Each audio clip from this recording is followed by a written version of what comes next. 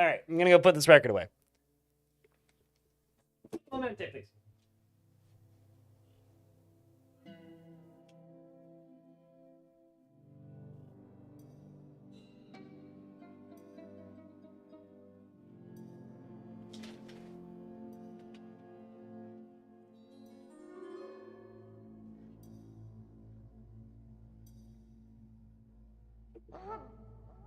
Yo, you just got family down there. You're down in Kitsap? Well, say hi to Zach for me.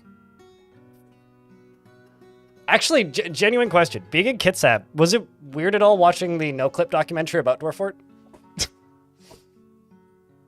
Because I saw a couple comments on there going like, holy shit, I've lived in this town my whole life. I had no fucking idea. Because like, I recall seeing a, actually, hold on, let me go find it. This is Dwarf Fortress related, so.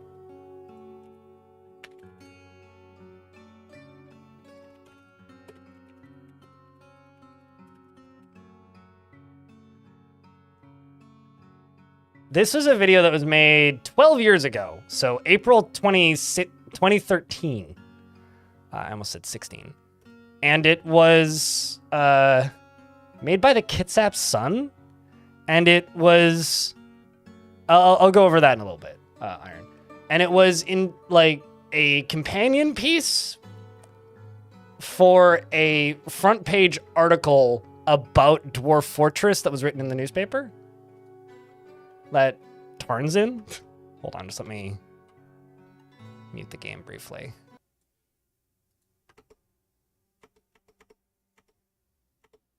I just need to get the right tab. There it is. You can set up, like, if you want your world to be a pocket world, it would just be a 17 by 17 of these little text tiles, or a medium world is 129 by 129.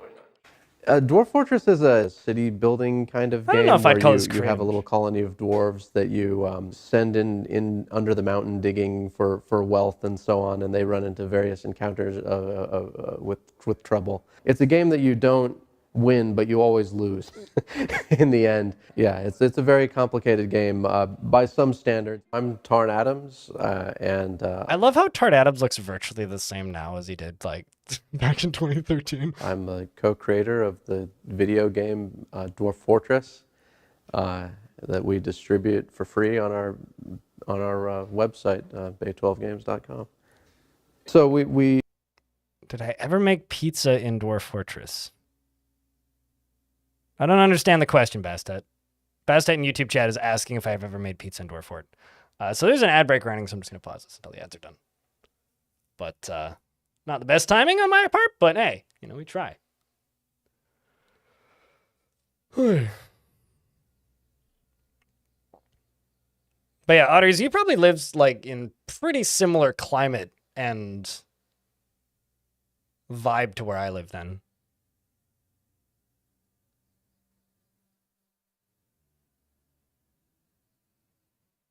Oh, maybe that's not you. There's somebody in the YouTube chat who just asked if I ever made pizza, and I always presumed that was your account, because they have a very similar profile picture, Bastet.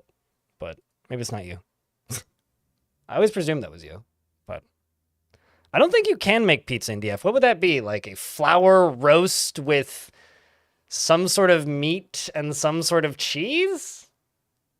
I'd say it's probably closer to like a... no, not that account, Bastet, so...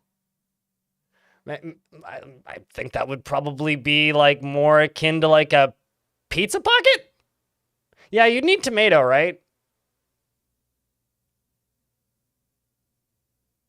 Flour. Yeah, I guess you could theoretically make like a tomato flour cheese roast or biscuit maybe. Although biscuit wouldn't have enough ingredients. We released the game back in 2006 and just threw up a PayPal button and asked people, you know, if they wanted to help us out, we could keep going. I had just $1,000 from random people that month back in August 2006, and we don't have any advertising or really anything special we do. People just hear about the game, and if they do send in some money, we've kind of added some little rewards for them over time.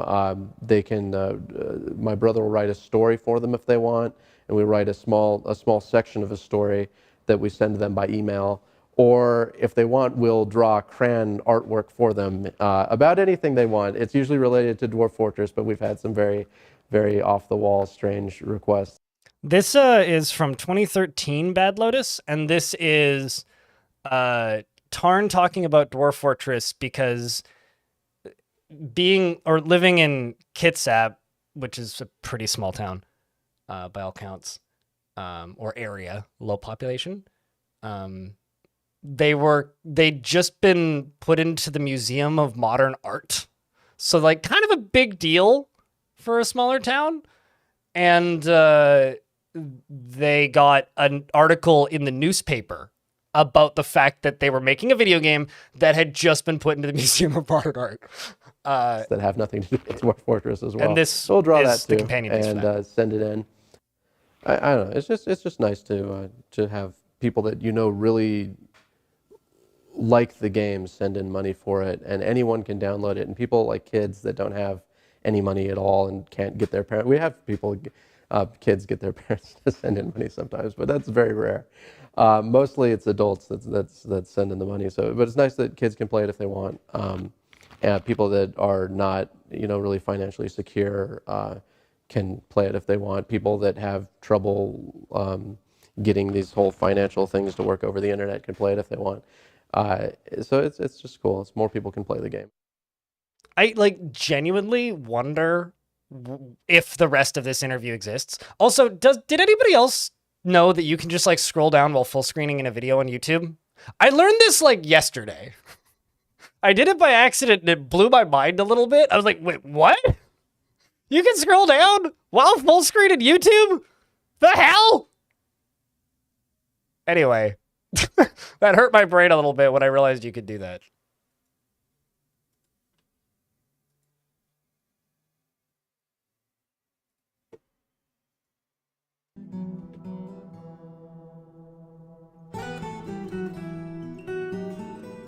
I mean, and Firefox, apparently, because this is a Firefox fork.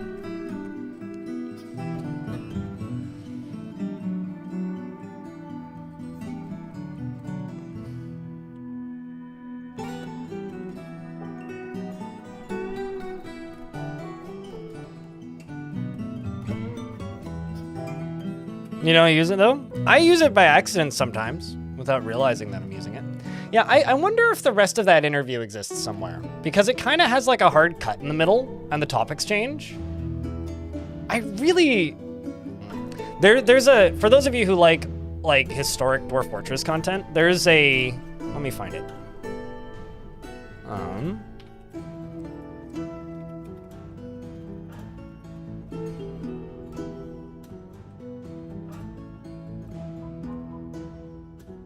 This thing.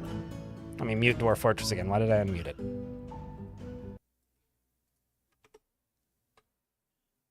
This video is 7 years old, and there's 2 parts to it. But this video is interesting to me. I have no... And the reason this video is interesting to... Also, I probably just blasted your eardrums out with music. I'm sorry. The reason this video is interesting to me is, 1, I commented on it. 2, Nookrium commented on it. And if you scroll down, there's comments from basically every Dwarf Fortress creator and Dwarf Fortress history on here somewhere. Memories of not being in front of the computer. My first fair memory enough. is I mean, they're watching not my a brother well-funded thing, I don't and my father play a game called Dancing Demon, which was this sort of ASCII, which is just the blocky. Also, I'm really sad that this channel's dead now. The person who made it, tried to do basically what Danny O'Dwyer does, but kind of earlier, and it just never went anywhere, and it kind of bums me out. Characters, little critter dance around. I think you can give it instructions, tell it what to do when it's dancing. I don't remember because it was so long ago. Next memory I have is of using loops in BASIC, which is a programming language, to make something too... Also, Tony Meatballs in YouTube chats asks if I've made any meatballs in Dwarf Fortress. I think 80% of the food in Dwarf Fortress is mostly just a meatball. But that would just be what? Egg, flour, meat? Yeah. definitely. Two characters tall move across the screen. That was kind of a big moment when you can use Y and Y+1 to make something move across the screen. So I always been writing games. My father thought it was important that we learn how to use computers, and Clean thought shaves that tarn video is games are a wild. great way to get kids to learn how to use computers, and it stuck very hard, harder than he anticipated, I think, in terms of our further use to society. And we just, when I say we, I'm talking about my brother, of course. I put starch in meatballs. Chat, do you put starch in meatballs? Tony Meatballs in YouTube chat, although with a Z, I should point out, says that you do not ever put flour in a meatball. Like, when I make a meatball, it's like seasoning, beef, sometimes some chicken, and then a little bit of starch, like a pinch. Like, for me, it's either flour, tapioca starch if I have it, or a little bit of breadcrumb. It's like one of the three. And it's the one that I have. Not necessarily the right one, but like, I mean, obviously breadcrumb's better. Sure. But like, I'm not always making a thing that I have. I'm just getting yelled at for putting tapioca starch. I mean, hey, fight me, I guess. Just stuck with it. It's forever. I've been making games as long as I could read. I would describe what we're doing as creating a procedurally generated world with a geography and Bad Lotus has it right, but yeah. That is all created by the computer. We've been recognized, like our game was in the Museum of Modern Art in New York City. And we also made it on the front page of our local newspaper for this, which for some reason I'm more proud of than that. It's a video game, first and foremost. You play it. It's called Dwarf Fortress. You're creating a fortress with dwarves. Trust me, Shadow Absorber. The vast majority of the people who eat meatballs are probably buying them in the frozen section at Walmart, and they probably are putting significantly worse things than flour in their meatballs. So, if you're buying frozen meatballs, I don't think that's a sin, Shadow Absorber. And you kind of command them to do their work indirectly. And that's one part of there's three parts of the game. There's the lore, Anyway, this is a really cool ass video. I don't know if we should sit here and just watch all of it, but like, this is one of my favorite pieces of like historic Dwarf Fortress content, because like the person who filmed it was like there, and it's sort of like a less researched, less in-depth version of what Danny O'Dwyer did recently with NoClip. So, I'm just going to link it because like this is still a cool video. Oats are actually pretty damn good in a meatball. I've had oats in a meatball before. Actually, I had a green onion, basil, oat, egg, chicken meatball. Like, I'm trying to remember how many years ago this was pre-pandemic. It was like 2018 or something. I went to a restaurant and they had those, and they were very good. Holy shit. I want to say it was like my ex's birthday or something. It was like kind of a very expensive meal at the time for me, but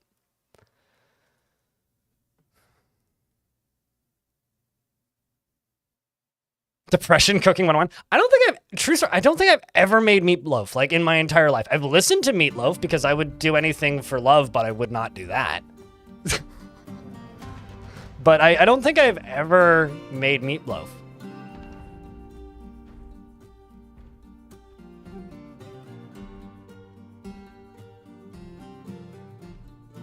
I don't think I ever have. I've eaten meatloaf. There's a diner I like going to out here that specializes in meatloaf and cornbread. They've won awards for their meatloaf.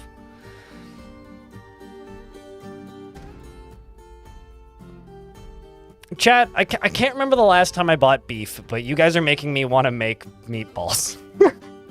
For some reason.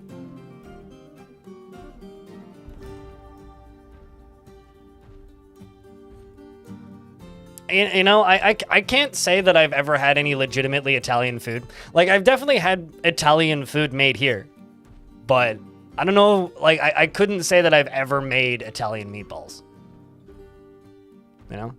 So I wouldn't know what that's like. Maybe if I went to, like, Eastern US or something, but...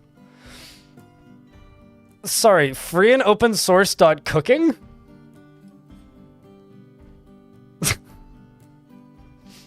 I have several questions about this. At what point does attaching the word FOSS to things stop having a point? Isn't that just like a well-moderated cooking forum? Like, what exactly is free and open source .cooking?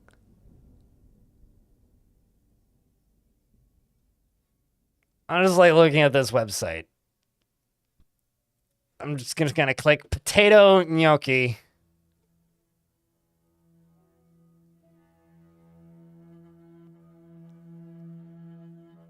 Is this just like a no bullshit cooking website? Hold on.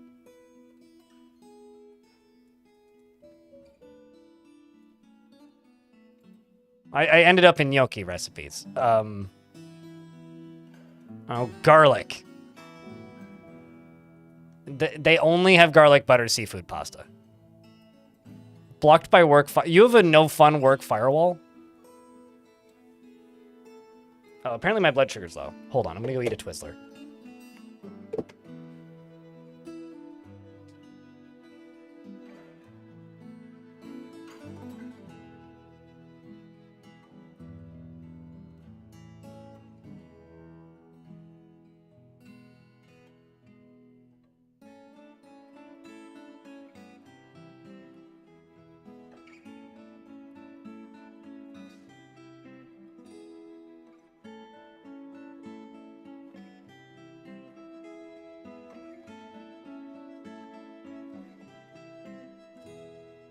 I'm having a medical emergency that will be solved momentarily by Twizzlers.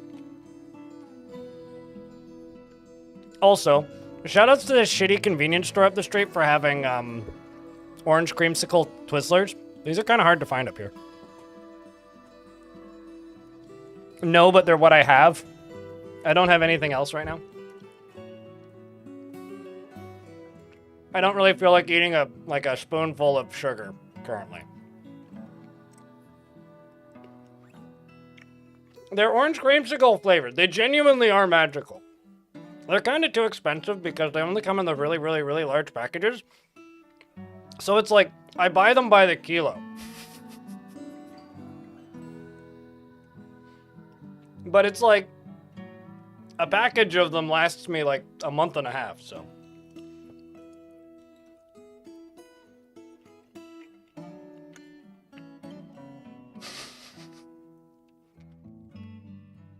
They kind of are Cheeto colored, aren't they? Like.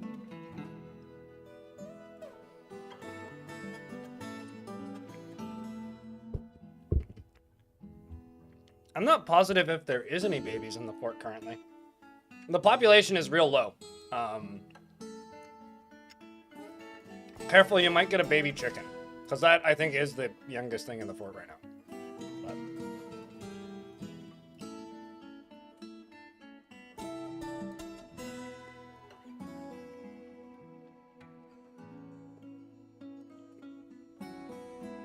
Oh, actually, yeah, no, there are baby elephants. I kind of forgot about those.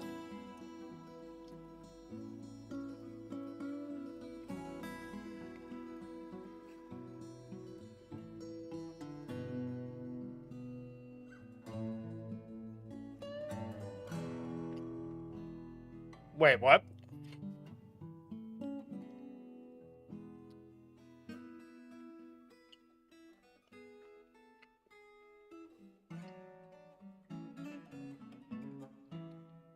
You were forced to consume an onion ring? Please elaborate on this situation.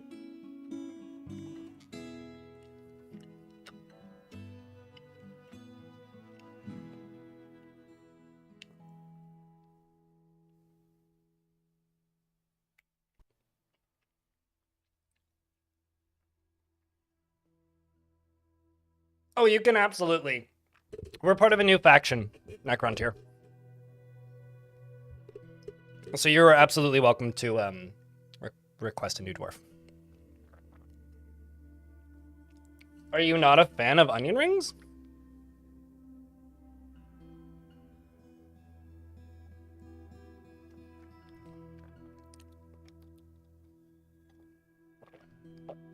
Oh, trust me, very adequate description. I'm just not positive there are any babies in the fort.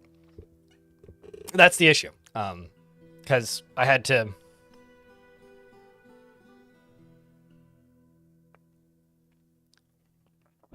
I mean, I've got nothing against onion rings, but I wouldn't describe myself as somebody who likes onion rings. I do like onions. Onion rings are... Onion rings are a really fucking weird texture.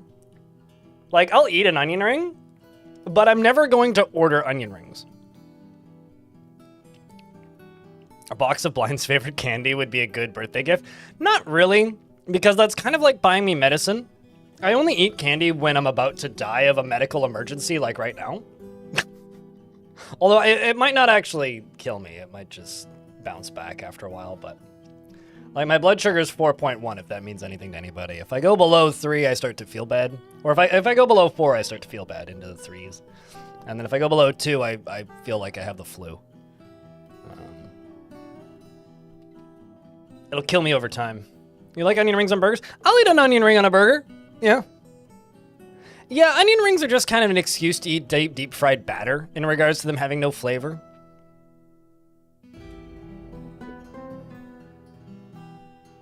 Onions make you want to vomit? Really?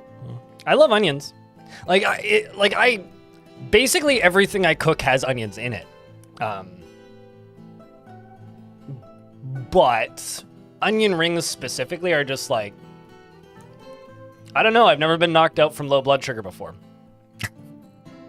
This is why, actually I should probably update this with some of my mods. Most of my mods know where I live. In case I like pass out on stream. They can like contact my mom, basically.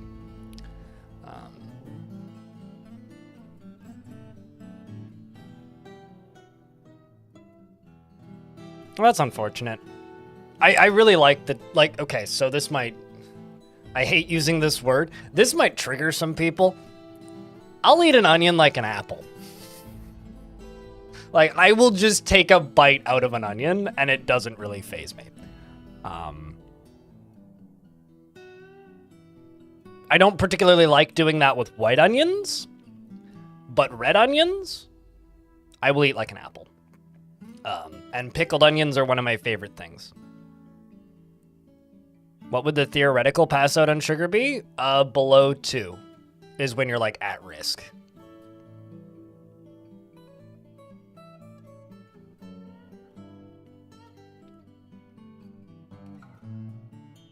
So like 1.8, I think was the lowest blood sugar I ever tested and saw. At which point I sat down and ate a pint of Ben & Jerry's. Like literally when the one time my blood sugar was that low, I was like, what do I have? I have ice cream. And I literally just like sat cross-legged on the floor for like 30 minutes eating Ben & Jerry's. Or like woke up in the middle of the night and felt awful. Well, even if you season the batter, it still just tastes like the batter, right? Like, okay, so I'm gonna throw out some food opinions here. Deep fried shrimp are an excuse to eat fried batter and taste better based on the batter. Deep fried onions are an excuse to eat the batter and taste better based on the batter. Deep fried...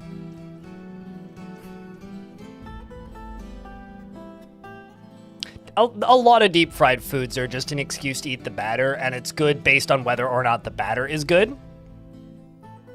Like, if you make good batter, it's good. It's sort of like garlic bread. Unless it's really good quality bread, it's just an excuse to eat garlic butter. Same with like escargot, like snails. Like if you're eating escargot, it's literally just a chewy butter delivery mechanism.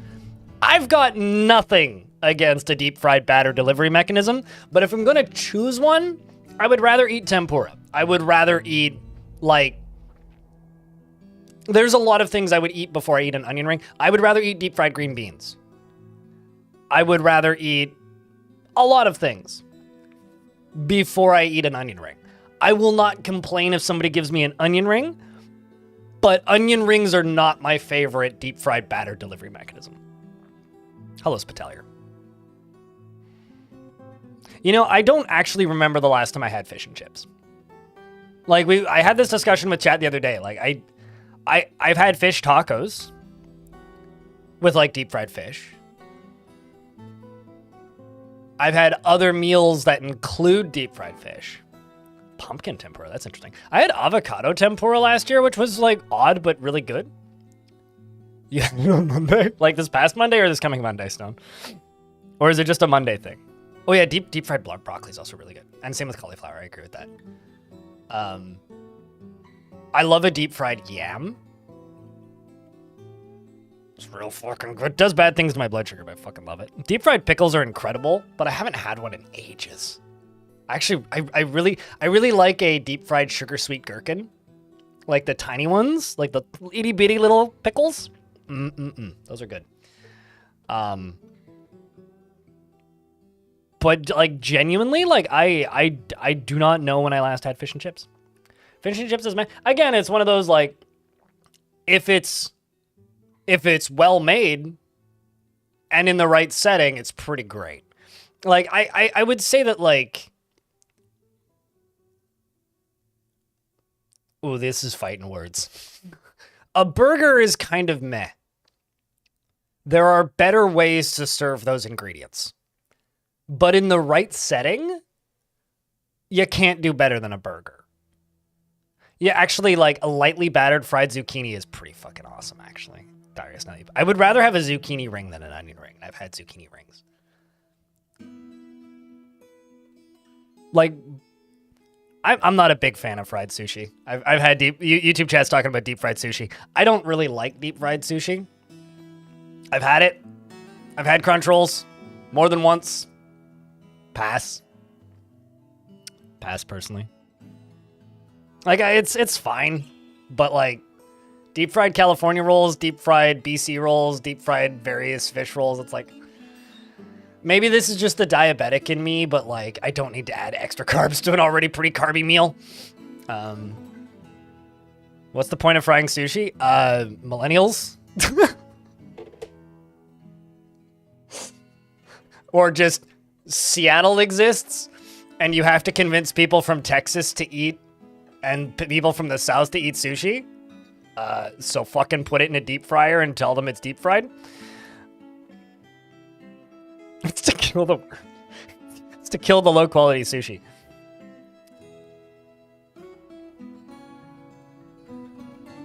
You're allergic to cucumber?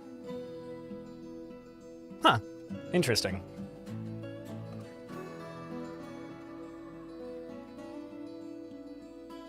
Burger Man.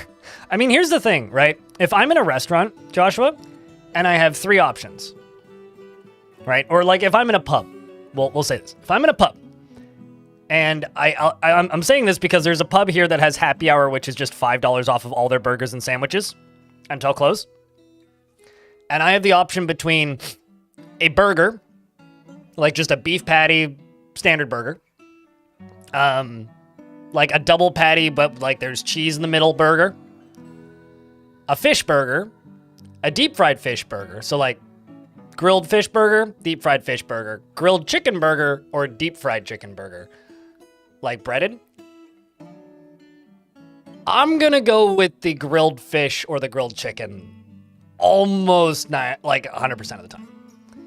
Like 98 to 100% of the time. Because I, personally, can make a pretty good burger at home. But I don't have a fire grill. So I can't quite replicate like a charred fired chicken at home. So if I'm in a restaurant, I'm more likely to order the thing that's harder for me to make at home. For the same reason that, like, if I'm in a restaurant, I can make a pretty good steak at home. Like, I realize I sound like I'm flexing, but I have the right pans, and it's easy to get the ingredients for me to buy a decent cut and make a steak at home. I don't do it often. It's like maybe twice a year. But if I'm going to go out and I'm going to buy like a set of 2 steaks, that costs me less money than buying a steak at a restaurant and make it at home. And I can do a pretty damn good job and make it pretty consistently to where I want it. However, if I go to a restaurant, I'm probably not going to order steak because I can do it comparatively well at home for significantly less money. But for burgers, I don't really make burgers at home, especially like fish burgers and sandwiches like that, because like I'm never going to buy 6 buns. And if I'm going to order something, I'm going to do the thing that's harder for me to do at home, which in this case is like a grilled chicken or a grilled fish on like a fire grill. You're making bolts. Should you use copper or silver? I would use silver because bolts are more about bludgeoning and impact damage. And I like if you make them out of steel, yeah, they'll absolutely kill people. But if you're using lower quality materials, it's more about like maiming and disarming so that the melee dwarves can run in and finish them off. I would use silver. They're less sharp, but they're heavier. And you want to knock their shields off, disarm them, bruise them, knock them over kind of thing.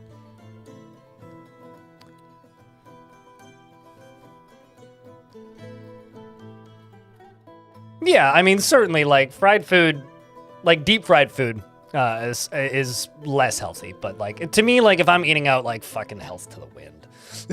It's, like, one of my favorite breakfast places. There's an ad running, and in 1 minute and 30 seconds, I'll start the game. My favorite breakfast place here in Victoria makes a Eggs Benedict on potato pancakes. And whenever I go there, I order that because I'm never gonna fucking sit down and make potato pancakes, and I can't be asked to make hollandaise sauce. Like, I can do it, I've done it, but like the effort and time that I have to put in to make hollandaise sauce for me ain't worth it.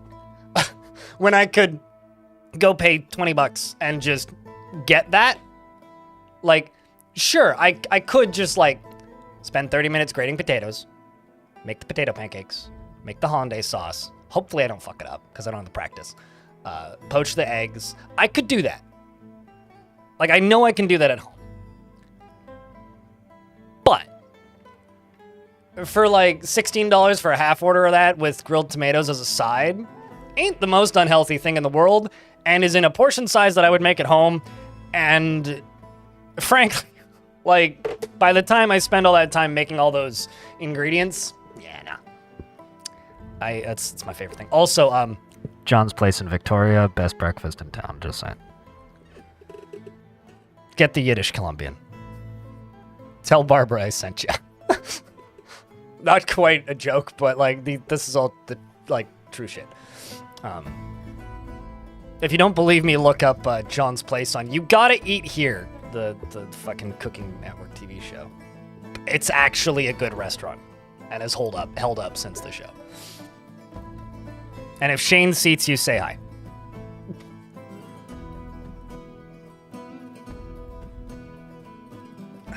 None of them know who I am, nor do they know what I do for a living. They recognize me and say hi and know my real name, but yeah. Let's play some Dwarf Fort, shall we? You ain't never making it unless you're doing Eggs Benny for a brunch. I will make hollandaise sauce if I have people over, and I'm cooking. Like, I'll make an Eggs Benny if like I've got people over, but I'm never gonna do it for myself. Like, breakfast for me on my own is like boiled egg and toast, or like oatmeal. Like 98 times out of 10. If like it's my day off, I might make an omelet if I'm feeling fancy, but usually it's just oatmeal and frozen blueberries. It's like 90% of the breakfasts I eat. Brain Fizz, thanks for the 10th month. Welcome back. How the time fly. Dude, 2 more months and it's a year. That's crazy. Also, by the way, chat, Potato pancakes out of 10. What's your rating? For me, potato pancakes a 10 out of 10 food. Underrated food. I love potato pancakes. All right. Chucking up a super chat goal for the YubTub Strum. Actually, no, why don't we do a members goal? We'll change it up. Can I do a members goal? I think I can. Oh no, I can only do super chat goals. Well, fuck it, fine.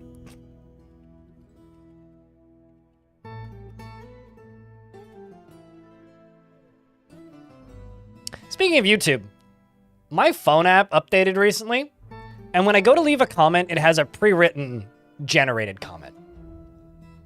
I hate this. Please kill me. It's awful. Why? It's terrible.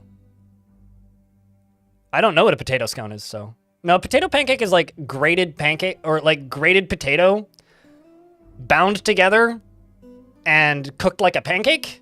Sometimes savory, often served with applesauce, sometimes served with syrup.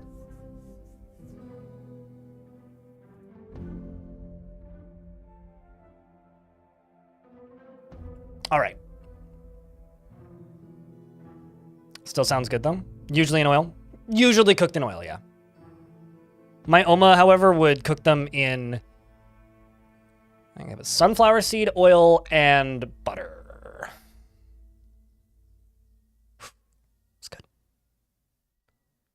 It's like hash browns. It's like a pan-fried hash brown, kind of. But it's a different texture than a hash brown. The only way to do that, Skuldrez, would be to make an adventurer, retire the adventurer, reclaim the adventurer, retire the adventurer, reclaim the adventurer, retire the adventurer, and that process makes 4 weeks pass. I think it's 4 weeks. It's either 2 or 4. Because retiring makes some time pass and reclaiming makes some time pass. That's the only way to speed time up. There won't be a ton of progress. One of my favorite examples of retiring a fortress and then reclaiming it, progress-wise, was actually the video that I recently made. I had a fortress, which was Winterhearth. It got invaded by goblins. I eventually was able to fight back and reclaim it with my dwarves, and or not reclaim it, but like conquer and occupy it with my dwarves in that fortress. And then when that fortress was over, I reclaimed it once just to see what it looked like. I didn't play it anymore, but I wanted to see what it looked like. And it just had a population of 250 goblins. It's kind of neat, actually. Yeah, the vampire dwarf fort. Yep. You mean the gremlin video? I don't think I have a goblin video.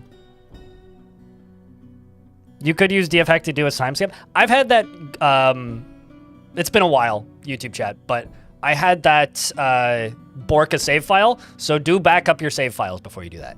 But you could do that, yes. Like, I had it make it unplayable. So, just, if you're going to use DFHack to do a time skip, just make a copy first.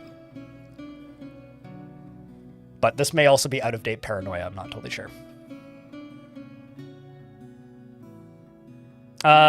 No, my family has like no Jewish heritage, but my family has a lot of German heritage.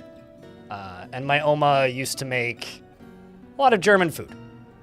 And also like a lot of that region food. Like my Oma growing up would make sauerkraut, she would make borscht, and she would make potato pancakes, and she would make a lot of pies, meat pies, sweet pies, sort of thing.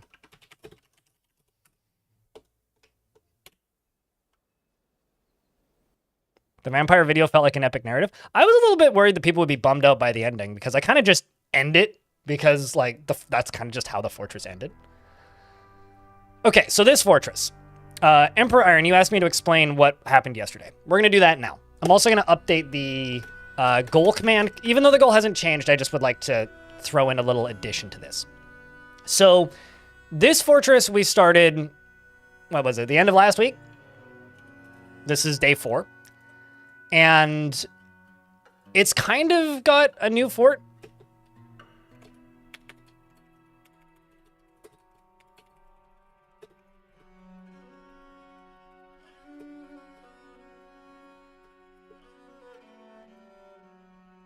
Okay, so the goal command has been updated with the addition of what happened. So in the spring of 1075, or actually I think it was the late winter, I retired it in 1074, and then reclaimed it in actually it might have been 1074 spring that I reclaimed it. I might have the year off. I need to go look at the VODs. But within the last 2 years, I abandoned the fortress. Some pretty bad events happened and some zombies got in, and I kind of let them kill the dwarves. I was like, let's see if the dwarves can fight them head on. They couldn't fight them head on. And then the dwarves mostly died. So the reason I did that was because the faction I was playing as when I initially settled this fortress was more or less dead. There was very few of them left. They were largely a dead faction with very little in the way of population. And I hadn't gotten a migrant in 2 years. So I was kind of worried I wasn't going to get migrants anymore. And even if I'm running a small population fort, I want to be able to get migrants. So I just kind of let that fortress die. And now I'm playing a more populated faction. It's still not huge. It's only like a 300 population faction or something with like 3 sites. But at least it's a bigger faction.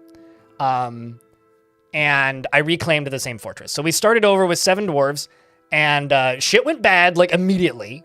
We named several of the dwarves, and upon running around in the fortress, it became immediately, and this is why the moods are kind of bad.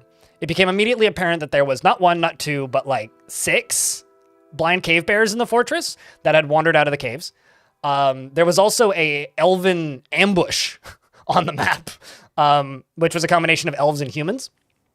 And the only reason we survived was because one of the final 2 dwarves, who I think is still the most pissed off dwarf in the fortress, yes, and the expedition leader, this dwarf, was able to lock herself in a room on one of the walls. I was able to lock both the doors with one of the elephants.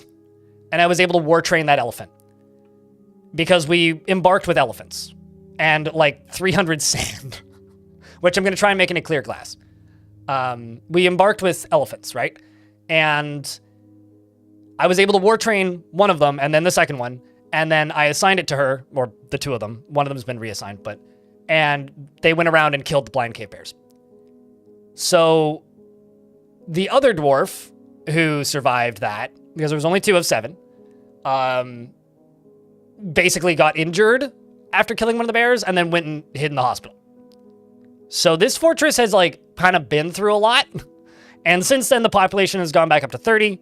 But moods are still not great because the other thing that happened was, more or less all of the dwarves died previously. So you see all these coffins. Most of these, aside from like the starting 7 of this fort, were dwarves from the previous fort that died horribly to zombies. And then I had to memorialize and bury all of them. So those 2 dwarves then spent the rest of the year, basically, until fall, just cleaning up bodies and dealing with zombies. So the moods are pretty bad. But we've reclaimed the fortress. So the named dwarves in the fort currently, also the naming grab thingy should be available. You should be able to re-grab it. The named dwarves in the fort currently are Chromatite, Sergeant Donut, Shinobi, Little Blast, Darius. There's got to be more, right? Xenophon, one of the elephants, and I think that's everybody. So you wanted the youngest dwarf in the fort. There are no children in the fort. Neither. What's your second choice?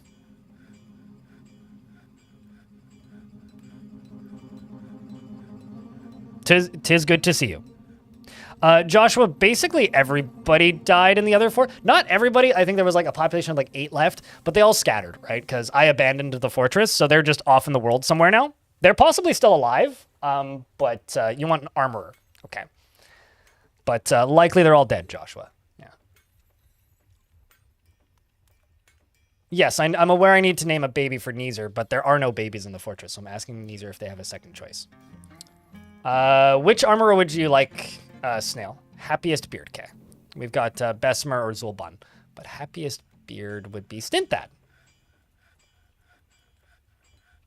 And Sly Like Me, thank you very much for that Prime subscription. Remember, this is a crowd-funded channel, so I exist and get to do this because people support the channel. So thank you very much for doing that, and thanks for thinking about me with your Prime subscription. Jack, can I get a round of beers for that?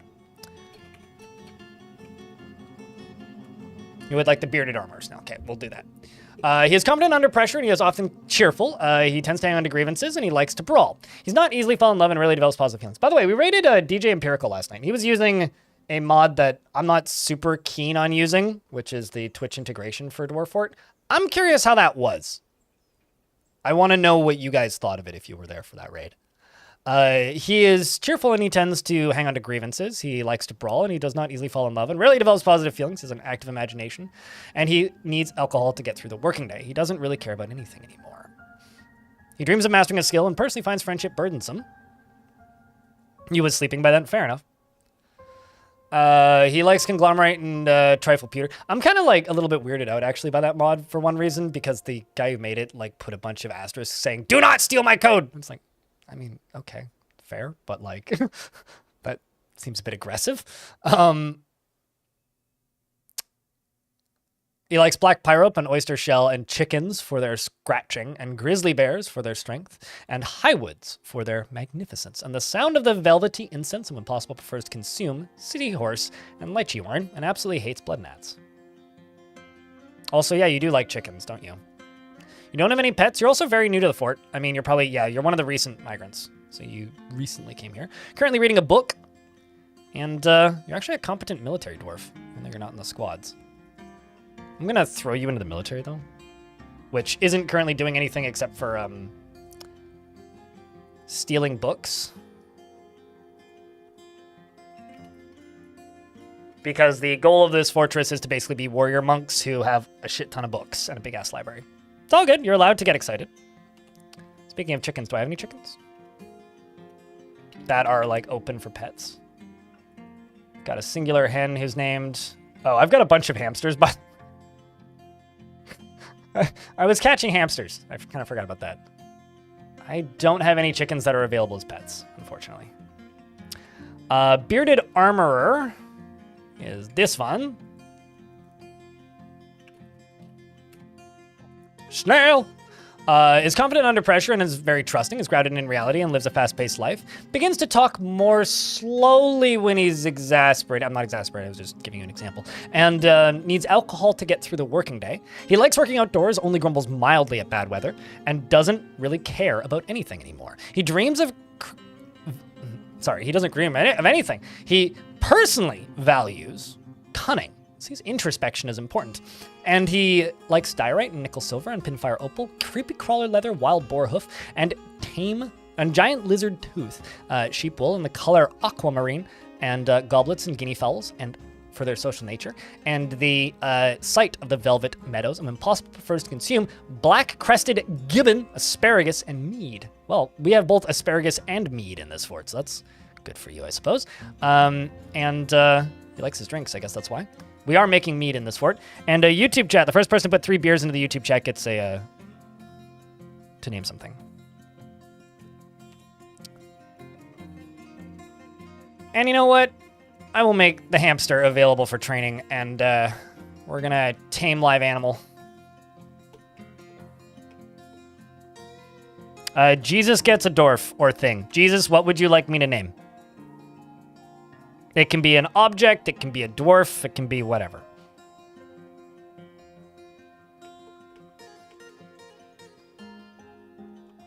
Isn't the Stinthad guy the one who got his foot crushed in battle?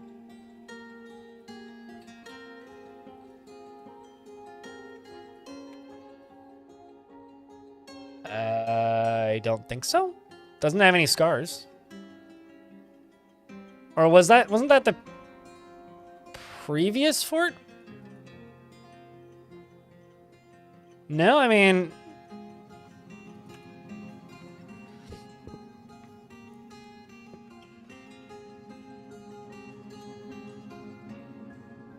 Everyone owns the Jesus bed.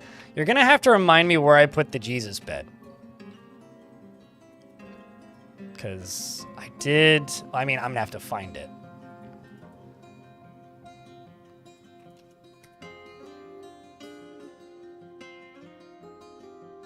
Because I did name a bed Jesus, I think.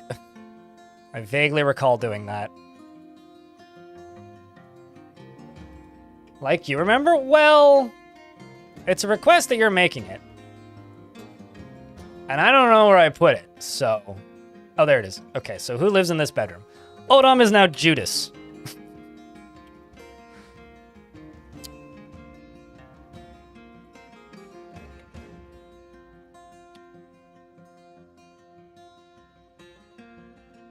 There's a joke in here somewhere. Judas, and also, James Croc, I will give you an inanimate object to name as a make good.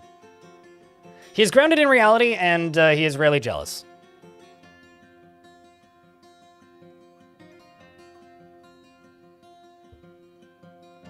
Something about this feels wrong.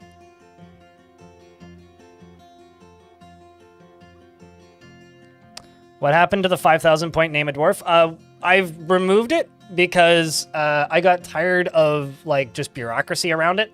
So it's now cheaper and it's just named something. There's no restrictions, but like if you redeem it too many times, I might just like name a chair, your name is stupid. So like I reserve the right to like not give you what you ask for, but you can redeem it more than once per stream and it costs 500 points now. It's just named something. I think it still has the dwarf wording in it, but I should remove that at some point. He is grounded in reality and is rarely jealous. He seeks out exciting and adventurous situations and can be very single-minded, prefers that everyone lives harmoniously as possible, and likes to keep things practical without delving too deeply into the abstract. He tends to be a little wasteful when working on projects, and he does not easily hate or develop negative feelings. This doesn't read like Judas at all. He tends to not be swayed by emotional appeals, and he lives a fast-paced life, and he is stubborn, and he sometimes acts with little determination and confidence. He finds helping others to be emotionally rewarding and needs alcohol to get through the working day.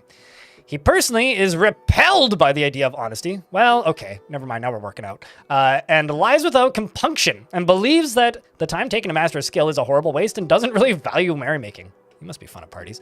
He likes alunite, aluminum, and sunstone, as well as spears, water buffaloes for their wallowing, and the words of the North Ray, and the sound of the velvety incenses in the sight of the diamond mines, and when possible prefers to consume giant louse and two-humped camel cheese, and apricot wine, and absolutely hates leeches. And you're vengeful after joining an existing conflict. Right, yeah, because we had some kobolds show up and I horribly murdered them. And we got a perfect turquoise artifact right at the very end of yesterday, which is here.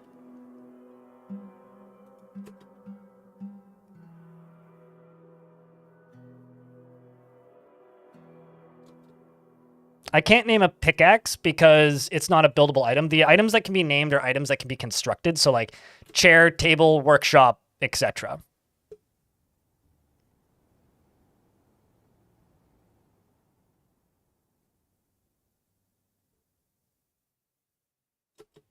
Or like, I guess, vertical tower cap axle or door or like a farm field, I think. Yes. Like these kinds of things, you know? Chair, please. The void. The void. You can't avoid it because it's the void. Should also repasture my elephants.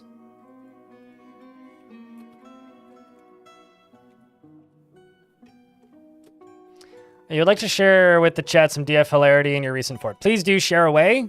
I'm looking forward to it greatly. Curious about how many books this is my libraries has. 46 books. Nice.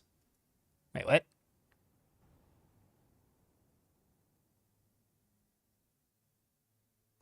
You're supposed to be... I thought you were... Were you not? I thought that dwarf was already a scholar. Did I unscholar you somehow? Seems concerning. Oh, also, I have a artifact table that I should place, which I haven't put anywhere yet.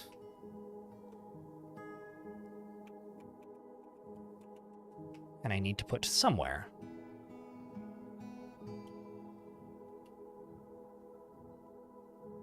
I'm going to put it over here. With the artifact throne.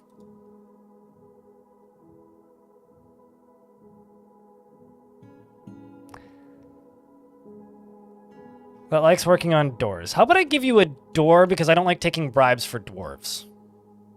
I just got a $5 super chat for asking if I could name a dwarf who likes working on doors. So I'm just going to name a door Nico's door.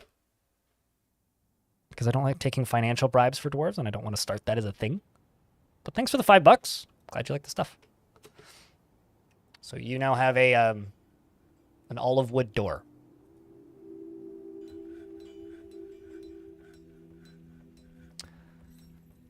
How do I have one dwarf interact with it? Adventure mode. I mean, if you want to give me money and ask me to name an inanimate object, I will humor that and roll with it. If you ask me to name a dwarf, I'm going to ask you to try and get one in another way. I do need a way for YouTube chat to be able to get them, though.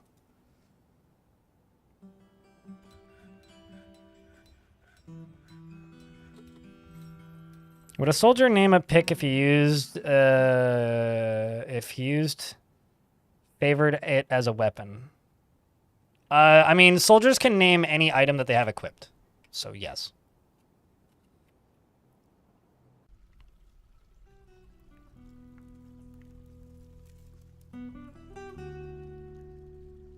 This reminds me of the one meme about a door giveaway. There was a meme about a door giveaway. So anyway, I'm going to start making obsidian. Down here, we've got some lava filling. And I think I've got this area mostly sectioned off. I got to like finish up this one and a few other spots. But this area is mostly separated from the rest of the map with the goal here of being able to, you know, have a safe section of the caverns that I can do whatever I want with. And what I want to do with it is make some obsidian. So I'm filling up this little reservoir here.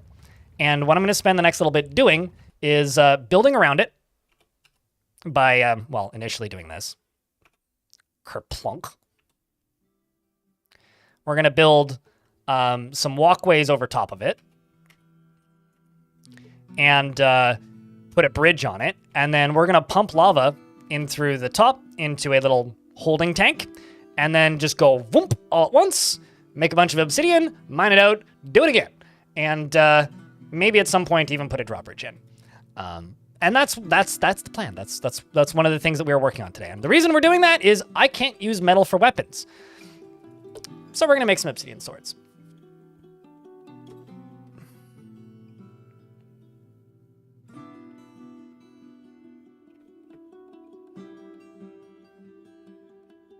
Would I consider Mist Generator's cheese or metagaming? I consider this to be a single-player game. Play it exactly the way that you find is legitimate. There is no illegitimate way to play a single-player game where your gameplay doesn't affect anybody else. The only time where cheese and metagaming matters is in a game with high scores and multiplayer. Either or. That doesn't apply to a single-player sandbox. And if you're worried about that, then you are silly and should worry less. That's my opinion on Mist Generators.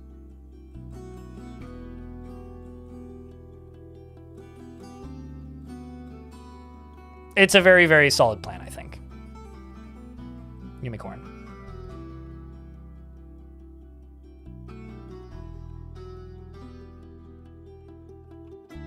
So yeah, I think zombie Fidel Castro. I think that if you are worried about metagaming or cheese in a single-player sandbox, you need to do some like self-reflection. Because if you are actively shaming people for doing something that you think is cheesy in a single-player game, in a single-player sandbox game, then you also need to do some self-reflection. That's my take.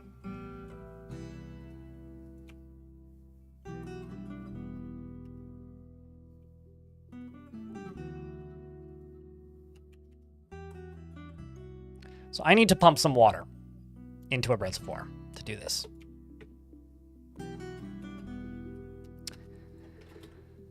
And I'm thinking my reservoir is going to be right around here.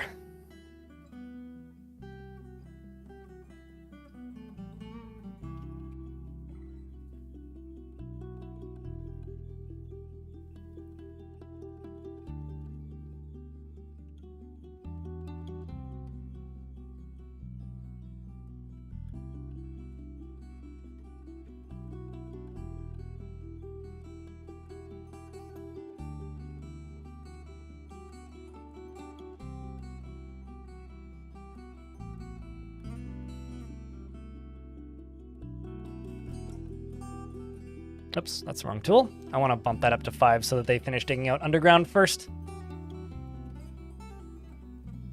And there we go. Back at it.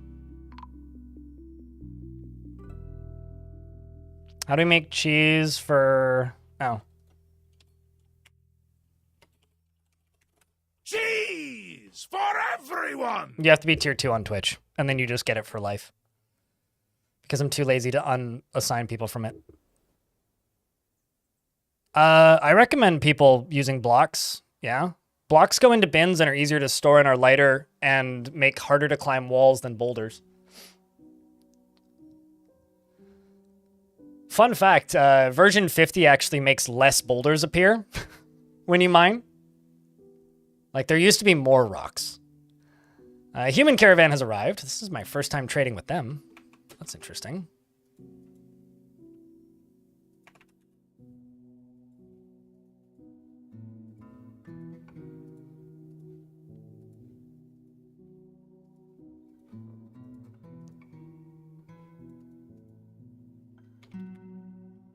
And also, I'm going to do something that I haven't done in ages. I'm going to sell food. Because turns out, I have a lot of random food in this fort. Let's also see what do we have for clothing. I'm actually not going to sell any footwear because the Mountain Home requested footwear.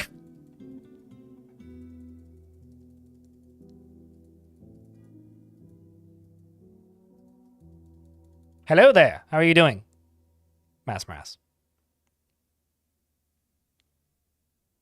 If you're trying to get rid of boulders, like for like aesthetic purposes, like to clean up the fort, I would recommend, actually, I would recommend Blind that you talk to the person without the sub badge when there isn't an ad playing,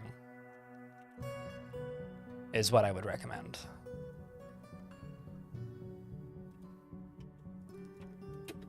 Oh, hehehe.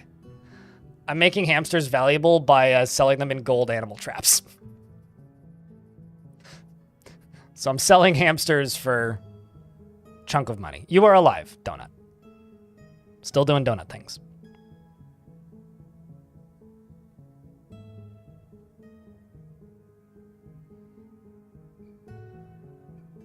How I learn when you've been gifted a sub. I mean, you were gifted a sub by DS. So yes, you were in fact gifted a sub. All right, let's scroll back up. In regards to blocks, if you want to get rid of boulders, like aesthetically, you kind of have to make a quantum stockpile, more or less. Unless you're...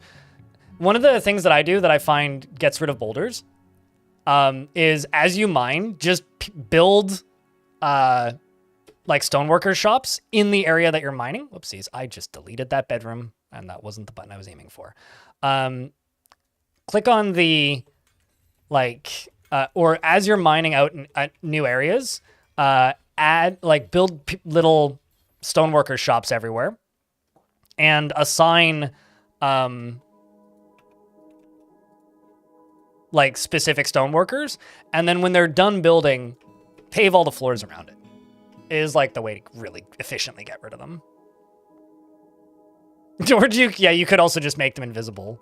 Like just use this tool and do that. I do that sometimes if they're inaccessible. Like if they're in a well or like underwater or like they're lava safe boulders under lava, then I'll do that maybe. But yeah.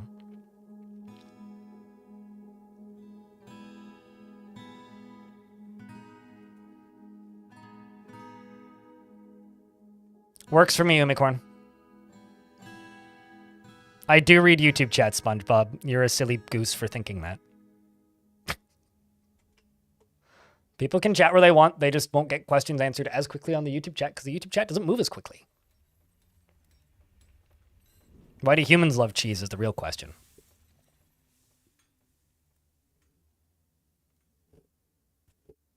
Chat, don't trust SpongeBob. He's spreading false information. Honk indeed. The Royal Treasurer, Fabi, has come. On behalf of the Merchants Guild, let me extend my greetings to your people. That's the voice that this person has. There is much to share. Let me expand your knowledge in world info, blah, blah, blah. I'm going to ask them to bring me... It's the god of minerals. And because I'm not using metal, you know what I'm going to do? I'm going to import hematite. But I'm just going to make them into bricks and use them for construction. Maybe statues even. And let's also ask for, large fire opals. They want pearl figurines? Okay, genuine question. How the fuck do you get pearl? Is that a type of, like, gem? Yes, YouTube chat is a Fortnite lobby. This is a fact. There's also Woodstock, so, like, I don't know, as far as I'm concerned, Fortunate Son's playing, and you've got, like, SpongeBob and Jesus hanging out. We just need AI Darth Vader to show up and say something racist, and now we've got all of Fortnite. And then the Kool-Aid Man climbs through the wall. Is anybody else, like... This is a very specific era of the internet. Am I the only person who thinks that, like, the Ultimate Showdown predicted Fortnite? Like, why haven't they put Mr. Rogers in Fortnite yet? It's the only thing that they're missing, really. Then, how the fuck? There are oysters in Dwarfort.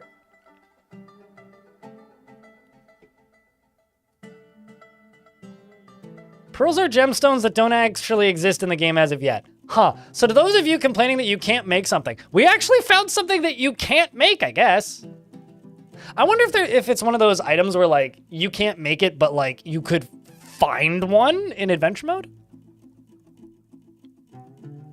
I mean, it's obviously, this is the ultimate showdown of Ultimate Destiny. Good guys, bad guys, and explosions. As far as the eye can see.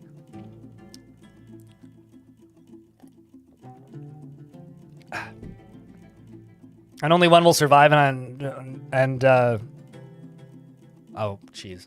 No one knows who it will be, or whatever the lyric is. This is the ultimate showdown of Ultimate Destiny.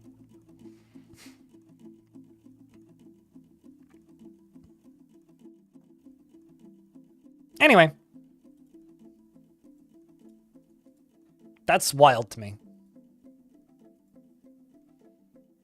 Not the ultimate showdown of Ultimate Destiny, that statement there on screen that they want pearls.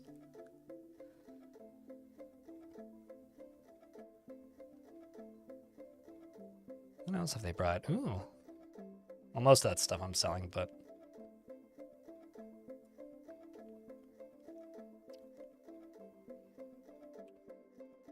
Yeah, well, Coral Forgotten Beasts exist. I've seen those a few times. Forgotten Beasts made of coral. Wait, Chuck Norris is in Fortnite? Chuck Norris is in a couple of video games. He's also in Rockay City, which is like a very poorly received heist game that apparently got better at some point.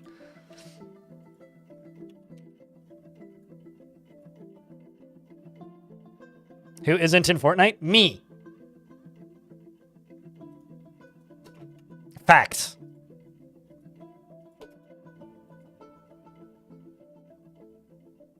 I don't really want to be in Fortnite either, for whatever that's worth. I also need to make charcoal, which I don't think I have repeating. Although, maybe what I should do, actually, is just pause all of the gold-related items anyway, and then just use the lava.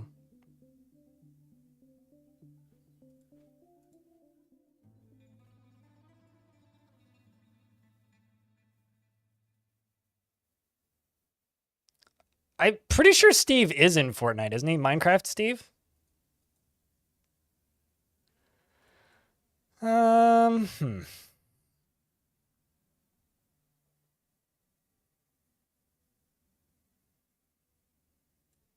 They brought sand. I will buy that.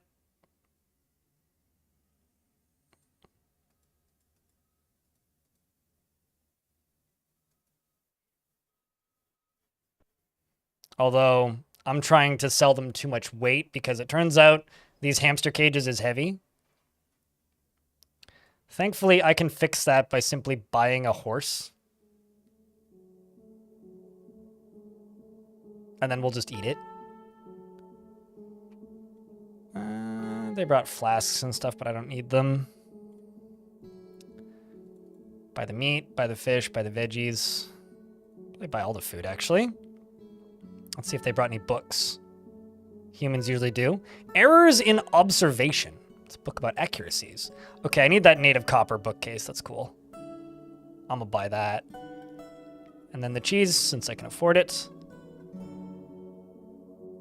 This iron corkscrew. I'm gonna buy that iron corkscrew because it's not a weapon. I'm not gonna melt it down either. It's gonna be used as part of a pump. And I think that's everything. Yeah.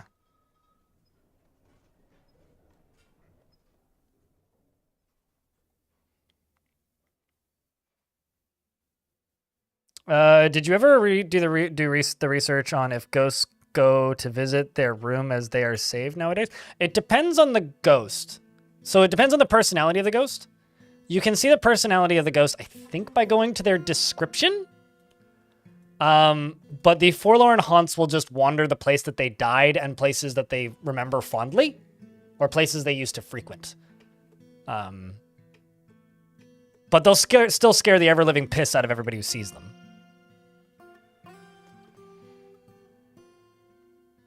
Favoke in YouTube chat says, I love your long-form story content. I also come with questions about the hand. Do you go about domesticating creatures? Not always. And can you create a brand new faction? No. You cannot create a brand new faction. Well, you can sort of do that in adventure mode, but not a playable one in fort mode.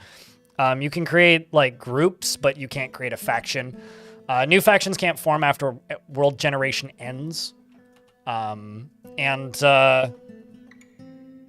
Do I domesticate creatures? Sometimes. Do I go out of my way to domesticate creatures? Not really. It's not like something I usually prioritize. It's like a fun side activity now and again, but it's rarely something that I go out of my way to do specifically in a fortress.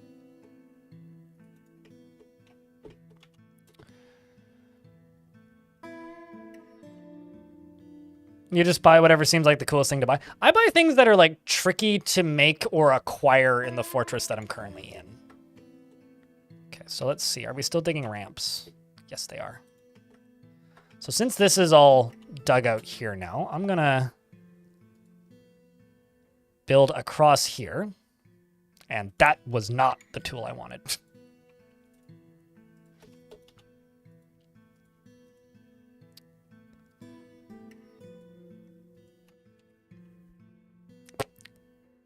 Well, I don't have anywhere near enough jet, so let's just go across with here. We'll just do that for right now. That'll be fine.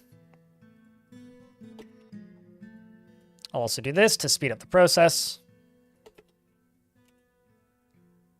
I also need to see, are we making rock blocks? I am not.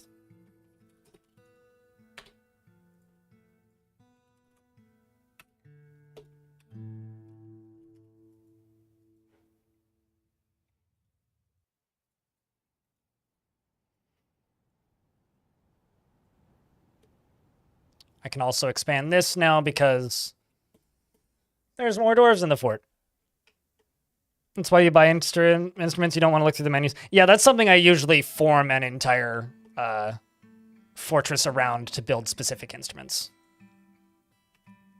Like, that's like a theme unto itself.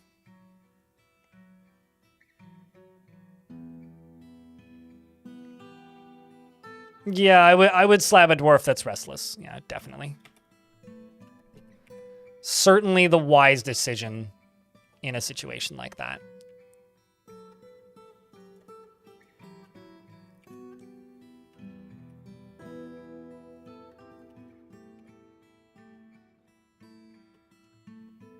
Oh, I see the issue there. Let's just do that.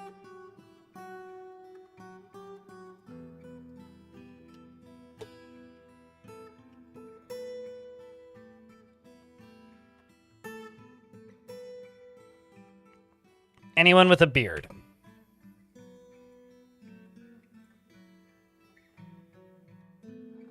How about the Holy Gravel? Who's a minor, but also a religious figure.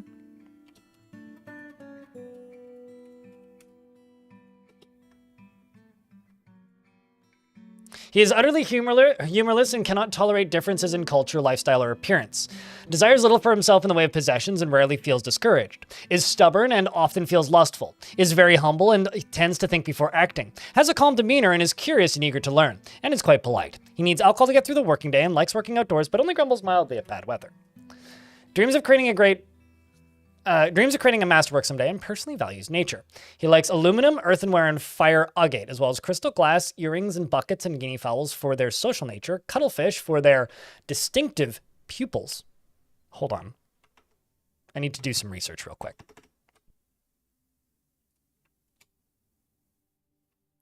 Cuttlefish. The fuck do their pupils look like? I mean, okay, yeah, okay. Those are pretty distinctive eyes. I mean, I've seen a cuttlefish. I just couldn't, like, think of what their eyes looked like.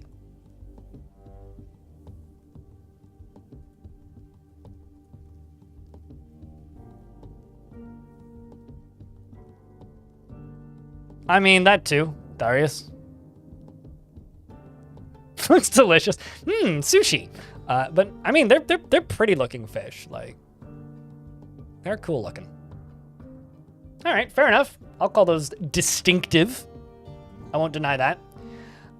For their distinctive pupils, in the words of the North Way, and the sound of the velvety incenses of Impossible prefers to consume, barley wine and olive oil. Hopefully some bread with that or something. And occasionally, and hates slugs, not occasionally. Like something slugs. Personally values nature, dreams of crafting a masterwork someday, and likes earthenware, aluminum, fire agate, as well as crystal glass. Earrings,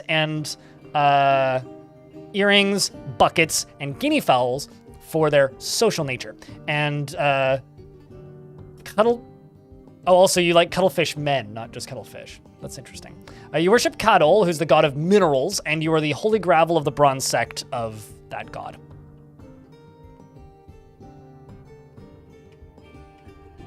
Is it? Maybe this says a lot about me as a person, but it makes me feel bad when I show a picture of an animal. I'm like, that's a cool looking animal, and chat just can't stop talking about how it looks tasty.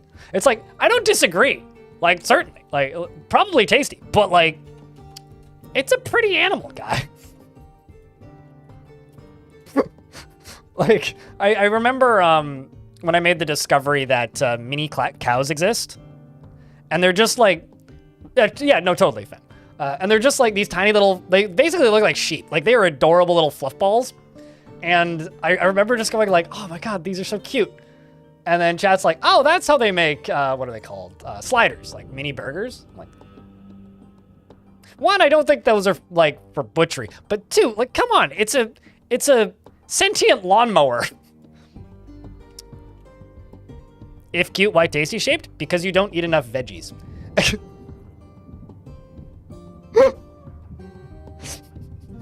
Why not friend and food? Because that's not what I was taught by Finding Nemo, man.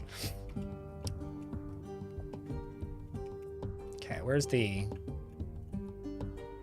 It's up here, yeah. Okay, I already did that, so you can get deconstructed.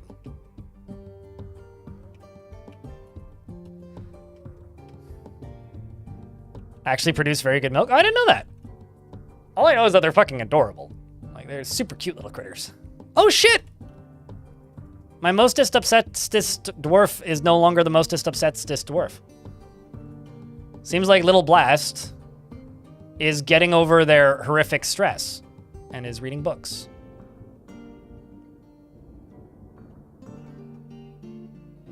You are bored after being unable to practice a craft for too long. I'm going to give you engravers. And I'm going to let you engrave something. Because now, as of now, I think there's only one engraver, right? Now there's only one engraver. So I'm going to let you satisfy your craft and object by conducting a meeting and then doing an engraving. I mean, I had a discussion with Chad a while ago, which was if I ever end up in a situation where I'm allowed and permitted to have, like, property with a lawn, that I want sheep and a mini cow. Like, does anybody here watch the Twitch streamer Dex Bonus? Is that tied? How long is my hair? Not short.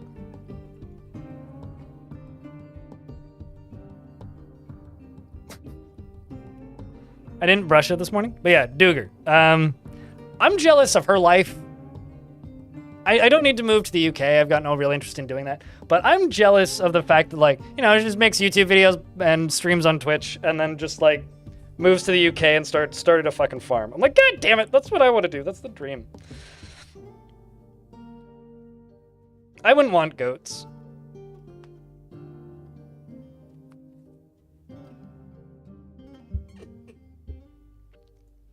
But,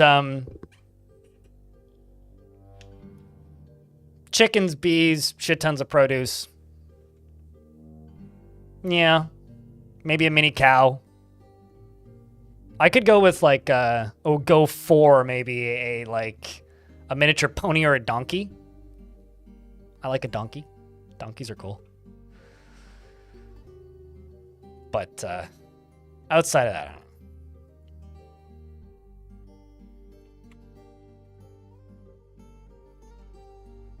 Let's let these dwarves all go get flasks.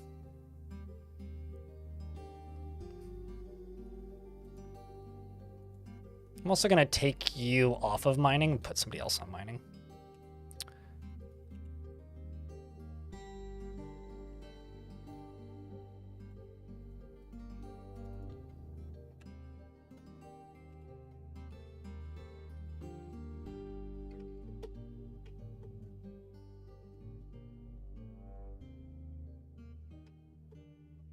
I just want to dig deep and use the goats to cash for God. No, I mean, realistically, I just want to eat goat cheese. Also, we are super lucky that didn't cave in. Holy shit. If trees collapse, they can, like, insta-gib a dwarf. And we almost dug this tree up. That could have gone real bad. Like, if this tile was dug out right here, whoever dug that probably would have died.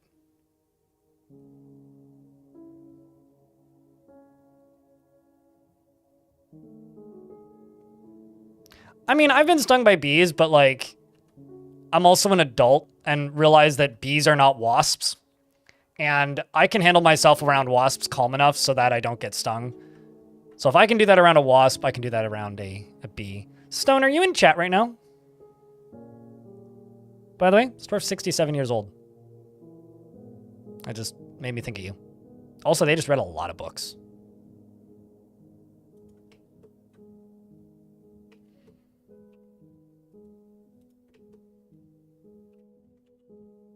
Basically Stone's lucky number, for those of you who don't know.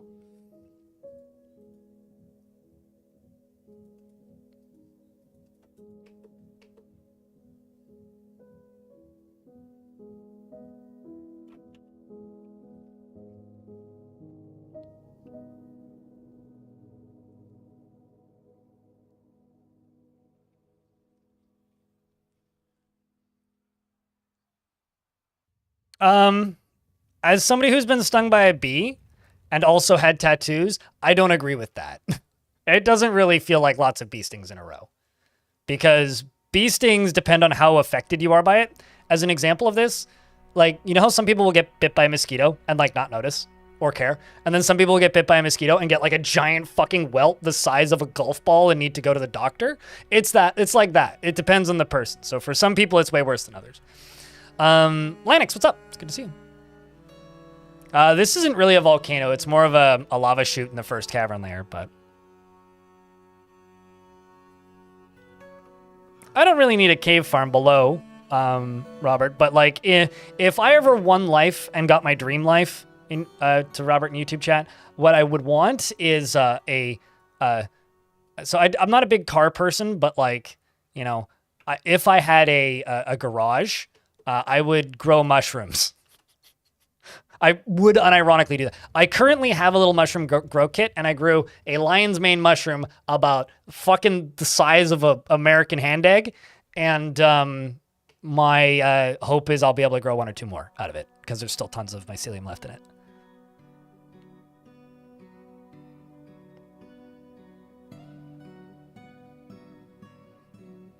Well, congratulations, Linux. So I presume chat's invited to the wedding, yeah? No, seriously though, like have a good time. Good luck with planning. My little sister's getting married this summer, and they're going about as far overboard as you possibly could with like overthinking everything, and I kind of don't envy them. So I didn't really ever expect anybody in my family to have like a super big wedding, but like they're kind of ending up doing that. It's a little bit surprising to me. You're doing the simplest wedding impossible. There you go. _Tebay cheered. X500. Here's to getting closer to dropping everything and living on a farm like every wage worker's dream. I mean, here's the thing, right? I don't want to drop everything. I still want to stream. Like, it's not quite dropping everything. Just, you know, a few things. If I wanted to drop everything, like... What? If I wanted to drop everything, life would be a wee bit different, but...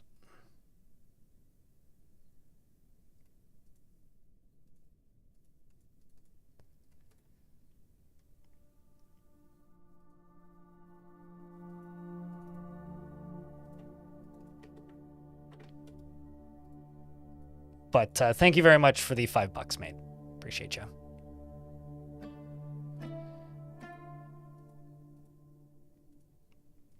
Just chickens. I can tell you for a fact why I can't own chickens. It's because I can't drive, right? Like, you need to be able to drive to be able to take chickens to a vet. You need to be able to drive to be able to get a lot, well, not to take chickens to the vet. You need to be able to drive to transport chickens for any reason that you would need to transport a chicken. And it's just not going to happen, unfortunately. Wood corkscrew. Wooden. They do. Sorry, I meant like to be like try building a chicken coop without a car. Good luck. I ain't gonna bring live chicks on a bus. But yes, you are correct. Farm vets do house calls indeed, but only if you want to pay twice as much. I know somebody with a hobby farm who brings baby chicks to the vet to get checked out and stuff like that. So by know somebody, I mean I vaguely know somebody who I haven't talked to in a couple of years who talked about that once. Because he's like, I don't want to pay the house call. But yeah, for emergencies, they will do that. Chickens can be delivered via the mail. Oh, I'm sure they can. But that wasn't the statement. Try building a chicken coop without a car. Also, I live in a fucking apartment, so it's never going to happen. Like, there are certain things in my life where it's like, chat will just insist, but what if? It's like, yeah, sure, but what if? But I'm also a glass half empty person when it comes to everything that is like long-term plus my disabilities, because I'm just too much of a realist. It's like, fuck yeah, no, that's never going to happen. Wooden pipe is the other thing I need.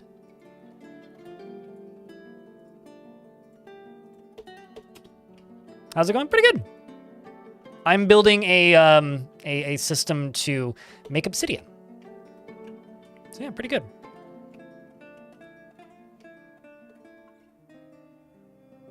I would rather give up on this dream entirely and never think about it again than get a horse. I'm fucking terrified of horses. I do not like horses. Also, I love how I'm just like talking about how, yeah, I know I'll never be able to do that because I don't have a car. And then you're like, get a horse. What planet do you live on? Not one that I live on.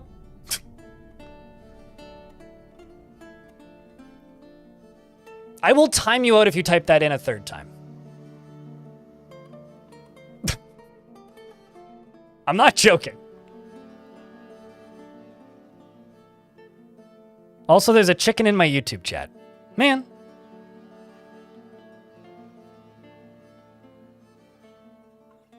And auto drive it to the vet. You still need a driver's license. Also, fuck Elon Musk with something sharp. So I would rather set the Tesla factory on fire than buy a Tesla. I can't legally drive, and I never will.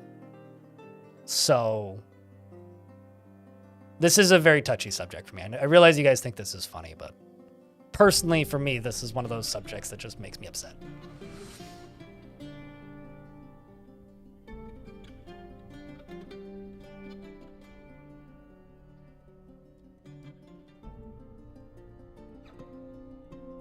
You know, it's very easy to say that driving sucks when your entire life hasn't been like,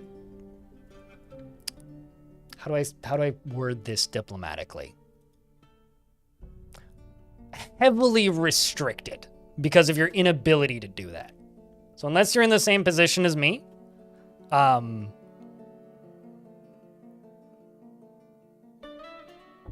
it's very easy to say it when you're in a position where you don't have that restriction. So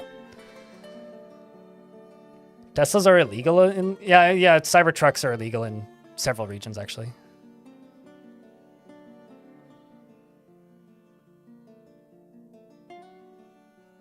About what? Elon Musk? He's a Nazi? Or my eyes not working properly? I mean, I was born this way. It's called having a disability.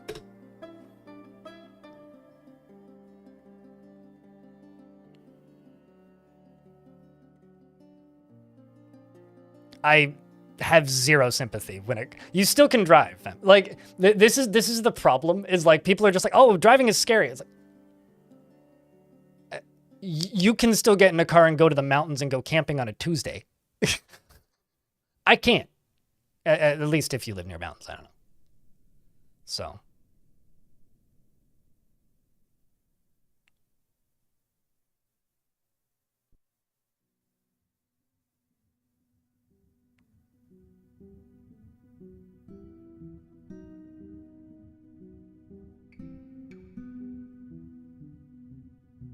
That kind of sucks, but also kind of cool, Joshua.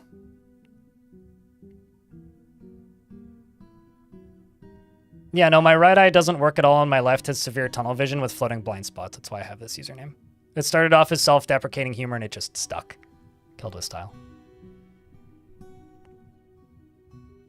It's only 1 minute and 30 seconds, which is the minimum number of ads I can show. I pause the game when it happens. If you don't like it, I can't help you. Judo scene.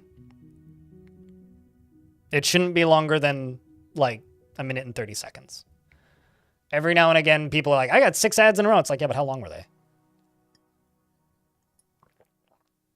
It's the shortest ad break I can do to not have pre-rolls, which is a way of buying weed, but also, like, basically something that just demolishes raids.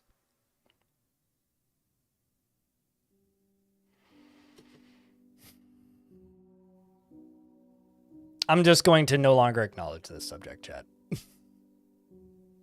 Sometimes dreams are dreams for a reason. It's because they're not attainable.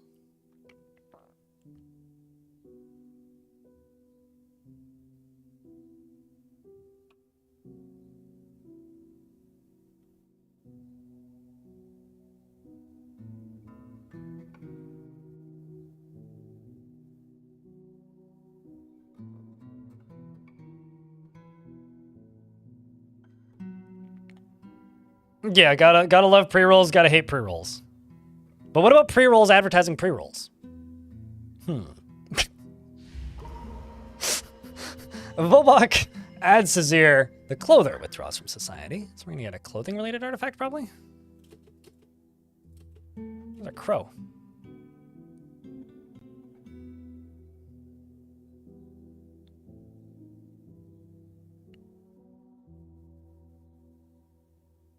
I look at ad revenue from Twitch every day.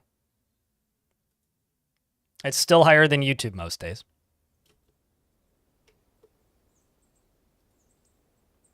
Well, I wouldn't buy those rolls because they would be mid, right? It's like gas station sushi rolls. Mid rolls.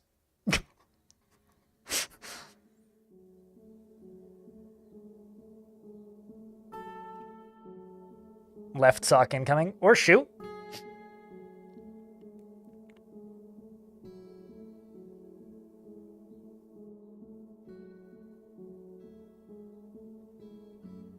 Don't hate gas station sushi? I won't, but my stomach does after I finish vomiting it up.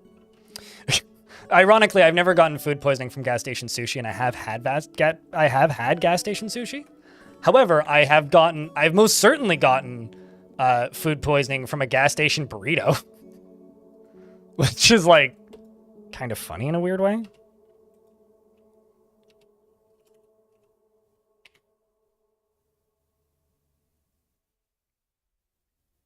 Just heard a weird rattle.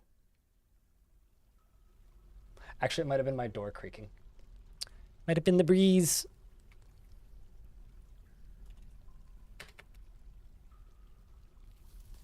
Let's follow you. G morning. A ruby? I'm concerned with that statement. Fight Attack, thanks for the 34th month. Good morning. Good morning indeed. Hope you're doing well. Appreciate you. Thanks for the 34 months.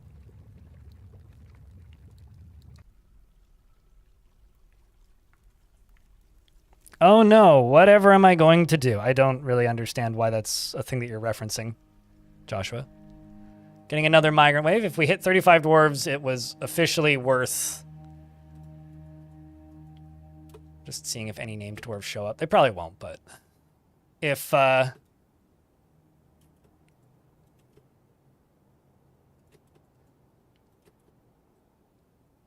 still gonna check, though. We are officially at a higher population count than the earlier iteration of this ever had. Elder Crypts? What a great name. A+ dwarf.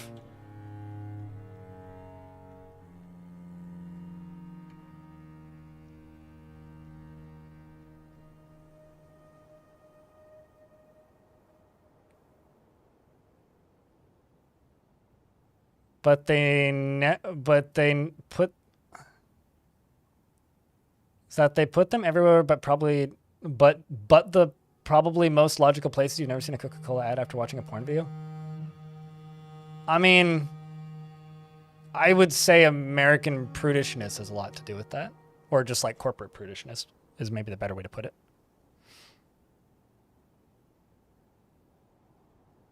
Amazon ads are terrible at selling me stuff, but they're really good at remarketing things I bought last week. Like, I got ads for Samsung TVs for like a month after buying a TV. It's like, why are you advertising the TV? I just bought a TV. I don't need another one. I just bought one. God damn. The fuck?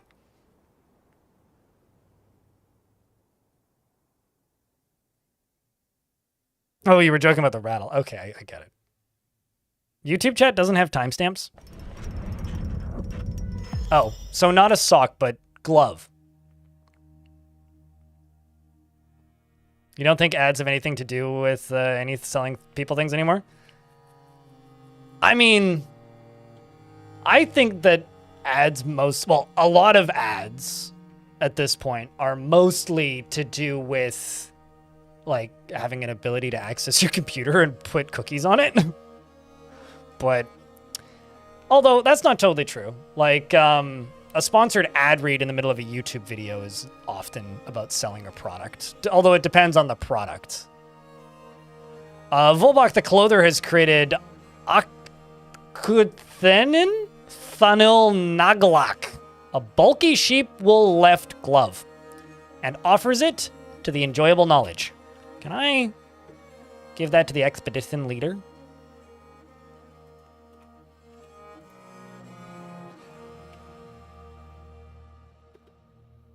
Yes, I can. They also need a new glove.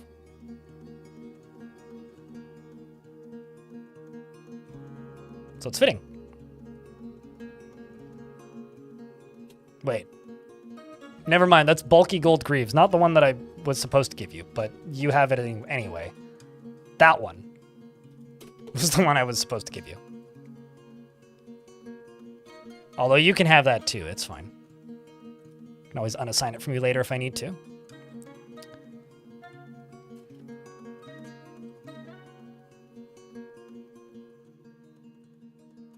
Although I guess I need to make you new mittens.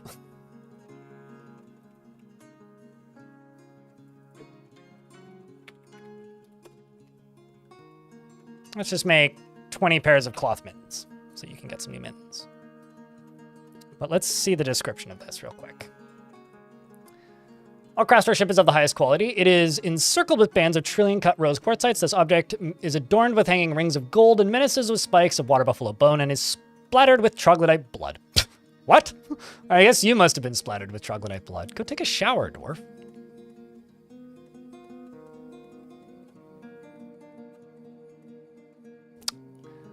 Chat, you guys can watch this dwarf run around. I will be right back.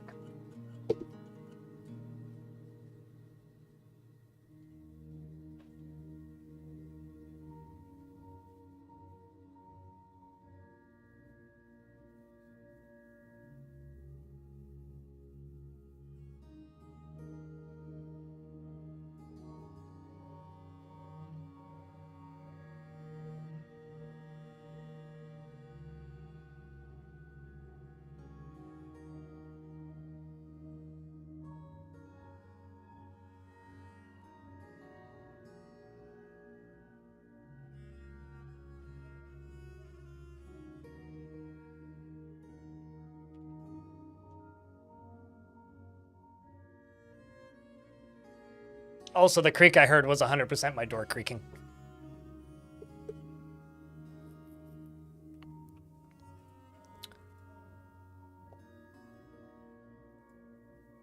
So this is a bulky sheep wool left glut. All Craftsware ships of the highest quality. It is made from sheep's wool cloth. On the item is an image of fancy stocked the jailer of desserts. The fungi would be good.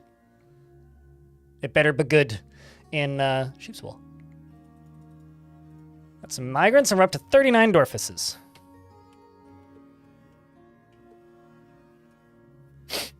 I don't know if you can talk about my chair like that until somebody draws fan art of my chair. Which has happened, just not in a very long time. Bridgette the bridge. Well, I'm about to make a bridge, but do you have a preferred location? Actually, I should just make a floodgate. Nah, fuck it, I'll make a bridge. Do you have a preferred bridge to name that? Bridgette, the flattest a dwarf can get? That's how I read that. So I've got this one. This one's probably the closest to Dorothy, so. Bridgette, the flattest a dwarf can get. It's connected to a jet lever. And it's our front door. There was one time I stood up for a while and went and did some random stuff and then came back, and in that period of time, somebody screenshotted and drew a smiley face on the back of my chair, but that was years ago, like a very long time ago when somebody did that, so...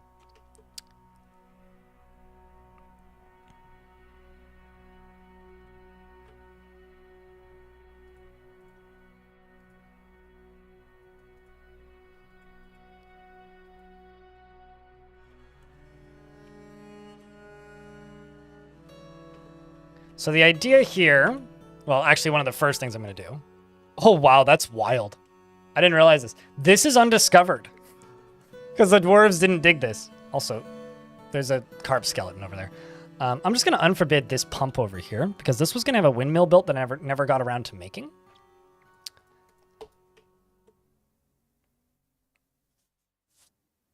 And so this is going to be a powered pump, basically.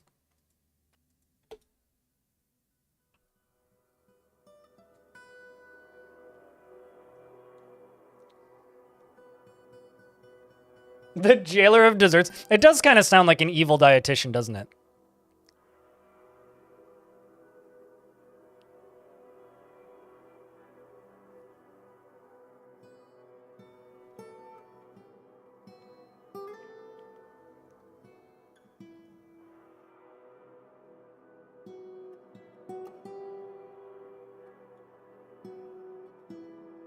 My condolences, Woodstock, in YouTube chat.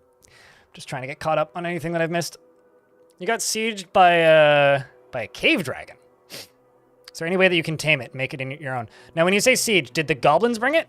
If it's listed as hostile, you can't tame it. However, if you know where it came from, the goblins likely have more of them.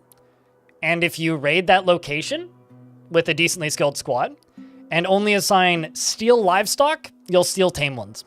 But if it's a... what's the word? My nose is kind of running. If it's listed as hostile, you can't tame it. If it's listed as hostile, it's just, it's evil and it will try and kill you, regardless of what you do. No murders caused by Little Blast. Well, that's good. Certainly hope there's been no murders.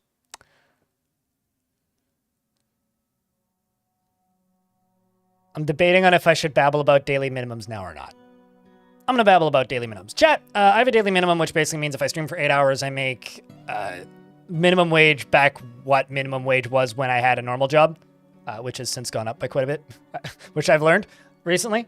But we're $55 away from that currently. So if you happen to have a Prime sub and you're watching on YouTube, think about me. Also, speaking of the YouTube folks, don't forget to leave a like on the stream. There's 82 of you watching right now and 46 likes. Make that like number go up and it helps the stream go burr.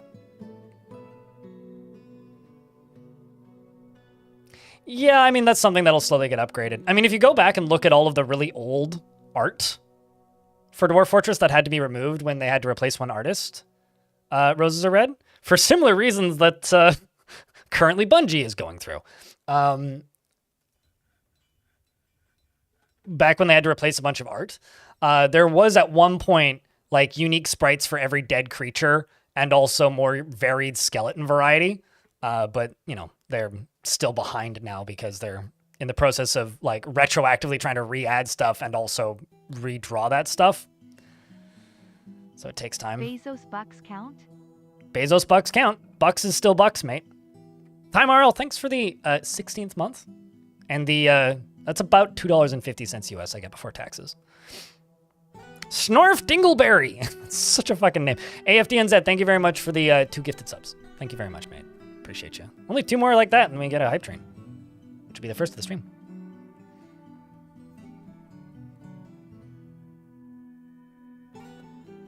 What, the Jailer of Desserts? Is that what you're asking about, Gumbo, or are you asking about what I'm talking about?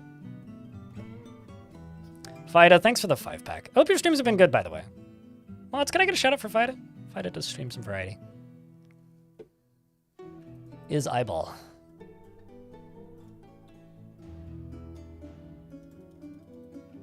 Let's just make 10 coal. How many flasks am I making? 2 coal.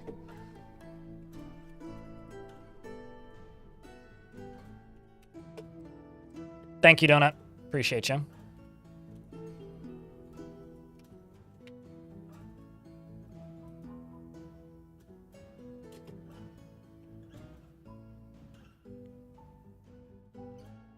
Oh, the Sprite thing? Well, it's a flavor of soda, generally a clear soda. Danny, thank you very much for the big YouTube membership. We just got a new YouTube member at the full keg tier, which is the big tier. Like the pricey one. Thank you much, mate. And also, thanks for the hype train, Donut. And the 6 months of Bezos bucks. Twitch chat, can I get a big round of beers? And YouTube chat as well. But in regards to the Sprite thing, Dwarf Fortress actually had a pretty big setback during its Steam development. Because they had another artist on the project at one point who was taken off of the project because he was a modder before he worked on Dwarf Fort stuff officially. And while he was a modder, it came out that he was tracing assets, and then, which is kind of not the biggest deal for modding, but when you're getting paid to work on a professional project and you're still tracing assets, which very quickly it became apparent that he was, he was taken off the project and they had to throw a majority of the assets out. So the game had a lot of different sprite work done that all had to be thrown out. which is kind of a it's kind of a shame on like a lot of fronts. Seems complex. I mean, Dwarf Fort. It's kind of the name of the game there. I'm gonna make my own little lever down here for this.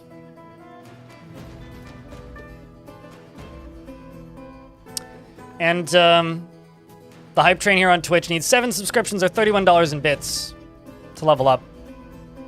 Once again, if you happen to have a Prime subscription, think about me.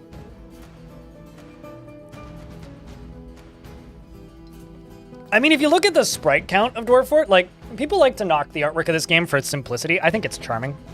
But, like, if you look at the actual count of sprites in this game, it's kind of nuts how many sprites this game has.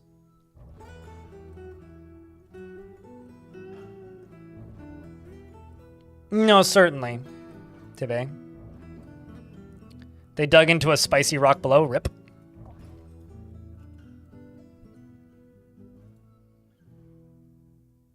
I think I will dig some jet floor. I'm gonna need 2 levers actually for the. Well, I think I'm just gonna use a dwarf to pump this. I'm not gonna worry about powering it right now. Thanks, mods. Appreciate you.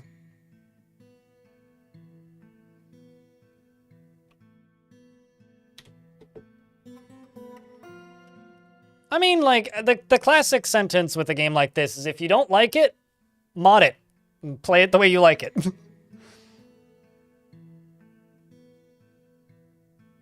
I think I've shouted you out before. Vida.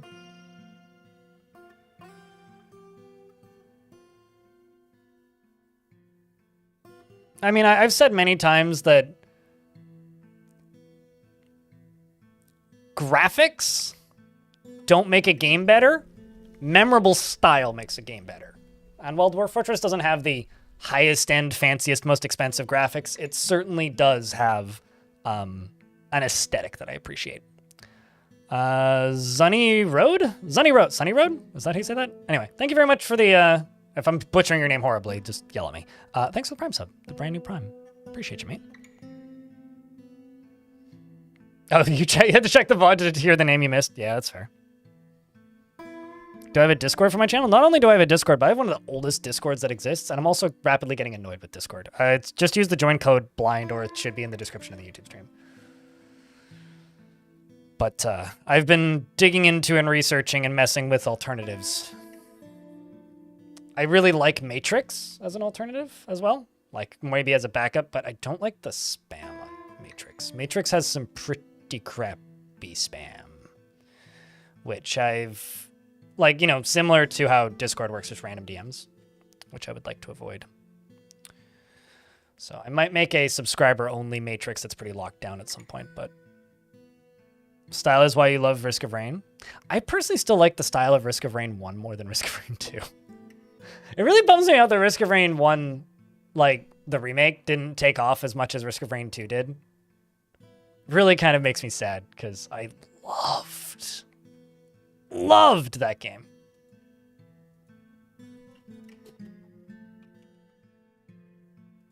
I played quite a bit of it off stream.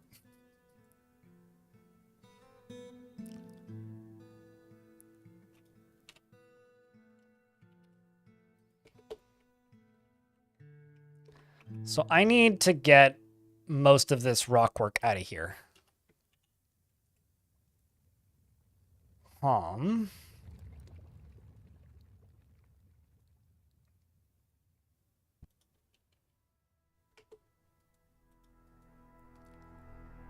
Although, I will say, I'm a little bit bummed with where Risk of Rain has gone as a franchise.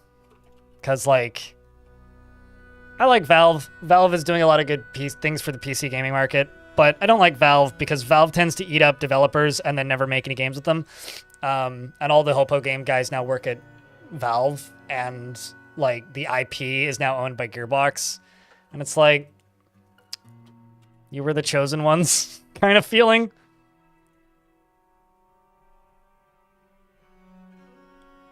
I've not played Dread Delusion, but I'm familiar with Dread Delusion, yeah.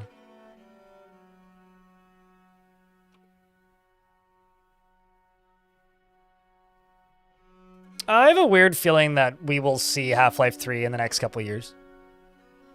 Or something called Half-Life 3. But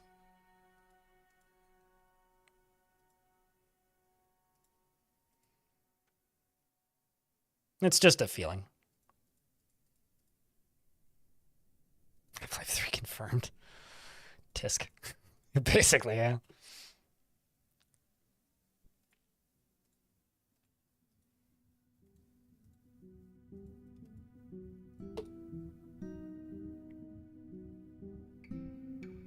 I will say if you're a Half-Life fan, like as in you really liked those games, go do a little bit of research about what Gabe Newell has been saying about Half-Life and Half-Life episodes recently. Because he's done a couple interviews recently where he's talked about it, and it's actually kind of interesting. As in like they were too precious about when they could release Half-Life sequels kind of deal, and like should have just made a sequel. Especially in an era where like releasing games in the games industry is kind of the biggest deal in the games industry now, instead of like technological innovation. Because like, you know, Alex came out, but Alex is a VR game, and there is quite a lot of, hearsay is the wrong word, reports from people who, you know, work in reporting in the games industry, who have now like publicly stated, I played a game that Valve referred to as Half-Life 3 that wasn't Half-Life Alex, and it was a VR game. Like there's a bunch of like credible quotes flying around about that right now.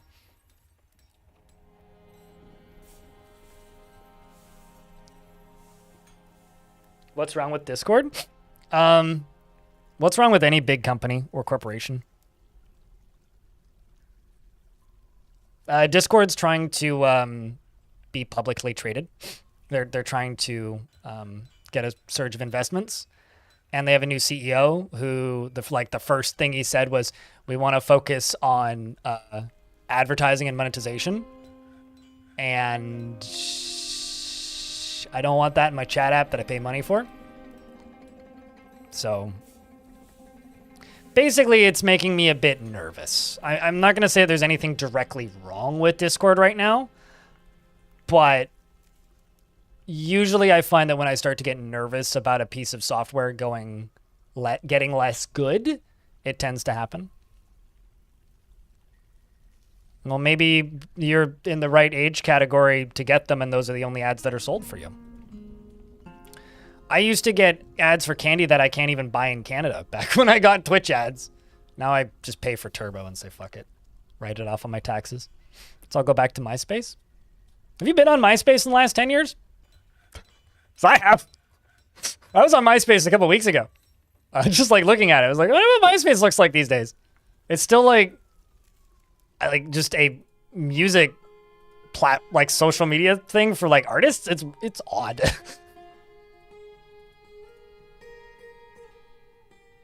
Tom is not there. In fact, Tom's in a Buddhist temple somewhere living his best life. Shoutouts to Tom. One of the few like rich.com people who did like, I'm not gonna say something good with his money, but like just made his money and fucked off instead of making his money and then making more money and then becoming the villain and making more money. Honestly, yeah, I think I don't think Tom would be happy if we all returned to MySpace. I don't think Tom would care. He'd probably like tweet about it once and then go back to meditating. But the dwarves have arrived.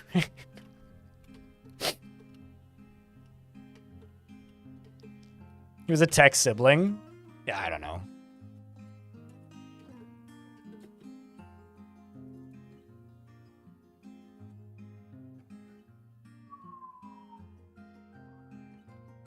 It wasn't a tech bro, he was a tech mate. Tech friend? Tech bud. Can you guys hear the, like, police sirens that just went by? I'm like, this is gonna make me paranoid for like a year, probably. Since 2005? That's oddly specific. 2005 to 2006. Oh, I thought you were saying like the specific month and date. I misread that. It's like, damn, that is like very specific the last time you were on MySpace.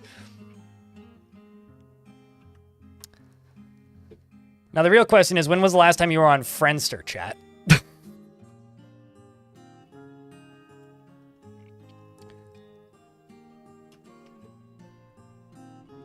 So the other thing I'm going to do is I'm in an ad break right now. And I'm just going to go down here. And I'm going to make a magma glass furnace. I don't have any magma safe non-economic material. Never mind then. I will just do this. Oopsies.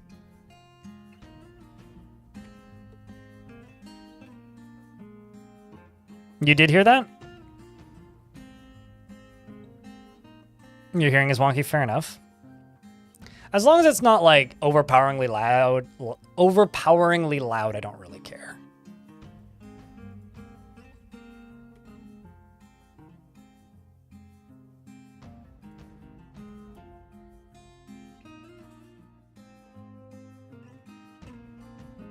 I'm not going to sell that one.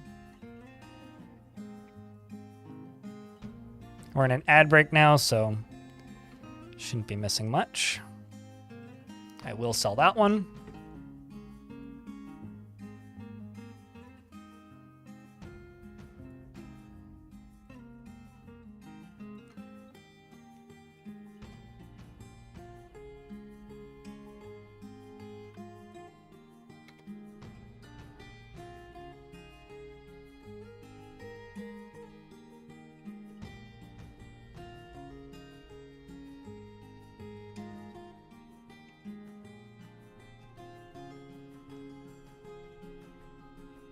Wasn't loud at all. That's good.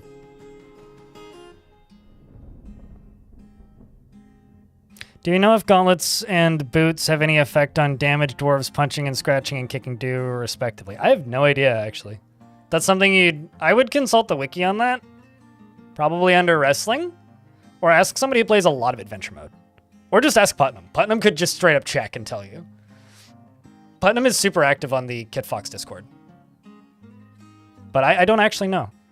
As far, I would presume it probably does, because it probably increases the weight and momentum, because it's a physics-based combat system, right?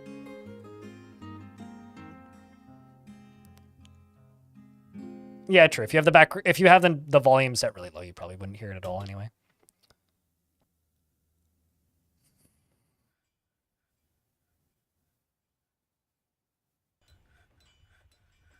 I still make big old KitchenAid appliances. Oh yeah.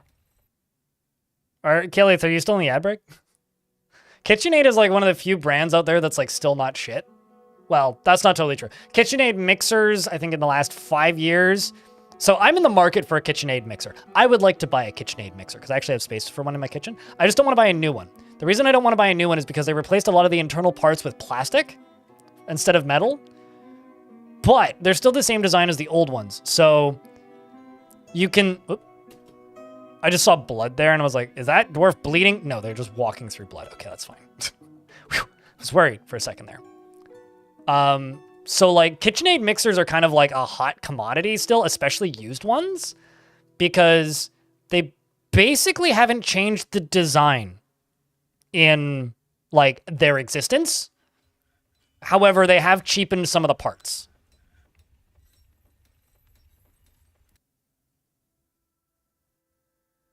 Well, it's not just like good chances to buy replacement parts. You can just straight up make replacement parts. It's like I overpaid for a coffee grinder right when I moved in here. It was a gift, like a move-in present for myself when I moved here. I bought myself a fellow... why am I blanking on the actual name of it? It's not the Ode. Or no, it is the fellow Ode, I think. Anyway, I bought myself a too expensive fellow coffee grinder. And the reason I bought it is because it's entirely disassemblable and very clear, plain, and simple parts. And there's already people making third-party parts. It's kind of the same thing with the KitchenAid mixers. Like, there's a million different companies that make, or people, I guess, that make third-party attachments for them. And then on top of that, there's also just a pretty like healthy like replacement part community selling old used parts. And it's one of the few companies that still does that.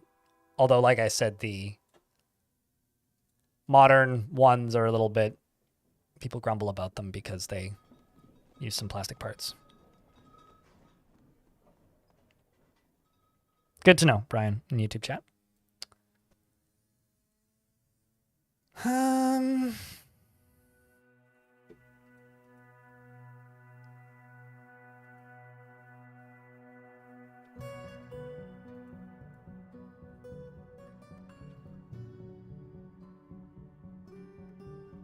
just going to buy the cow, the reindeer cow. Go all the way to the bottom. I'm going to buy the scroll. Going to buy all these because I'm too lazy to make them. Also going to buy the backpacks. Also buy the quivers. I love the name of this book. This book is my favorite stream title. I'm actually just going to screenshot that because that's kind of funny. Newport! But it's a copy. Oh, no. It's day 2 of the New Fort. It's a funny name for a book. All right, this is too much money I'm spending on all this, but I'll buy some plum helmets too. Why not? What else can I buy from them? I'm going to buy those pickaxes. Just to import some more wealth. I'll also buy the glass. Why not? Did they bring any cut gems? No, they didn't. Well, that's a shame. Trade complete.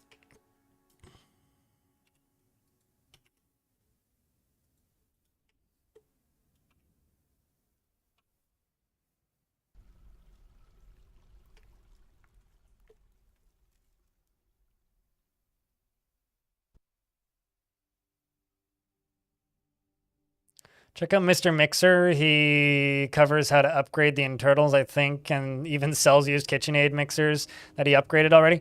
I kind of want to do it myself because the hobby is half the fun for me. I saw a KitchenAid mixer in a thrift store, which I thought about buying, but then didn't because I didn't have the ability to carry it home that day. And then when I went back the next day, it had been sold. That was kind of sad. But it's the sort of thing that I kind of just want to do myself. And I'll do it. It's just a matter of getting to it. Seems like a cave crocodile was fighting with somebody. Who's pissed off now? Is it still... Oh no, Sergeant Donut's now the most upset. Which is interesting.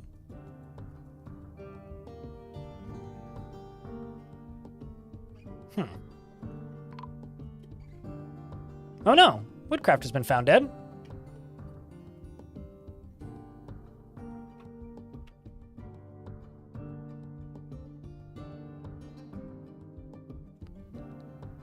Question is...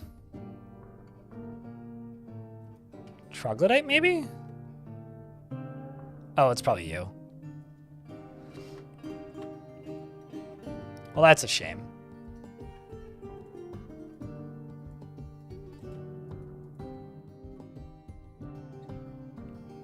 Cave Crocodile shakes the Woodcrafter around by the head and the skull collapses.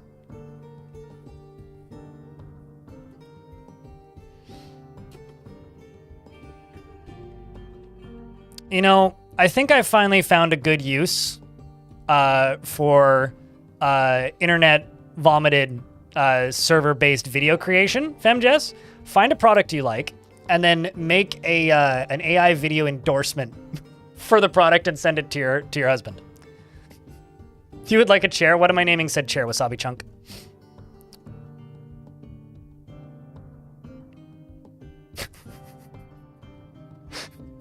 And you know, maybe not. Like, I finally found a good use for like deep fake video. It's like, well, you know, you can't deny it because like, I don't know what celebrity your husband likes, but like Gordon Ramsay said it's great, so it must be great. It's a shame that dwarf died like that, but oh well. See, like we found it. Yeah, Anthony Bourdain has been resurrected because he died, right? And like, is just endorsing this product that you want to buy. I'm just saying, trolling people and like convincing your husband that something's good to buy, maybe the two legitimate uses I've found for this nonsense technology that shouldn't really exist. All right, where's that chair? What am I naming a chair? Chunks Throne. Is it Throne Chunks?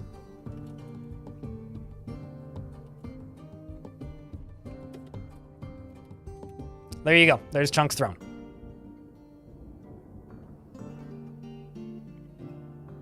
Can you convince yourself to do this as well? I mean, at that point, you're just wasting CPU energy, and you need to just like, you need to ask yourself one simple question. Will this bankrupt me? If yes, don't do. If no, nah. Nah. Get you the thing that you need if you need it. Live your life, friend.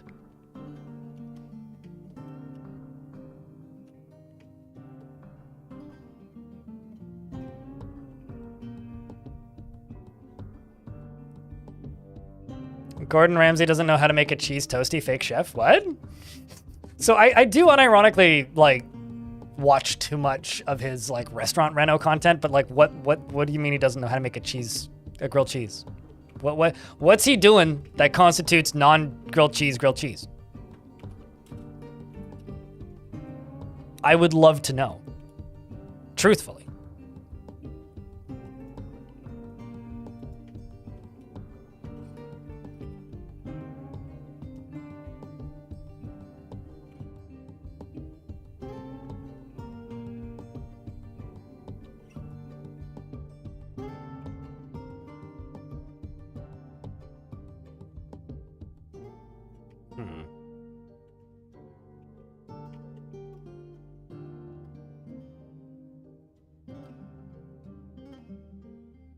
Not melted or hot, was fully solid, and he's like, oh yeah, melted to perfection, shows completely solid thing in 4K. That's kind of funny, actually. I might need to see this. I'll just go look it up. I will go look this up. Later. Threw a sandwich on a pan in a fireplace for 10 seconds. You get a limited filming budget, okay? Fair enough. Yeah, that sounds kind of nah.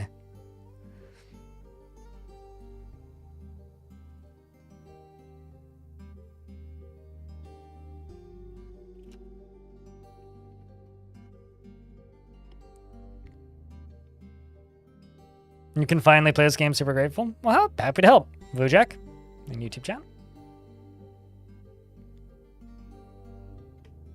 I'll look it up. I don't generally watch those videos.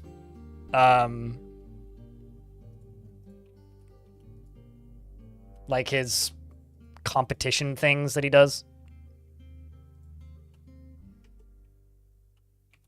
Okay, so to do this safely, let's dig this up. I'll just get them to channel down through here.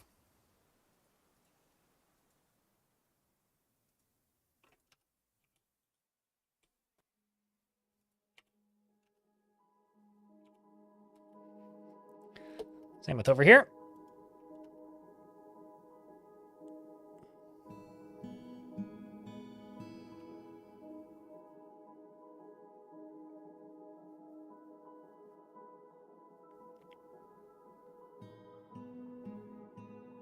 I have a question. Why does Reddit say you're a horrible person for saying I bought it for the fish tank? Some migrants have arrived. Okay, I need you to link this video, Hillink, so I can skim it. I'm not going to show it on stream, but I am going to skim it. I need to see this. You can just post in chat. There's no link perms or anything.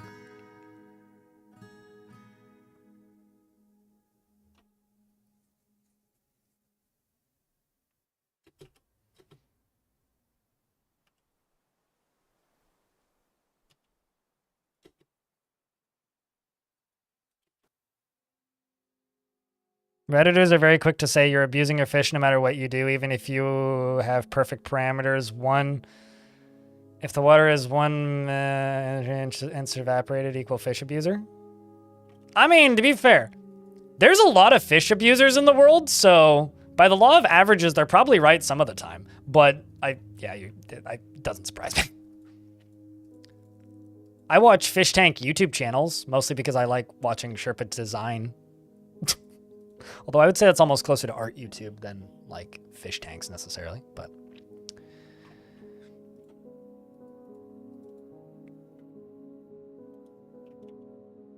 I mean, I'm a fish eater. I like fish. Fish tasty.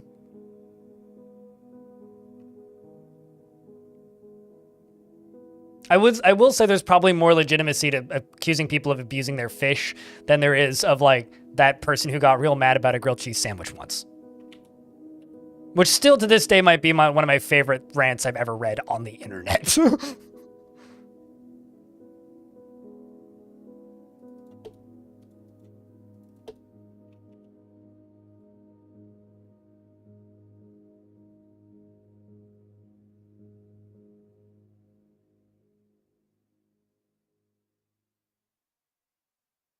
Just go to Google and type in grilled cheese sandwich rant /r grilled cheese. It's almost to the level of absurdity as the I'm a Navy SEAL 4chan meme, but some early 20-something yelling about whether or not a grilled cheese is a grilled cheese based on whether or not it has more grilled cheese on it. Basically like arguing the difference between a grilled cheese and a melt, and it goes on for like 3 paragraphs, and they at one point state that they eat like 5 grilled cheeses a week or something. It is amazing, but also like mildly distressing. Yeah, the melt versus grilled cheese. This is not a grilled cheese, this is a melt. The Creed of Cobalt. Also, we're up to 47 Dorfises now. I will deal with that after I've got this up and running. Because this is now ready to go down here. It was the first, it is like stuff of Reddit legend. It's like people being funny and angry, but like, no, people being petty and angry, but in a funny way, you know? No, it's a melt. Get it right.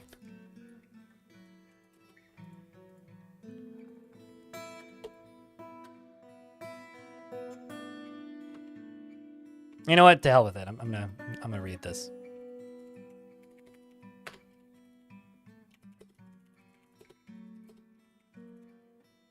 The fuck is a melt? It's a sandwich that's melted. You people make me sick. Okay, chat, I'm gonna read some petty internet nonsense for a wee bit. Please hold. God, why doesn't Reddit like ever just give me like old.reddit? I never want to go to new.reddit. There you go. Thank you, Reddit. You people make me sick. Also, fuck blue shells is their username.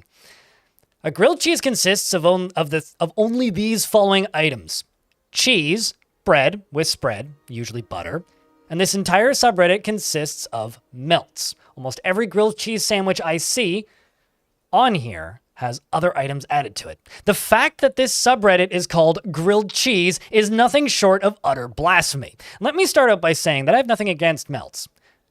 I just hate their association with sandwiches that are not grilled. I just hate their association with sandwiches that are not grilled cheeses. Adding cheese to your tuna sandwich, that's called a tuna melt. Totally different. Want to add bacon? Or some pretentious breadcrumbs with spinach? I don't know what the hell you'd call that, but it's not a grilled cheese. I would say, I would be more than willing to wager that I've eaten more grilled cheeses in my 21 years than any of you had in your entire lives. I have one almost every day, and sometimes more than just one sandwich. Want to prioritize your grilled cheese? Want to personalize your grilled cheese? Use a mix of different cheeses, or use sourdough, or French bread, or if you want to add some pulled pork and take a picture of it, make your own subreddit entitled Melts, because that is not a fucking grilled cheese. I'm not a religious man, nor am I anything close to a culinary expert, but as a bland, white, Midwestern male, I know, you don't need to say it, mate. I am honestly the most passionate person when it comes to grilled cheese and mac and cheese. All of you foodies, stay the hell away from our grilled cheeses and stop associating your sandwich melts with them. Yet again, it is utter blasphemy. And it rocks me to my core of my pale being. Shit. I stopped lurking after 3 years and made this account for the sole purpose of posting this. I've seen post after post of people's grilled cheeses all over Reddit, and it's been driving me insane. The moment I saw this subreddit this morning, I finally snapped. Hell, may even start my own subreddit, just because I know this one exists now. You goddamn heretics, respect the grilled cheese and stop changing it into whatever you like and love it for what it is, or make your damn melt sandwich and call it what it is, a melt. I love that rant. It's just one of my favorite things on the internet, just period. It's just great. It's like 31 years now. Yeah, I wonder I should click on his. He posted on /r forever alone 18 hours ago. Well, he also posted in the he seems to post a lot in the Red Dead Redemption, Ask Reddit, and Stop Drinking subreddits. He's also posting a lot in /r Kanye West. I should stop scrolling down now. You really can't. I mean, he did. He made that shit up.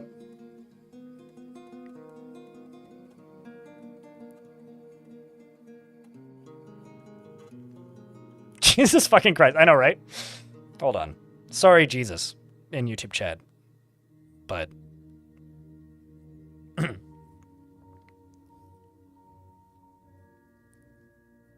beware of the grilled cheese I think it's less the grilled cheese pipeline and more like the Midwestern male with enough free time to write that much about a grilled cheese sandwich and get mad on the internet about it. Because I genuinely can't tell if that's ironic or not. If it's ironic, it's very funny. If it's not ironic, it's...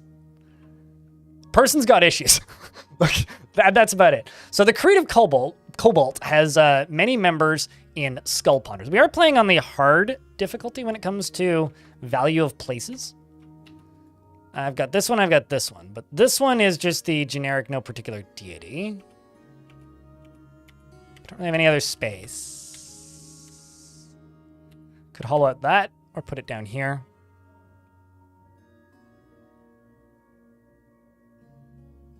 True, yeah, just melt the melt pipeline. Sounds like you're melting a pipeline though. I think I'm going to move this one. I'm going to move it to over here.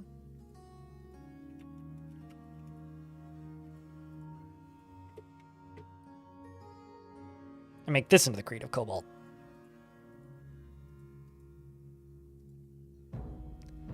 Which also is worshipping the god of minerals, which has 34 out of 47 worshippers. Do I have any other popular gods here?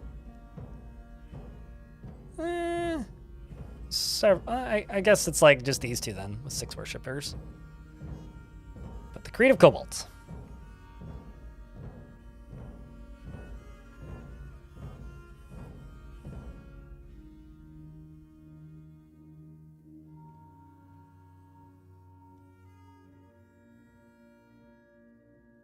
Yui's laughing today. Thank you for that. You're welcome. I also love that that is still one of the most upvoted things on Reddit of all time. And it's certainly the most upvoted food subreddit thing. So, the Church of Oiling. I'm not positive I like...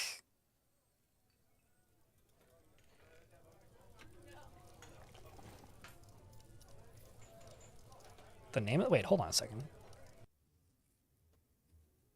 Did I not have another one? Oh, do they just need a, I see, I need a temple complex now. It wasn't a new religion, it's one that I already have. Wait, no, you're the Bronze Sect. You've got 14 worshippers. Oh, I see, I just, like, why isn't the button appearing? It's because I passively already clicked it.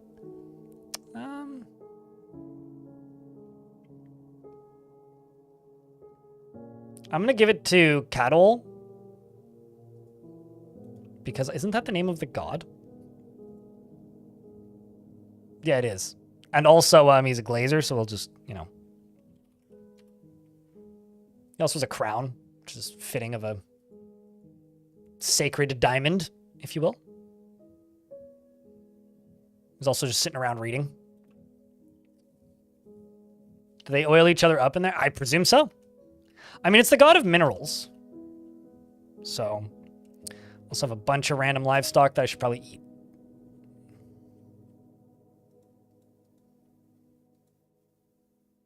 And a baby troglodyte in a cage. Well, that's unfortunate.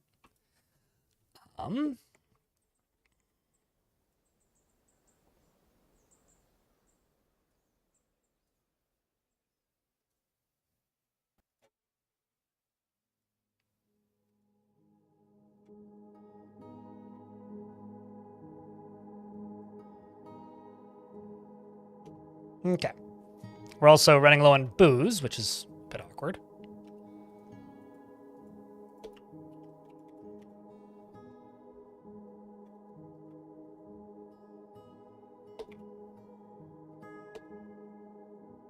You're ready to be split. Shouldn't you be pressing honey from honeycombs?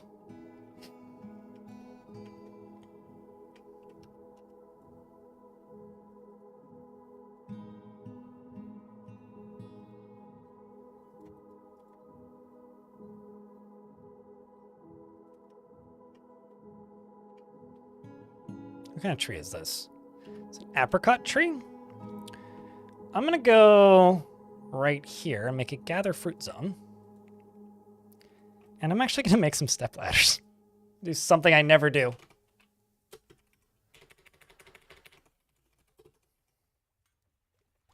Let's do 3 step ladders.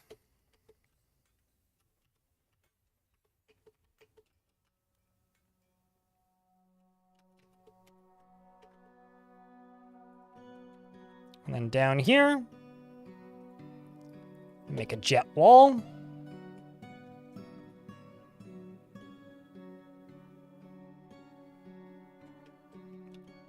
I'm also going to go right here, make a jeweler shop and a jeweler shop.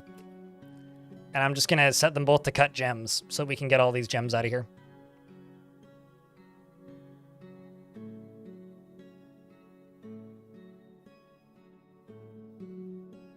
Grease them up, ma'am. Indeed.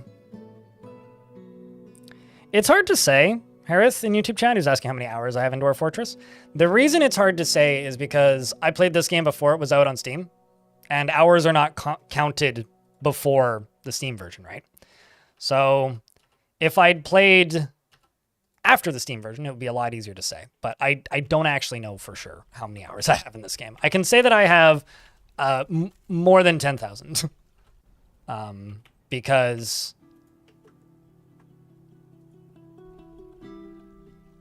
just because of number of hours streamed. On the Steam version, I haven't looked in a minute. 3,276 hours. Probably not as many as some people think.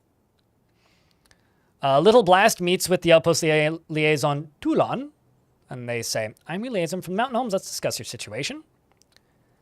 I'm just going to keep requesting brass, because brass is, like, kind of hard to get. Ask for brass. And I'm going to go to...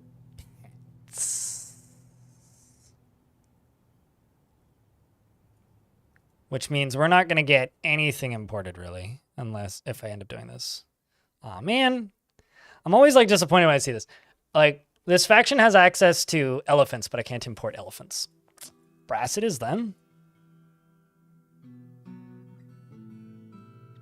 And I think I'm going to import platinum nuggets.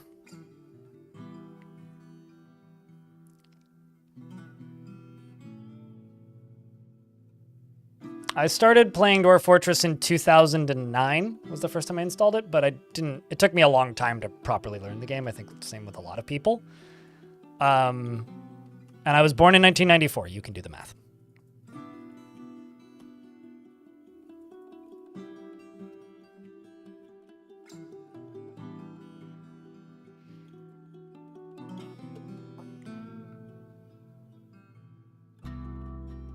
Yeah, it's weird. I feel like you should be able to import something that your faction has access to.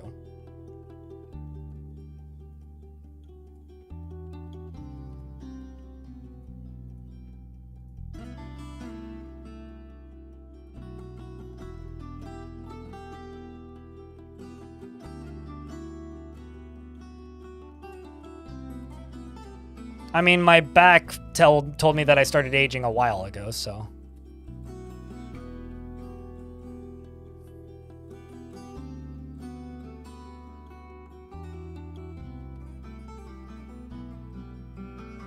How does the vermin capture shop work? You're pretty new and you've never used it. It's virtually useless. Don't bother. You make a vermin trap. Certain types of vermin can escape from them, and then you can tame them, and that's about it. Certain things like I can catch live land animal. They'll go and catch a live land animal. If they use one of the wooden ones and they catch a hamster, it'll just escape. There really isn't any reason to do it much. It's more of like a fun little side activity. But if you're trying to catch like cave spiders, I would just not bother. Generally, you're better off just what's the word? We're in an ad break, so I will pause. Generally, you're better off just using random like cobwebs from the caves. I'll tell you this. I've literally never seen a praying maggot in Dwarf Fortress Saga. Like, not in my entire history of playing Dwarf Fortress, I've never actually seen a praying maggot.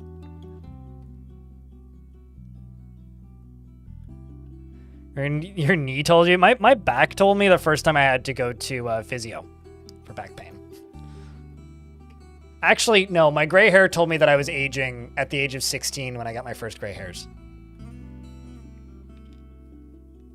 So.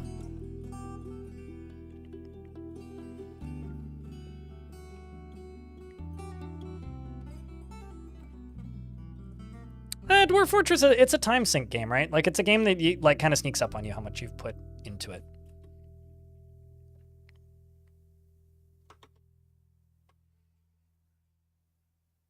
But, you know, if you're enjoying the time that you've played, then I think it's worth it.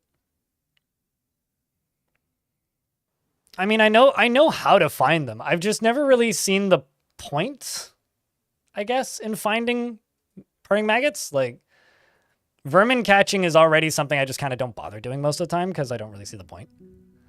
YouTube folks, don't forget to leave a like on the stream. It does make the stream go around. But, so it's already a thing that I don't really bother doing generally. And then, like, combine that with also, like, they're kind of annoying to find sometimes.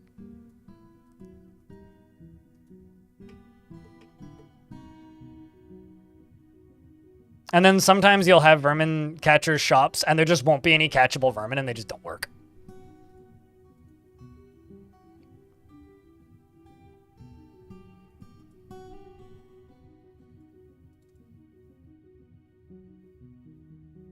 Refresh Mincy, thank you very much for the Prime subscription for a 4th month. Welcome back. I wouldn't have this job if people didn't subscribe, so thank you very much for subscribing.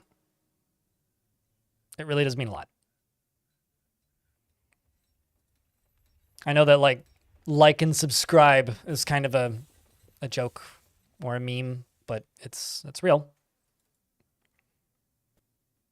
Round of beers, folks. Thank you much. Your hair started to leave at 26? Mine never leaved. It just made me look 10 years older, which is, I think, why one of the reasons why people think I'm older. It's like that in my weird taste in games. It's because it's certainly not my, like, overwhelming maturity. I know that much. I'm self-aware enough to know that.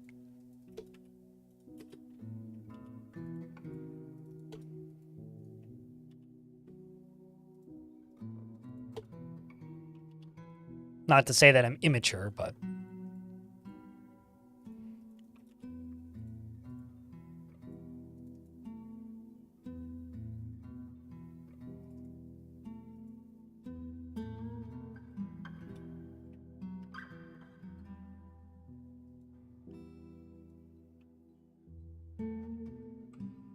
I mean, I've tried to explain this to my parents a number of times, Squizzly, that the majority of the people, well, are either the majority of people who watch me. I mean, obviously this is changing more as I get older, but the majority of the people who watch me are either the same age as me or slightly older than me, if not quite a bit older than me.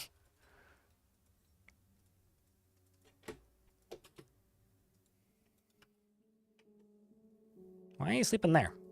You have a bedroom. Did I not set them to, Oh, I see. That never got edited. For this one, that was the previous one that I edited. Kind of screwed this up, actually.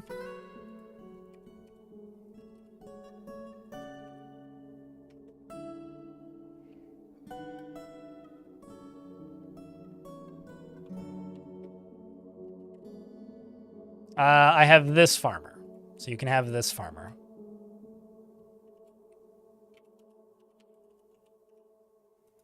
Although before I read your name, I just wanted to mention that you have a last name that I think is amazing. Your last name is Minekiss, which is such a good last name. Also, I put an A at the end of your name accidentally, my bad. Tends to be a little wasteful when working on projects. Tends to form only tenuous emotional bonds with others. Likes to take it easy, and likes a little excitement now and then. Prefers that everyone lives harmoniously as possible, and has an active sense of humor. And generally acts with a narrow focus on the current activity. Gnaws his cheek when he's annoyed. I do that too, and it sucks. And needs alcohol to get through the working day, and doesn't really care about anything anymore. He dreams of mastering a skill and personally finds romance to be distasteful and doesn't really see the point of working hard. Likes native silver and sterling silver. Like silver. Black pyrope and armadillo shell tables and reindeer for their large herds. In the words of the silken watchful amethysts, and prefers to consume sand pear cider and hates cave spiders. Is a member of the Copper Coven and obviously the Obstinate Rampart, and you have a pet billy goat. Welcome to the fort.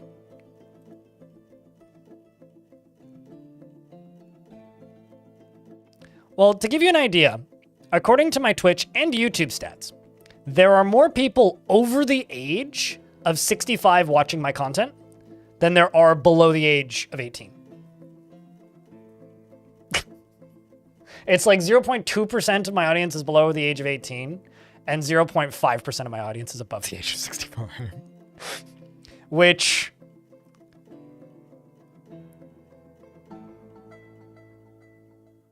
I genuinely think is funny as hell.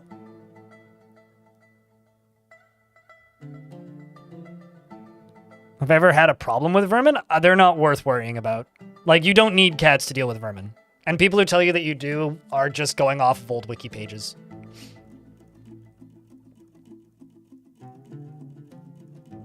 Farming is so overpowered, the small amounts that they do consume is so minimal that, like, it's a non-issue right now. Maybe 15 years ago in game, sure.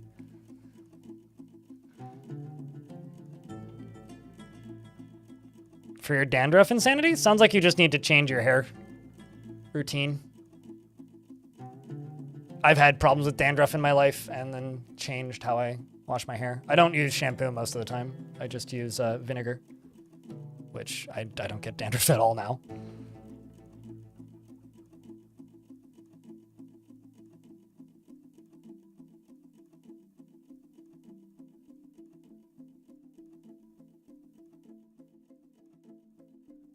Speaking of older individuals who watch my stream, I wonder what happened to Grandma Rui. There was a viewer who was around for quite some time named Rui who would just talk about knitting. She was like in her mid-60s, I think. Used to hang out quite a bit. I wonder what happened to her. Another viewer that I'm just like, I wonder if Rui's still around. Dwarf Fortress looks about the same as it did 15 years ago? Is that what you're saying? Or the rate that vermin eat stuff. Yeah, I don't know. Vermin eating things has never been something that's bothered me, really.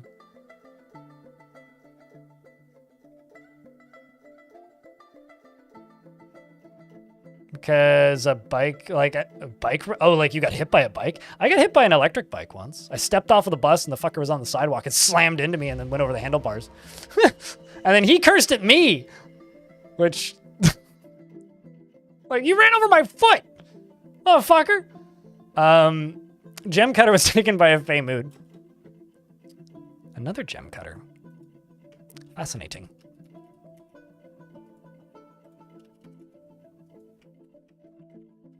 Speaking of,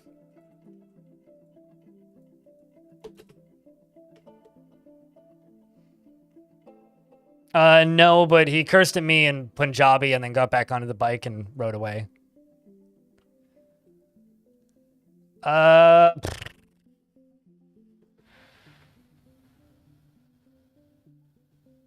watch the strange mood. That's what I was doing. That sucks, Stone. Sorry for that. Pretty good. Population's gone up. Fortress still stable, more or less.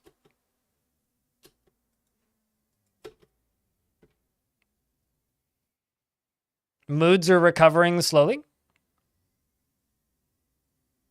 Why is there food in here?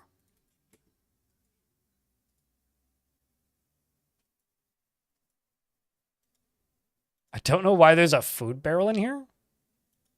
I must have ran out of... Oh, I ran out of space in the food stockpile. That makes sense. I think what I should do is just dig all of this out and make this into a food stockpile down here.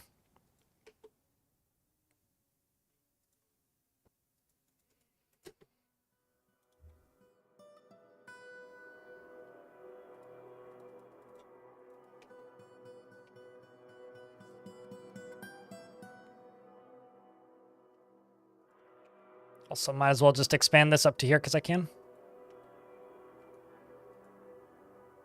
Could even move all of the kitchens down here, actually.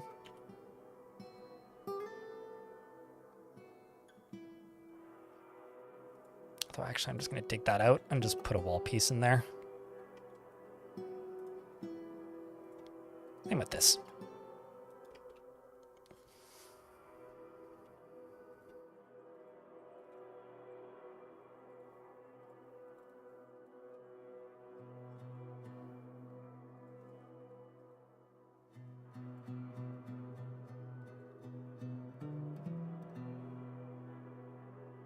Wonder why they're ignoring that one line right there. What the heck, dwarves? Come on.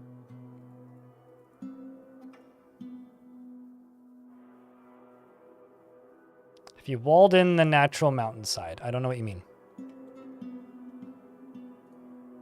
I mean, this wasn't a mountainside, right?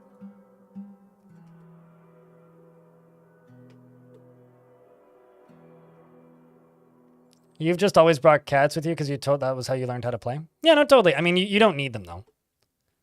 I mean, cats will deal with vermin.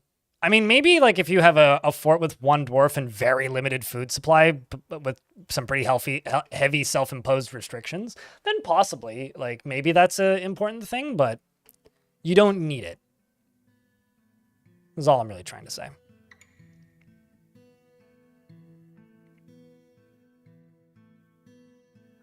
You attempted an embark that you hadn't done before a little while ago. You tried to reclaim a site of ruin and didn't really pay attention to the details. And it was running at 1 FPS, and I went and made a sandwich, came back to 6 dead dwarves and a very injured cave dragon. Oh, which died, and then the last dwarf bled out. Oh, that's amazing, Kellev.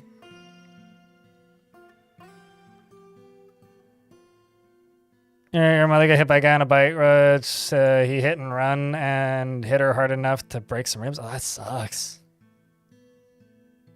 That sucks, yeah. I'll tell you this, I got hit by a car and my knee still hurts, so, you know.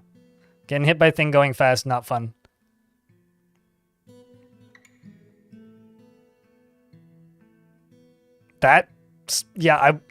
So to Grizzly in YouTube chat claims that they got hit by a forklift.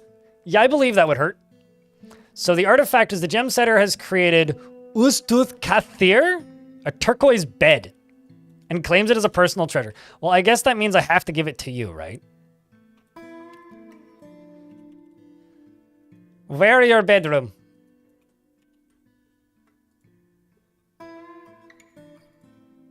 That is a fancy ass bed, man.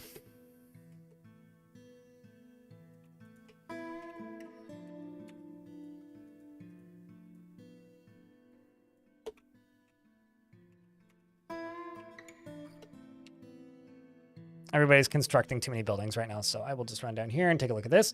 This is a turquoise bed. All craftsmanship is of the highest quality. It menaces with spikes of turquoise.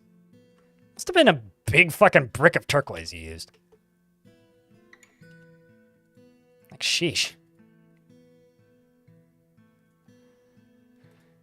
All right, so this right here pumps over to here, which goes all the way down to here. I need to fill these in or I will go nuts.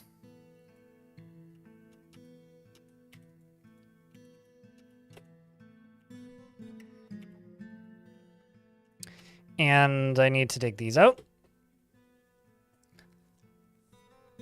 And then I'm just going to try and get these gems out of here, and these boulders will slowly get pushed through. Because the stairs are right here. And they go all the way down into here. And then I'll simply block this. And then when we need to fill this up down here, I'll open this bridge. And then close it when... Actually, I should probably install a second lever in here. And then close it when it's full. And to make this a little bit safer... Actually... No, I don't want to go all out. I'm going to put a Well, yeah, I'll put a second bridge up here, because why not? Just for safety's sake.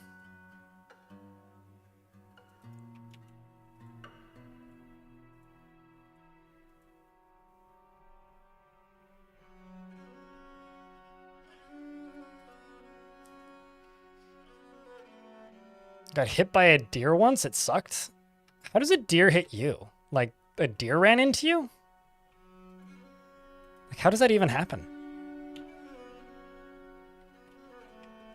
You had a mood requiring a vermin corpse. You didn't have cats, so it failed. Huh. Now I want to know how you would make a vermin remain without having cats. There has to be a way, right?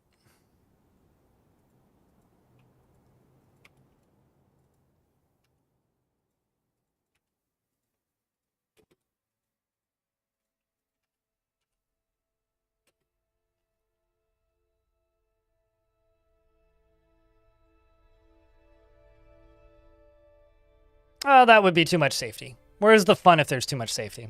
I will be improving it after this first run. This first run, I'll probably just burrow them out of the area.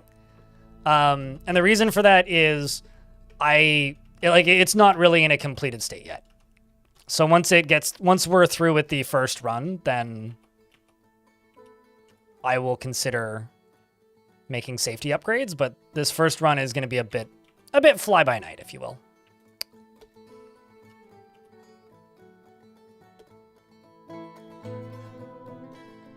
You tripped over your own cat yesterday. You don't think that counts. I mean, was the cat okay? How long did it pout after you tripped over it? Is the question.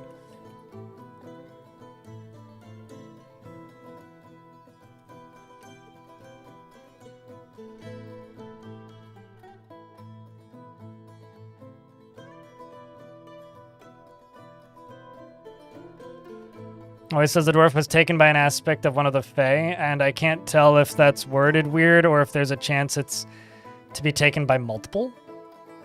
There's like suggestions at a bigger world in Dwarf Fortress, and there's a lot of that, and none of that stuff's really explained. It's mostly just player headcanon right now and flavor text.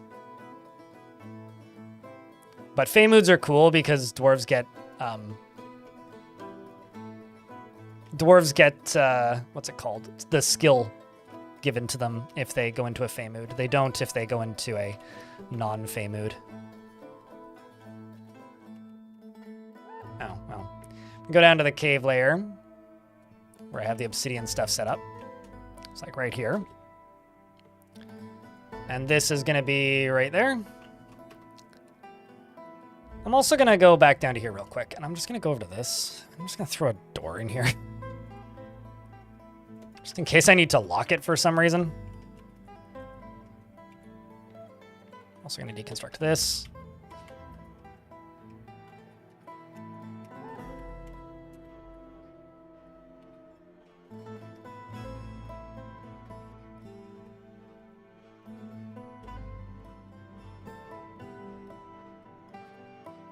Rock mechanisms.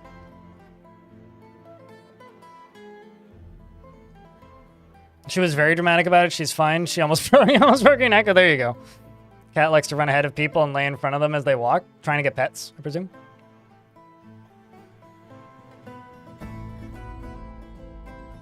Definitely Armok.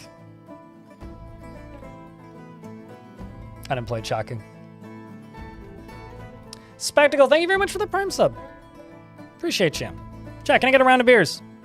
For Spectacle. Starting up the channel. Helping keep that sub alive.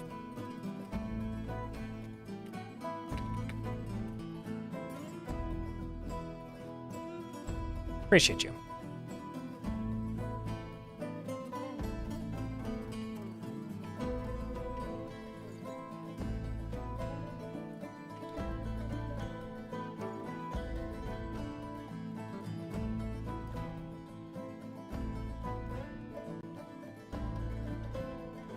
I think I also need a few more farmers.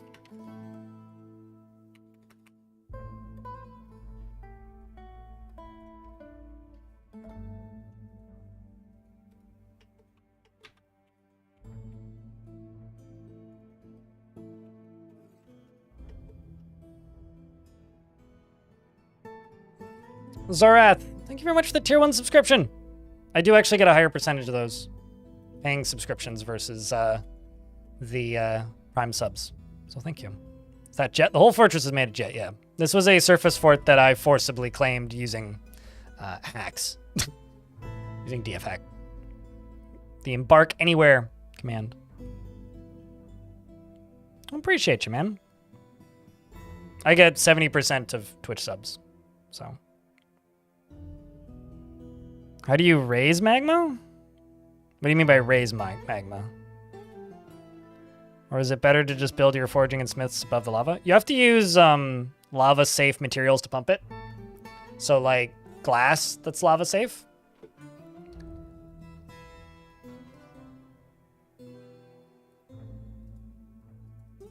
Seems that Baron, who previously had slaves on this map, is just running around randomly. And is currently haggard and injured. Well. Oh no. Anyway.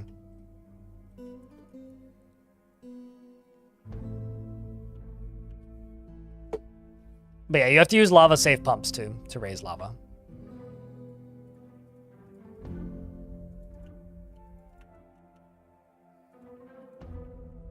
But I would say, like, if you're brand new to the game, just start off by making magma forges.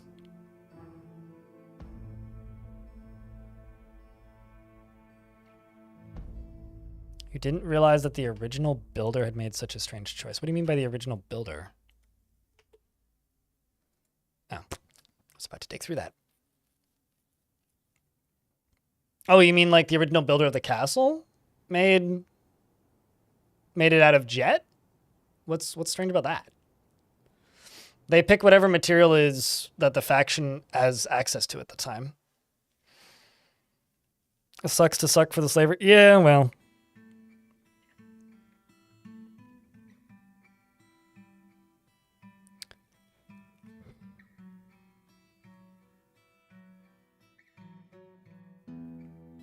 It's better for making light stuff.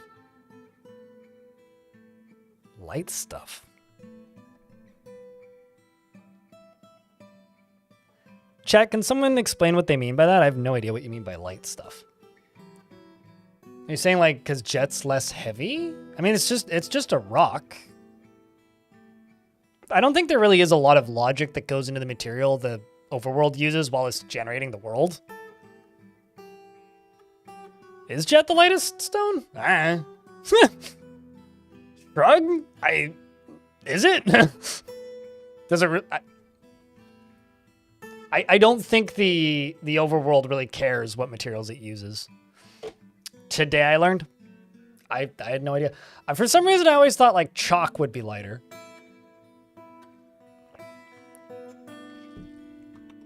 Or like one of the more brittle stones, but man.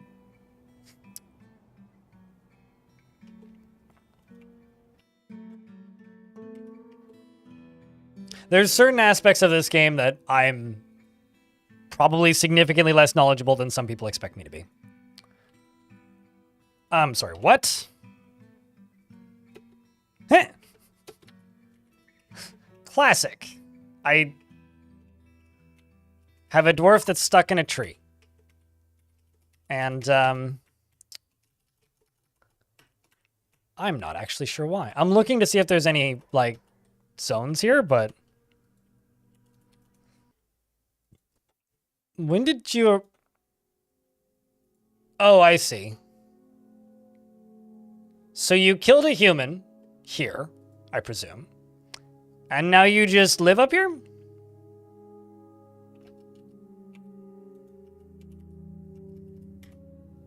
All right, well, we'll go chop the tree down. Thief! Uh-huh. I killed your husband. Well... We're probably gonna kill you too. There's a second one. Flatten. Flatten these nuts. Good luck, Kobold. Run away fast. There's a third one? Oh, wrong screen. And Thelis. They came from Titrodus.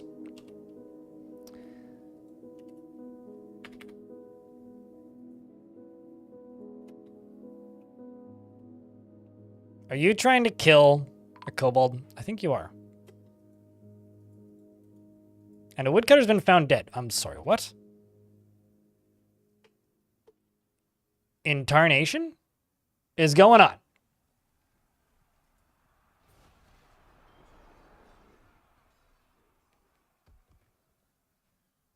Why didn't I get an ambush like a proper announcement notification from this? Hold on.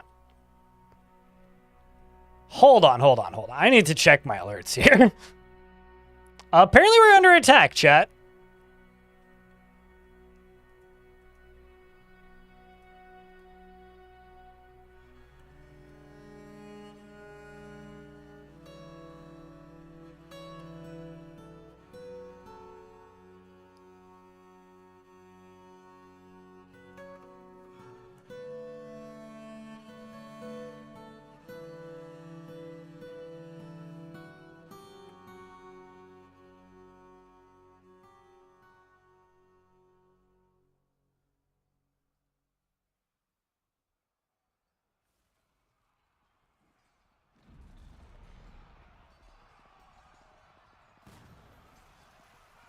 What am I missing here?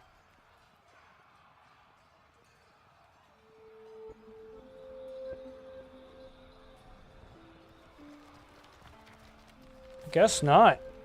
Huh. So what exactly going on? Because I just had a dwarf killed, and now basically everybody's already outside. They're literally beating this guy to death, who's thankfully not particularly well armed. He's also elven culture human. So the dwarves are just kind of punching him to death.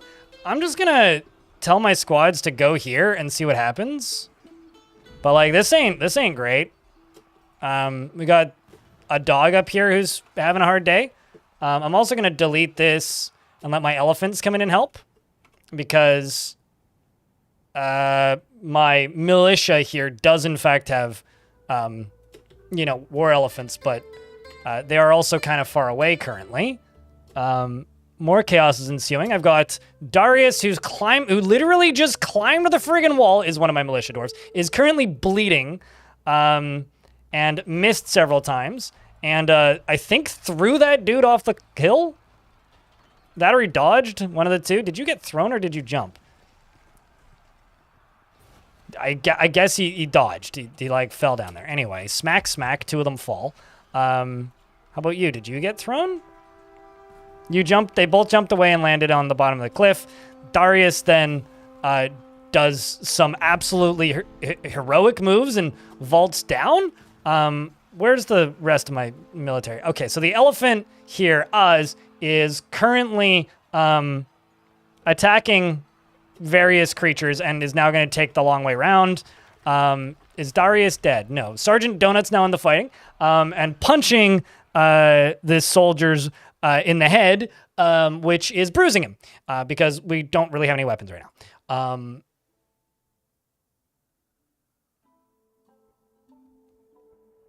Wild. Yeah, well, we don't have any weapons, so the chaos is much more risky than normal. Normally I'd be like, fuck him up, boys, but like can't do that. The wrestler punches the soldier, but it's also very helpful that we're getting attacked by elves that don't have any metal or like super threatening stuff. Otherwise, we'd all just be dead. This guy's now dead. Necrontyr isn't dead yet. Neither is Sergeant Donut or Darius. Sergeant Donut actually screamed, our time in the mythical realms is brief. This does not scare me. After punching that soldier to death. We should have called it Skull Punchers, actually. Mebzith, the human, was killed as well. And as well as like that one. So like Darius and Sergeant Donut are doing work down here. You over here are punching as well. We're in an ad break, so I'm not going to unpause the game until the ads are done. Necrontyr has, I think, lost some clothing in the fighting. Yeah, their shirt and nose are both gone. So has lost a nose. How did you lose your nose? Not going to be very nosy going forward, I guess.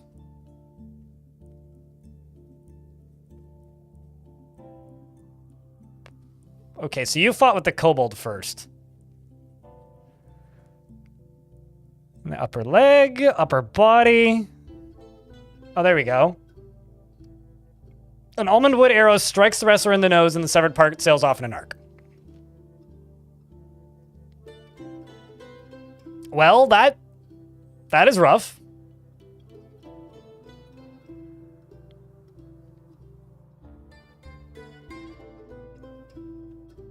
Also lost grip of their River Spirit gold flask.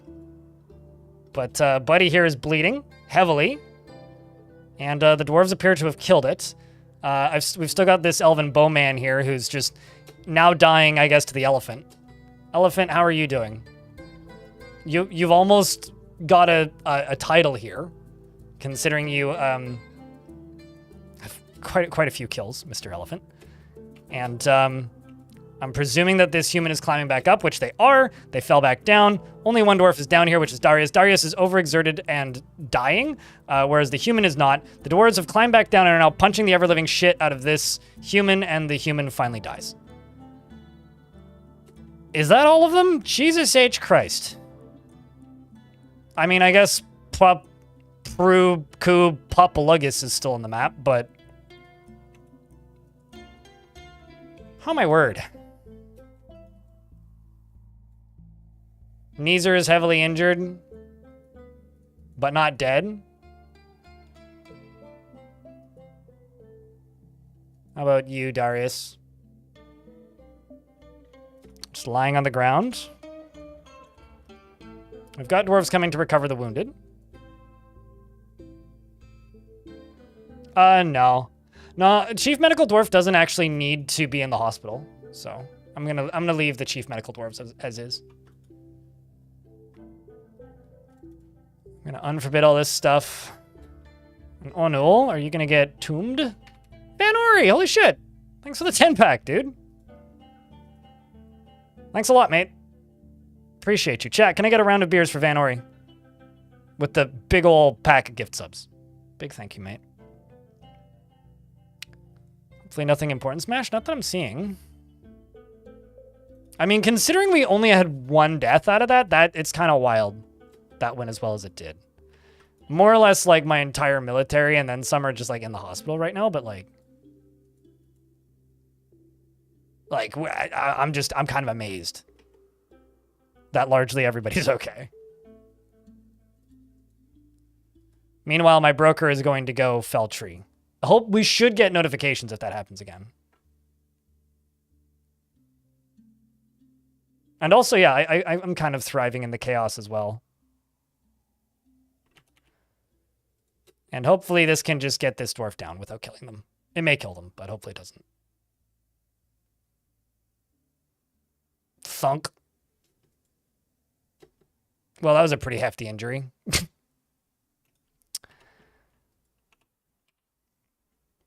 Shinobi's gonna go recover wounded. Did he lose some teeth? Yeah, he went thunk onto his face, I think.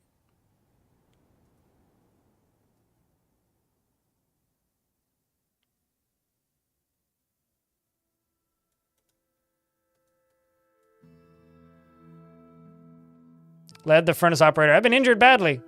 I can't keep it together. Wait, no. I think those might be my dwarves fighting.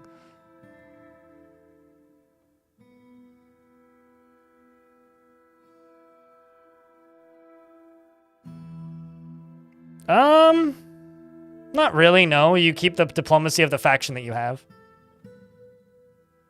This game seems like so much fun to mod. I mean, I personally don't know too much about modding this game, but some people seem to really enjoy it. Especially now, like, if you know Lua, you can make some pretty cool custom monsters from what I've heard. I haven't seen too much of that stuff yet. You've really come to see the value in a decentralized staircase? In what way?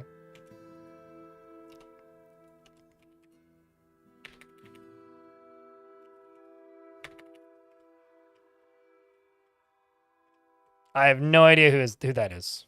Long War devs? Aren't they like... Didn't they all like stop working on that thing to go make a video game? Not that I know. Now we're all gonna fucking die. Forgotten Beast Nubpo has come. A huge eyeless tick. It has a pair of fan-like antennae and it has a gaunt appearance. Its mint green exoskeleton is sleek and smooth. Beware its noxious secretions. Where is it? Okay, so it's right there. It shouldn't, air quotes, be able to get into this. As far as I can tell, oh, no, it can. Right here.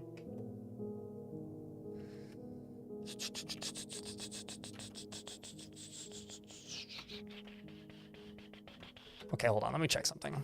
Did I ever hook this up to a lever? Yeah, yes, I did. No, I didn't. It got half hooked up, not fully. Did I ever hook the bottom one up? Yes, I did. So I can try and lock it in here.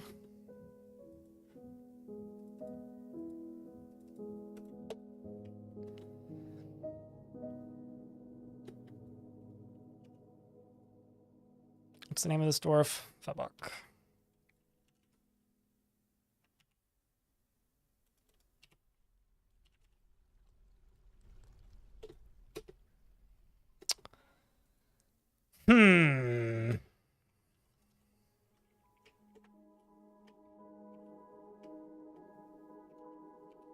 Because it can just jump down into here, basically.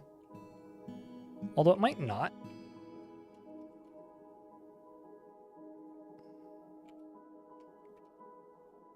Oh, yeah, it can also come in here. So it can come in there. And it can come in here. So what I need to do is I need to do this.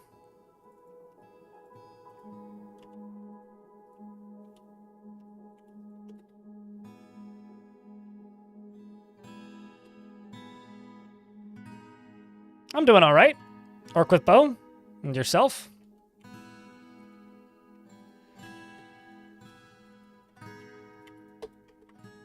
I'm going to try and seal this off if I can get to it quickly, but not positive I'll be able to. I mean, nothing has really popped off since last summer, but videos have been doing all right. No complaints. Maybe we just have different definitions of popping off, I suppose. Time flies, Babylon. Have you changed your name in that time?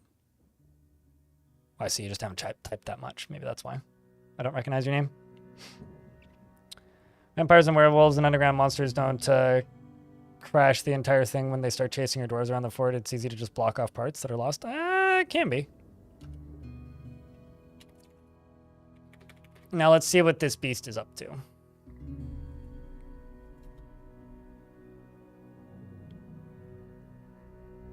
Oh, shit. The other thing I need to do is this.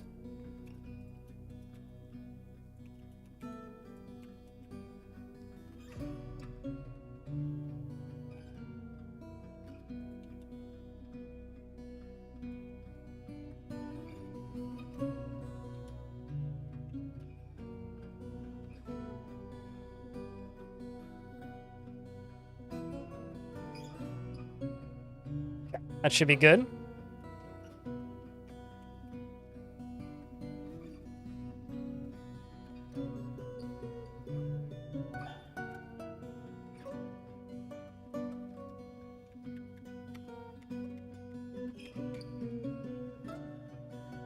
Okay. Now I keep following that beast. Let's see where it goes.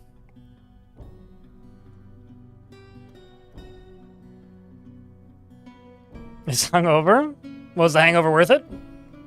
I've definitely had times where I've been hungover and then, like, the next day been like, nah. I think, I don't know if you've looked at... Oh. Okay, well, there goes that panic. I think that it may be possible that you're overestimating the modding capabilities of Dwarf Fortress. Dwarf Fortress is very easy to mod, but the variety and types of mods that you can make without pretty severely hacking the game aren't anywhere near as accessible as I think some people seem to think they should be.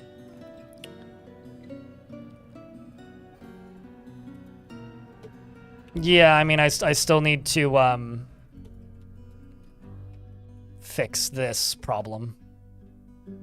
But it's good, I'm now aware of it. Because, like, it's not to say that Dwarf Fortress isn't moddable. It is moddable, but, like, it's not moddable in the way that I think a lot of people expect games like this to be moddable. I think a lot of people expect, like, modern video games to be, you know, moddable in the way that Unity engine games are moddable, where you can just pretty much change every facet of the game. Dwarf Fortress isn't like that. Because it is so old and because it is built on its own engine, they have to build the framework for you to be able to mod it in other ways. And they are working on expanding that, but at least at the moment, it's not as moddable as I think a lot of people think it is on the surface. Like, if you want to add a new faction and give it personality and traits and stuff and make a bunch of sprites for it, certainly. Do you want to add a new workshop? Sure, you can sideload a workshop with DFHack, but a lot of things can break it, so it's pretty fragile. Do you want to reskin things? That's pretty easy. Like, easy enough that I can do it. Levels of easy. But if you're talking about, like adding whole new mechanics or modifying how World Gen works, you can't really do that. Yeah, I mean, even when the Lewis stuff gets released, it's going to be pretty limited, right? Like, that's going to be a slow rollout.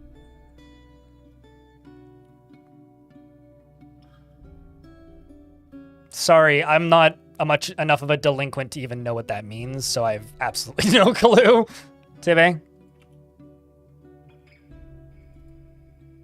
If that's just a big tits mod, there literally is like 3 of them that I can think of off the top of my head. Is it open source? No. Dwarf Fortress is very much closed source. It does use some open source libraries, like the graphics engine is an open source library. And there's other parts of it that are taken from open source products, but no, Dwarf Fortress is not open source. No, Dwarf Fortress is very much closed source because it's a, it's a passion project by 2 brothers. And the second you open source a project, you open yourself up to a lot of drama and potential organizational problems and management that not everybody's willing to deal with. I know this is an unpopular opinion, and there's that one guy on Reddit that fucking hates me for saying this. It's a good thing Dwarf Fortress is closed source, and I probably would like it a lot less if it wasn't. Unfortunately, yes, I've had the displeasure of having played CDDA once or twice. Sorry, I'm gonna be mean to CDDA because I've been asked about it about 24 times in the last 24 hours.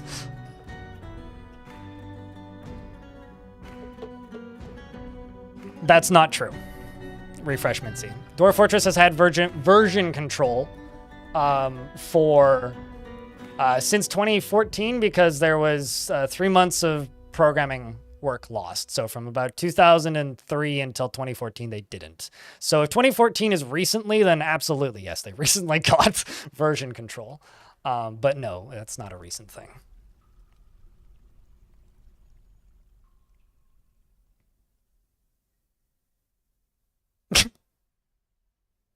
No, they recently modernized their version control because they have 2 programmers working on the game now. So they're using, like, Tarn has talked about it a bit recently, but like that is exceptionally old reported news from an AMA on Reddit in like 2011 or something, where Tarn said, I don't use any version control.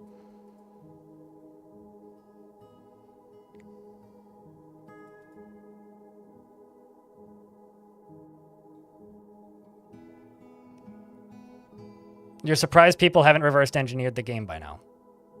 Do you know what DF hack is?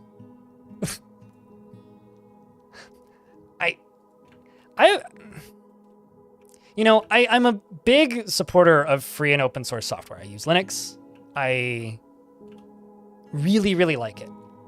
I will never fully understand people's obsession with everything being free and open source software, or just open source. Because, like, if you've ever had to manage any kind of art project,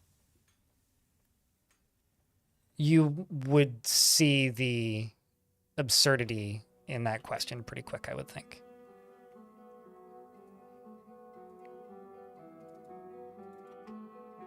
Minecraft was a fork of an open source game. At least Java Minecraft was. And that developer still and the game that it was forked from still exists, and that developer still makes games. To put it this way, this game is the life work of two people who were severely underpaid to make it until very recently. And if you open source a project, then it doesn't matter what license you put on it. You have to put it on a code repository somewhere. And something Microsoft Copilot. Everybody's training off of it. Everybody's looking at it. Everybody's extremely focused on it. And it lets other people take it.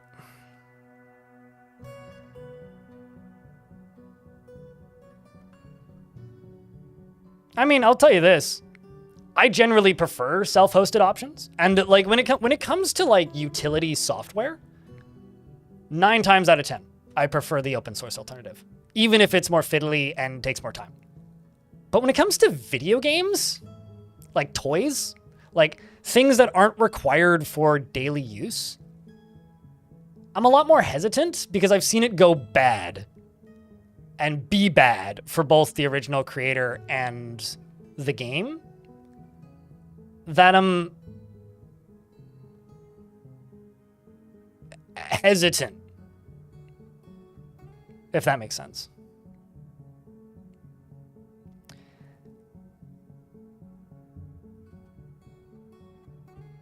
The lava bridge looks evil. I mean, this is all going to be changed to a different shape. This is kind of just going to be the first run prototype thing.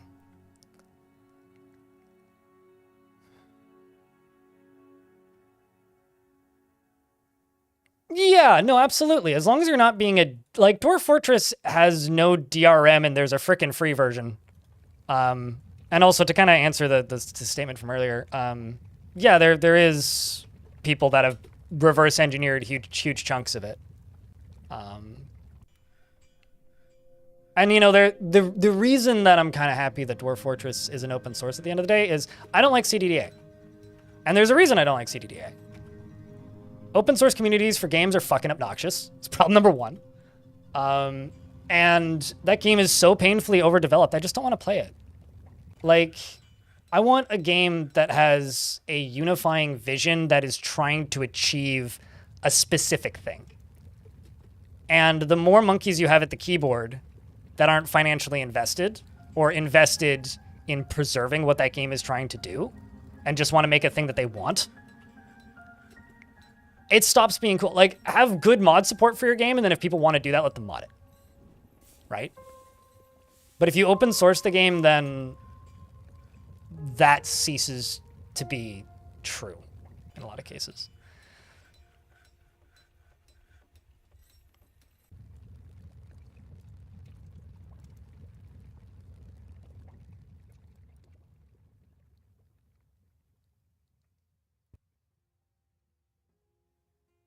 Totally. Yes, absolutely. And then like you can hire a main, like I think the culture around free and open source utility software is also very different than around video games. Because especially like, you know, like if we're talking about something like, you know, sending files from one person to another through terminal and like server management structure, when people then suddenly depend on that, then it's a collaborative effort to keep the tool functioning, right? Whereas with a video game, it's only a necessity for the people making it. If that makes any sense. But like, that's also not, I'm not talking about like, say, an MMO that gets shut down and then releasing server software. Like if a game isn't being developed anymore by an entity, then that's a different discussion. Like No Moria is an example of a game that's no longer being developed by the original creators, right? And like, I do think that's a different sort of thing. And not to be weird, but isn't that kind of a serious issue? Theft? Like, you know, the number of times I've talked to people who are like, I would love to ride a bicycle, but I'm scared somebody would steal it. So instead I drive a car. I'm like, well, hold on. I'm just going to grab this this fork and like hijack your car. I played Grand Theft Auto once. I know how this works. But like, you know what I mean? Like, I can't, yeah, I don't know. How's the Void holding up? Still there. James? Still there.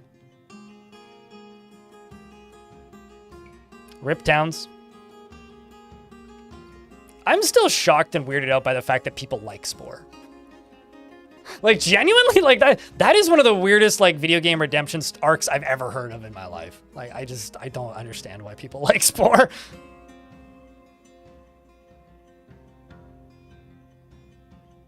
Fuck you, that's my childhood? All right, that's fine. There's a lot of really shitty Star Wars games I liked as my childhood, but I'm not gonna say fuck you if you tell me it's a bad game. I'm just saying, Spore is one of the most overhyped pieces of shit of all time. But yeah. Oh no, 100%, absolutely. Spore had decent ideas and then didn't like satisfy any of them.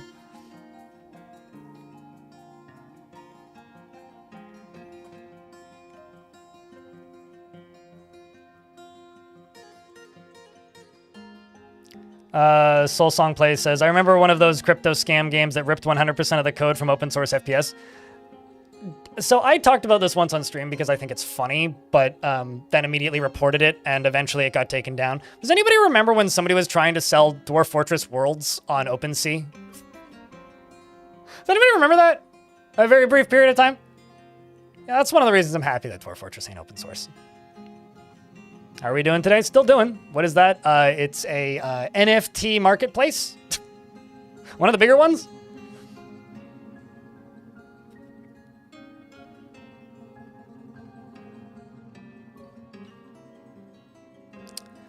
I think I'm good to run this thing. That's closed. That's closed. This up here has no gems in it. That's what I wanted. I can now go up to here and I'll just plop a wall piece in here.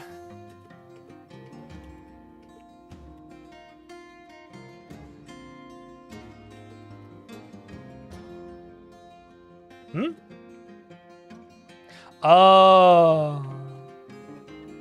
I kind of didn't really think about that. We are in midwinter. All right, well, not doing that right now then.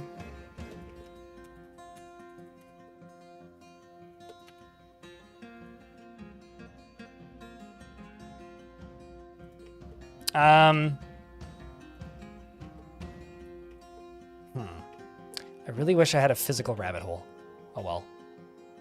I'm just gonna name this cage trap open source. There you go. You're welcome.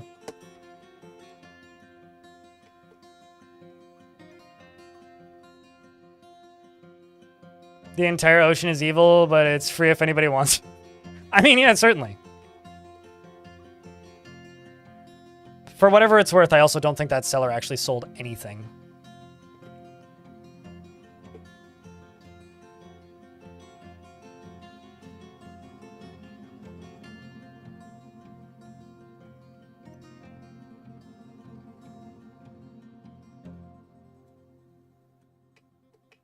Can't you just ignore the community though? I think that's... I have a question, Spectacle. How long have you played this game? Please don't take this personally.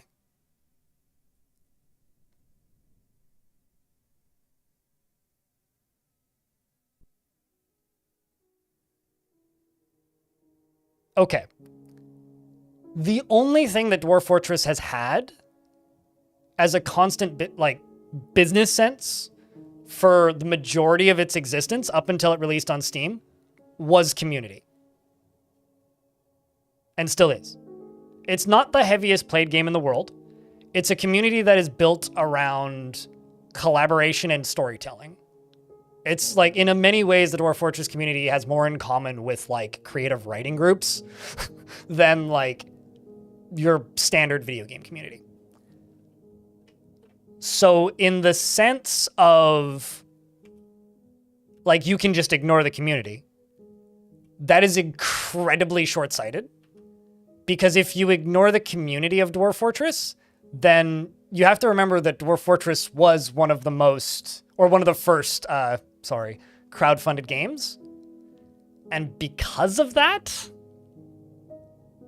if you remove that, Dwarf Fortress wouldn't have existed anymore. If you ignore that. So, in a world where if you enable a community like that to have more reason to bicker, which they already did, have more reason to accuse the developers and maintainers of, if Dwarf Fortress was an open source project, of doing things the ways they don't like, and then you have a community rebel, and hypothetically, if Dwarf Fortress was paid for on Steam, and a big enough portion of the community decided that so-and-so's fork is better and has things built in that they like that they support on Patreon and don't want to buy the main game, and then they leave a bunch of negative reviews on the Steam version and say, go buy this version instead, or get this version instead and give this guy $5 on Patreon. Like, then suddenly, like, the game no longer exists as it used to. And I've seen that happen maybe 24 times in my life with games like CDDA and other open source games. And while I'm happy that a lot of open source projects exist, especially things like OpenTTD, but you want to see some really fucking stupid petty drama, go look at the OpenTTD and Simutrains community. Like,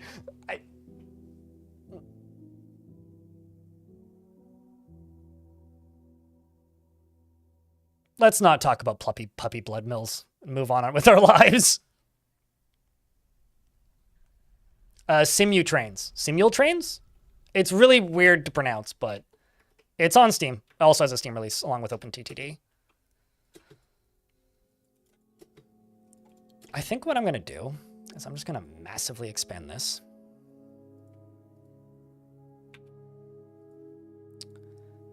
And let's just crank these numbers up.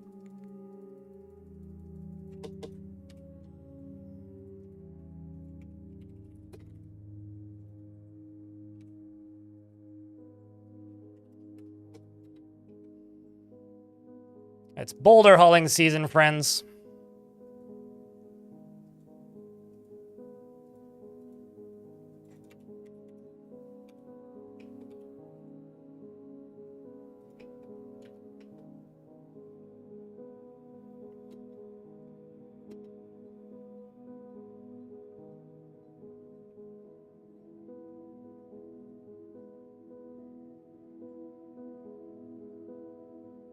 Yeah, if Dwarf Fortress's developers and the player base ignored each other, you wouldn't have Boat Murdered. You'd have factions form of what version of the game is better.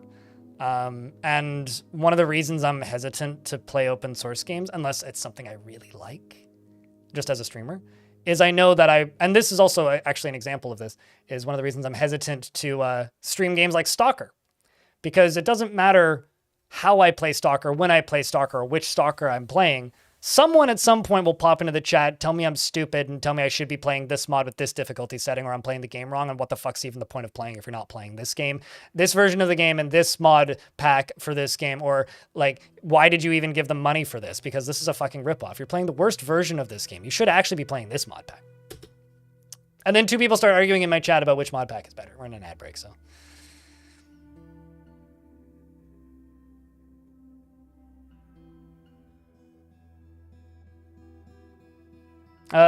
Boat Murdered is one of the most effective pieces of free marketing Dwarf Fortress has ever had, but.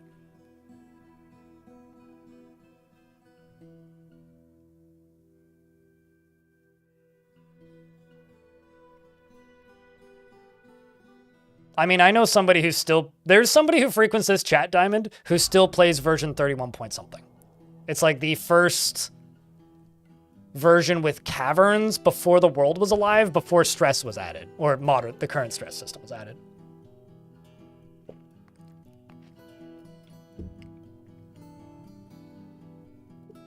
Yeah, and it's tiny, thankfully. Jealous. Dude, I would totally play a mod pack, like a stalker-themed overhaul for Dwarf Fort. That would be dope. Like, you're just running one of the, like, the stalker, like, holds or whatever they're called, like the little safe zones in the zone. That would be pretty fucking cool, actually. That would, like, no joke, that would be cool. That would be a fun overhaul if it had sprites.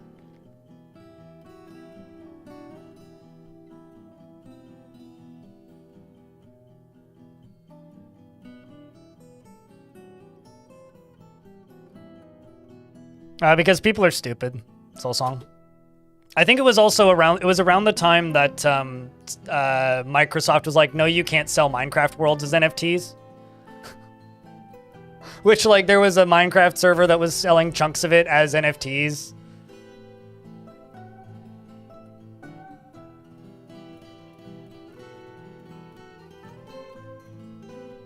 Yeah, I mean, I mean, fuck, dwarves could make the artifacts. Screw collecting them, man. Yeah, I mean, that could be a pretty cool mod pack, but I'd be down. I'd try that once for a day and then go, that's cool. Anyways, and then never touch it again.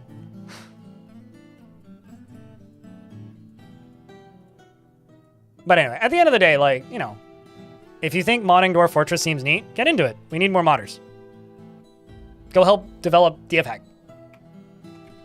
But at the same time, like, do be aware of, like, the limitations of modding this game. And it's not as open as some people seem to think it is.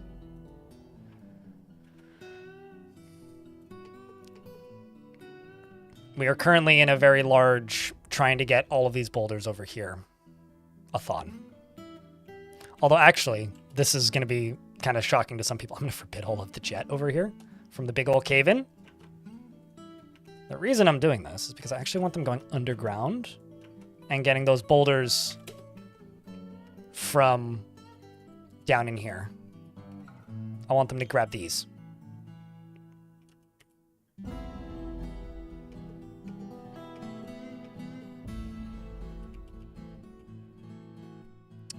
Pukes in bucket. Babylon.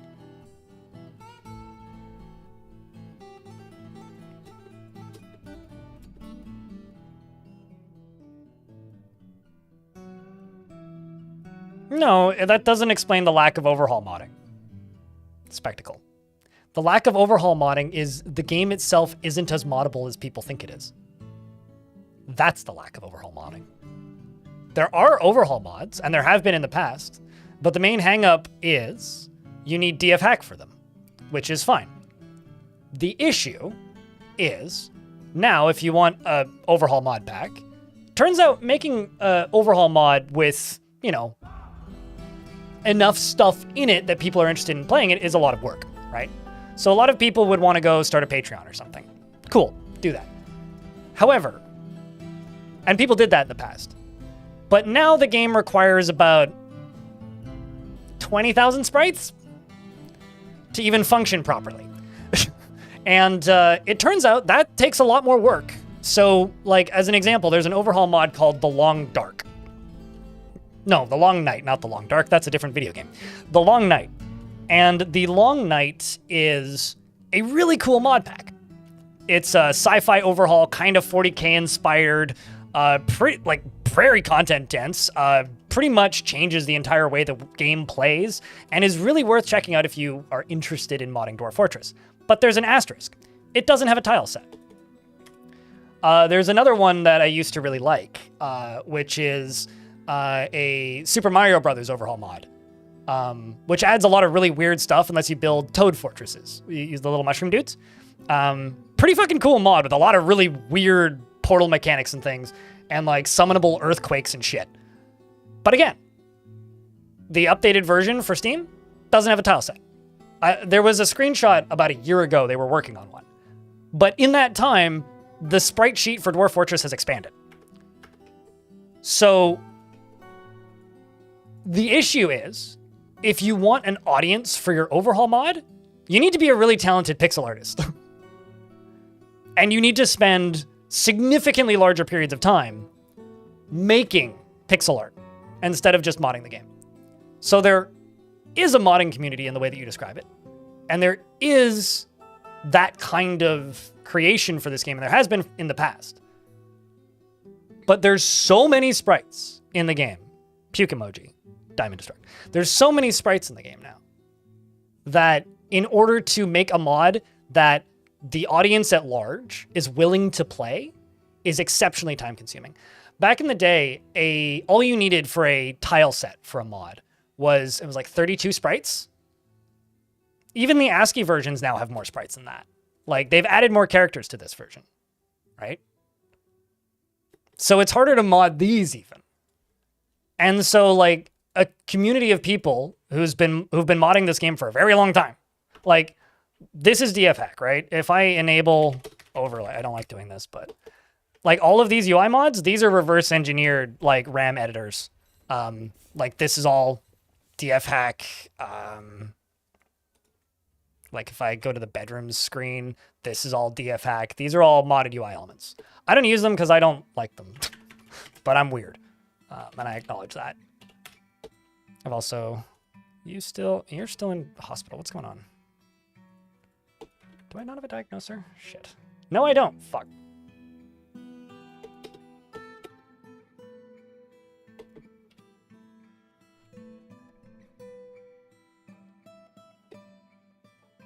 I shouldn't be babbling. I should be paying attention. I think that your logic isn't bigger community equals more pixel artists and the like. I think that you are simply misunderstanding how modding this game works. Because to give you an idea, under the hood, mechanically, the Long Night is identical to Dwarf Fortress. Like, Fortress mode. It is the exact same game. You know what it is in reality? A total reskin for the entire game. Yes, it lets you create things that you can't do in Fortress mode. But you could also just mod Fortress mode to do that. Like, as an example, you can make robots in the Long Night. In Fortress mode, you could mod the game so that your dwarves could make Iron Men. Sentient iron people. There's a mod that you can do that, where you can make golems. Right? It's not... Reskin is like the wrong word. It's an overhaul theme, basically. So, you don't need to do that to be able to have similar gameplay effects that have a similar result. Make the game super mean, make the enemies more aggressive, which is easy to do already. Create stronger materials for enemies, and add in a few magic spells that let you create golems. And you've more or less recreated that mod. Oh yeah, and also deprioritize melee and just prioritize ranged, because that's another thing that mod does. So, like, I mean, there's already a mod for that. I don't know. So I think that's kind of like the missing link there. Is like, when you're talking about an ASCII game that doesn't have graphics, like this, the graphics are your imagination and the color palette. That's it. So you could retheme the whole game, add a lot of shit, completely change everything in the game. Under the hood, it's still the same game, but you don't need that total retheme. But you have the total retheme. All the flavor text is different. Everything reads differently because you're imagining it differently. So it feels like you're playing a very different game. But with graphics, the lift to do that is very different. I don't see the point. which is why I actually don't mod this game very much. It's why I don't go out of my way to install a lot of mods, because a lot of the mods are different texture or slightly different behavior or adding in abilities that dwarves can't normally do, but it's still the same game under the hood. And to me, if I'm playing Skyrim and then someone's like, hey, you should try this mod that makes Skyrim look like realistic medieval stuff, but it's still just Skyrim, I'm probably not going to do that. Probably just going to play Skyrim because it's still just Skyrim.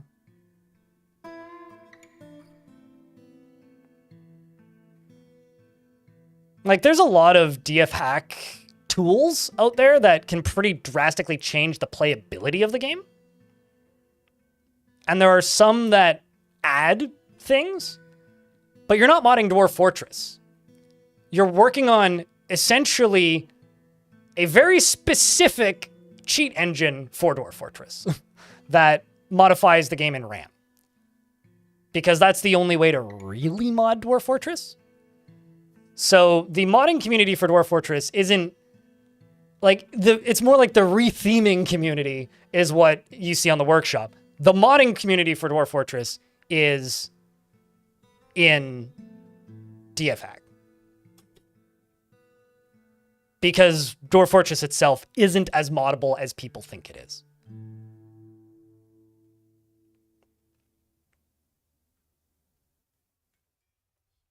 Like, as an example, Putnam made a mod for Dwarf Fortress a while ago, which hasn't been updated.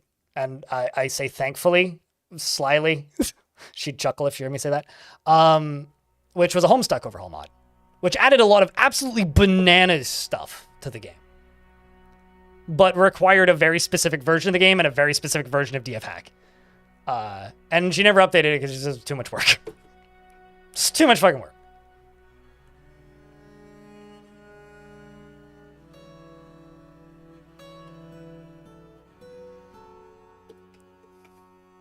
I'm literally just waiting for the water over here to melt.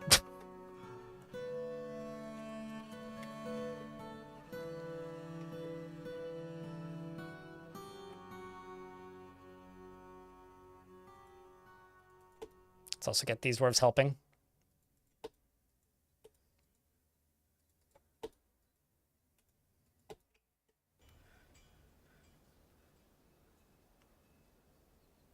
The time that you play Dwarf Fortress and ASCII in university, people are like looking at the screen going, yeah. I will say the one thing that makes me kind of sad about the Steam version is you lose a lot of nerd cred playing Dwarf Fort now. Or you don't get as much nerd cred as you used to playing Dwarf Fort now. Still plenty of nerd cred, just less nerd cred.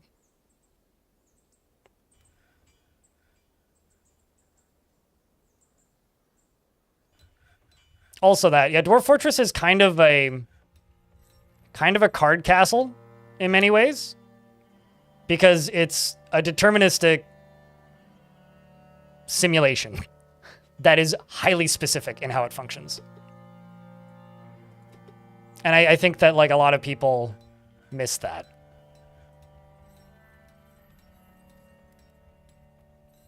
I mean, I'd say it's like learning any detailed strategy game. To me, like learning ASCII Dwarf Fortress is no more difficult than learning Civ.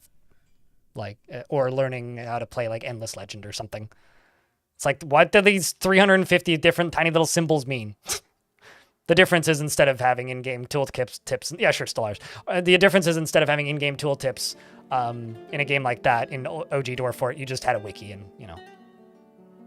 I guess you had on-screen hotkeys, but...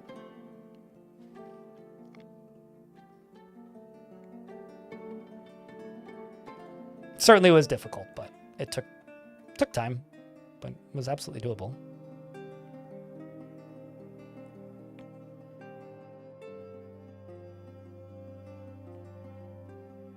I think people are just used to very ubiquitously used engines at this point. And so when people talk about modding, they think about games that have 20 years worth of game development on their creation tools. I'm looking at use like Elder Scrolls series, or any creation engine game.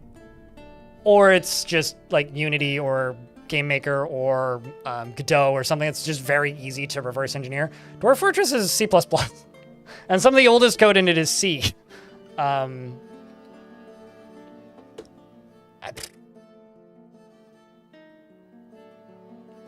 I'll be honest with you, Keleth Dragon. I don't need to hear about why you didn't get into the ASCII version. I spent years of my life hearing people say why they can't get into it, and I don't need to hear. I get it. Like, a lot of people can't. That's fine. Don't. Play with a tile set or play with graphics. This is fine.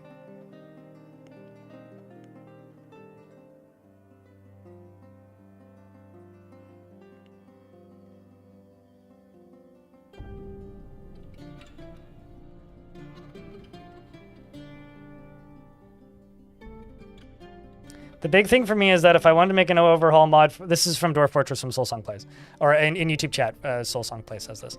The big thing for me is that if I wanted to make an overhaul mod for Dwarf Fortress, at a certain point, it's easier to just make a new game. Yeah.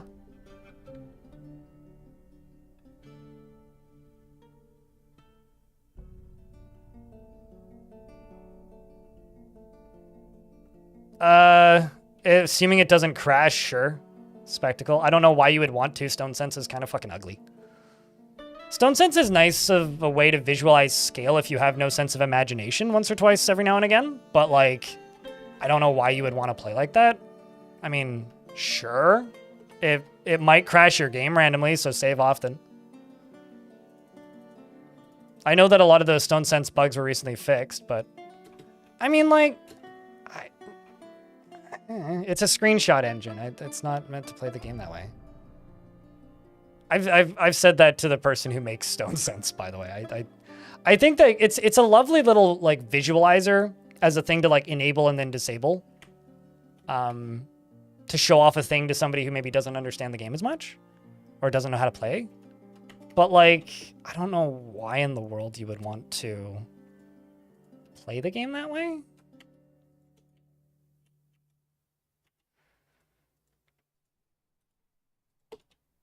Like, and the reason, okay, here's my actual reasoning behind it. Or like not liking Stone Sense. Have you heard of a little video game called Roller Coaster Tycoon? All right, well, I've got thousands of hours in Roller Coaster Tycoon. And I spent months, years even, of my life building basically dioramas in Roller Coaster Tycoon 2. Now, before you scream, nerd, you're watching a Dwarf Fortress stream. Speak for yourself. But in Roller Coaster Tycoon, try playing that game for less than 30 minutes without accidentally placing an object 15 tiles behind where you think you're placing it. It's an impossible challenge. The open source version of Roller Coaster Tycoon has added many different tools to make it easier to not accidentally do that, and I still fucking did it.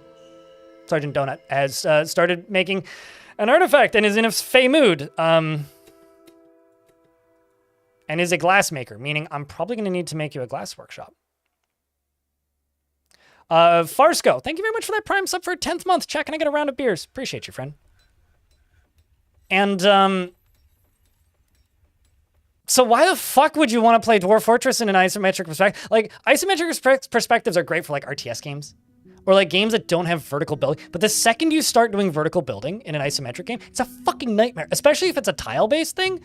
Like, isometric sprites plus building game equals worst controllability in video game history. Which is why, like, I look at No More and I go, oh, that sucks. And I look at, like, Towns and I just go, oh, God. Because, like, no, bad.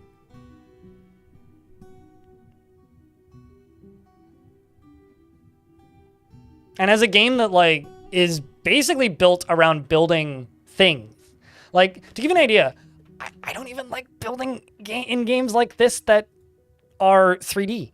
Like, Going Medieval, pretty popular game. Decent number of people play it. Sold quite well.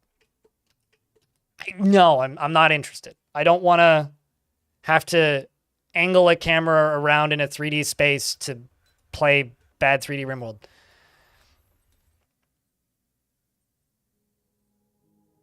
I know somebody who's like a die-hard fan of Stonehearth.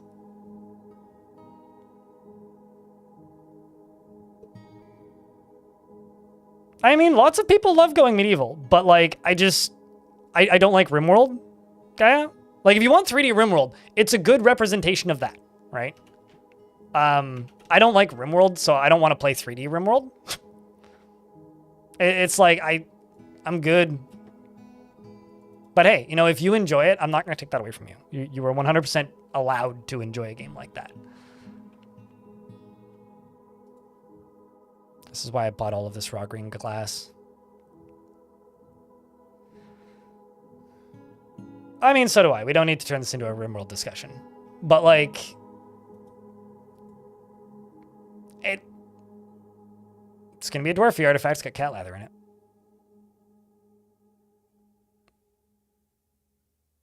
Not really. For me, what's important is, am I able to pause?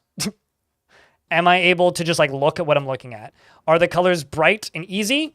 And does it move like, okay, this is not an attack on RimWorld. Does it move like RimWorld? If yes, significantly harder for me to visually follow. Because the movements of the characters are much less predictable and they kind of bounce around a little bit, if that makes sense. I find those characters way harder to follow visually. Like, not impossible, but like harder than kind of the tile-based movement of Dwarfort. I know a lot of people love like the way the dwarves hop around, and I know that lots of people hate it. Like, if I had $1 for every time somebody left a comment on one of my YouTube videos saying, I love the stories you tell, but this game's visuals are awful. I wish they moved like RimWorld or whatever. If I had $1 for every time I got a comment like that, I'd make like an extra $15 a day over the years. Because I get a lot of comments like that. And I don't understand what's fucking wrong with people. Because like, I find that kind of movement so much harder to follow visually than this kind of movement. We don't need to. Let's not turn this into a spitting match spectacle.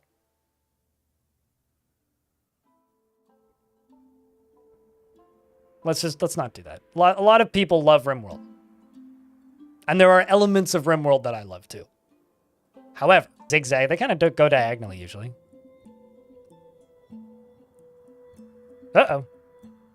This is a new one for me. I just got a notice from the YouTube chat that says, chat disconnected. Please wait while we try to reconnect you. Successfully connected. Hey, YouTube folks, could somebody say something so I know that it's working still for me? Otherwise, I'll refresh.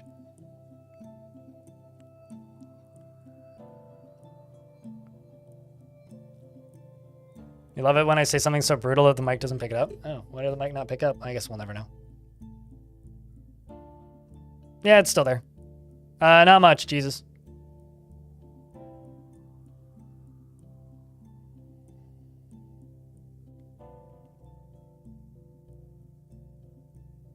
It hard bonked and buffered? Weird. Because that wasn't me. It would say that there was a dip in performance, but there wasn't. Let me just double check on the YouTube side of things. Yeah, it seems like everybody's coming back. Everybody's like, that was weird. All right. Yeah. Weird indeed, eh? You got a spinny ring of death for a second? That's bizarre. Twitch chat, did we get any bloops? Do you have bug trackers down? I barely ever look at it, so I know this is a thing of privilege. I generally just DM Toady if I find a bad bug. So like, it's pretty rare that I use the bug tracker, to be honest. But what are you looking for? Did something fun happen? A report open for a very bad bug? What's the bug? Out of curiosity. Crash on save? Oh, that's pretty bad. I would just like DM Putnam. Sergeant Donut, the glassmaker, has created Ozitz Mistem, a green glass floodgate. Ooh. I need to use that for something. That's nifty. This is a green glass floodgate.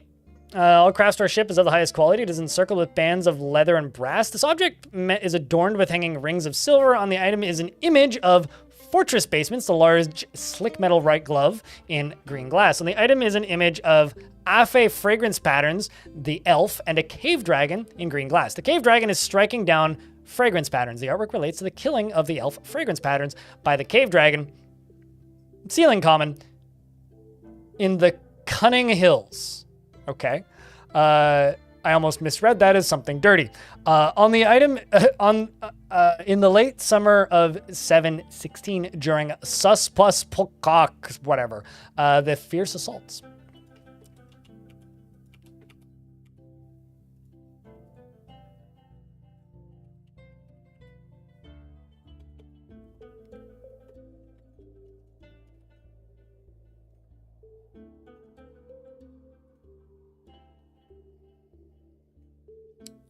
Fossils of the trade good. Wouldn't that just be like a reskinned gem, more or less? Trying to think how else that would work mechanically.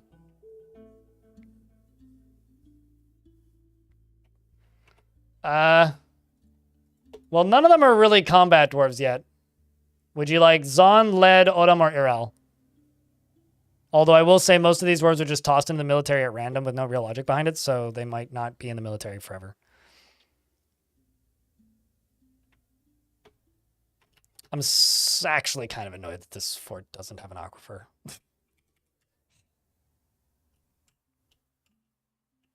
One who isn't afraid of fighting? I can't promise that, period. No, it's not. If you see a dwarf that needs martial training, put them into a squad. Easy peasy.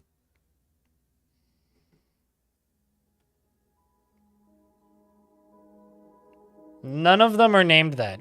Urel. There's Zon, Led, Odom, or I. Oh, I see. You want to fight? You'll probably be okay.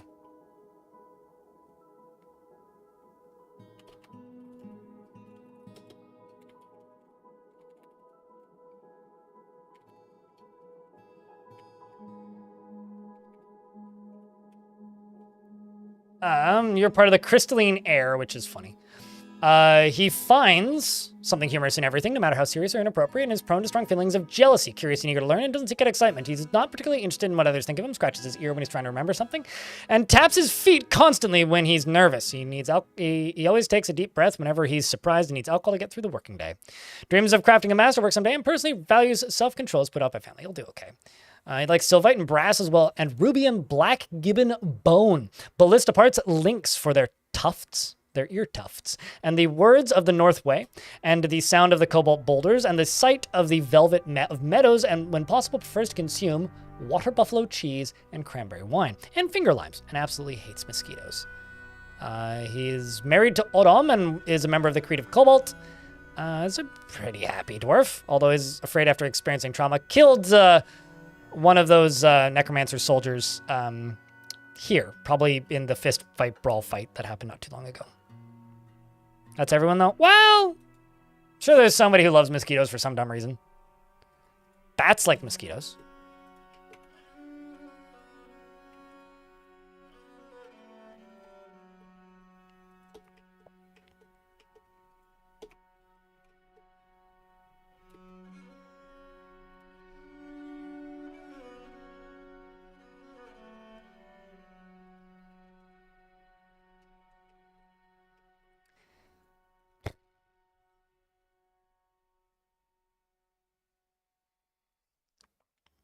Dwarf Fortress is a game where you kind of need to intentionally under-assign tasks.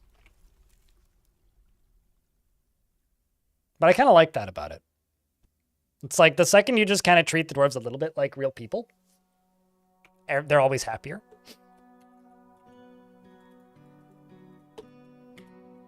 Which I realize is a bizarre concept for some people, but... if you under-assign tasks, then they have breaks, and then they fulfill their actual needs more consistently.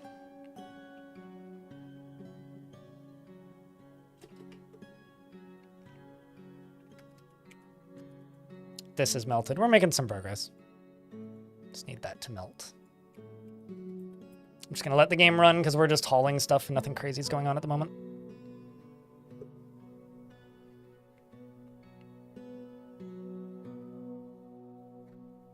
But you need that wall engraved now? So what you're telling me is you're a crappy boss who demands mandatory overtime.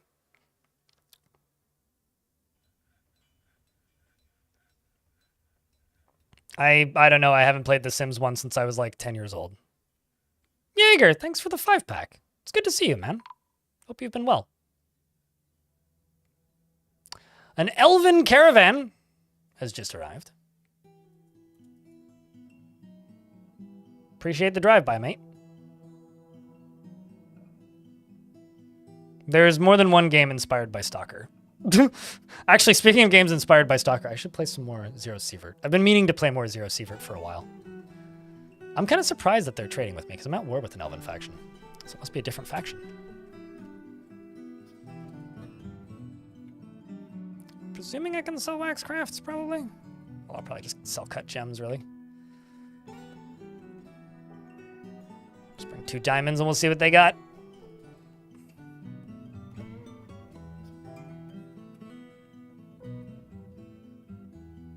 It'd be nice if you could mass deactivate and activate tasks. Pause, pause, pause, pause, pause, pause, pause, pause, pause, pause, pause, pause, pause, pause, pause. Thanks for the second 5-pack.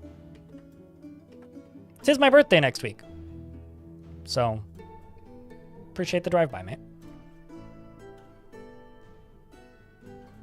No one hauls? Acquire item? Okay, so if you want people to acquire items, make a gift shop. Put a, like a crafts only stockpile in the tavern. Or just make a new set of clothing for everybody. That'll satisfy it for most dwarves. Cut out for mining. See this little arrow? Click it. Increase the priority for the thing that you want them to cut out first. June 3rd, Weasel? Yeah, it's been there since like 2009, I think. You can also automate gems and metals. So, the problem that I have is I tend to automate them all at priority 1 all the time. And then nothing gets done anyway.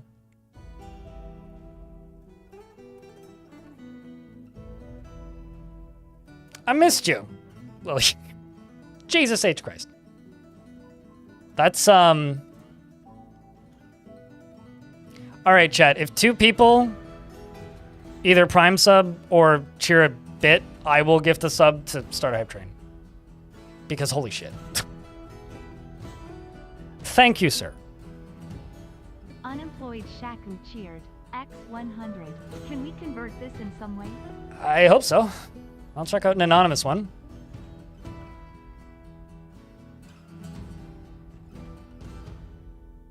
It definitely was a YouTube issue. YouTube chat. That is bananas. There you go. This one's me. Whitcoat, thanks for the anonymous gift sub. Vanori, thanks for the 10-pack. The anonymous one was me. Purple Izumi, thanks for the 22nd month. Welcome back. Vanori, thanks for the 10-pack. Whitcoat, thanks for the gift sub. Jesus H. Christ. Well.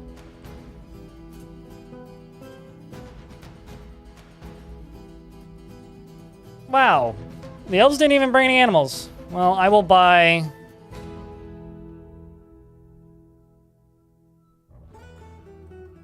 their cages and hope they bring animals. Please bring me animals, thanks.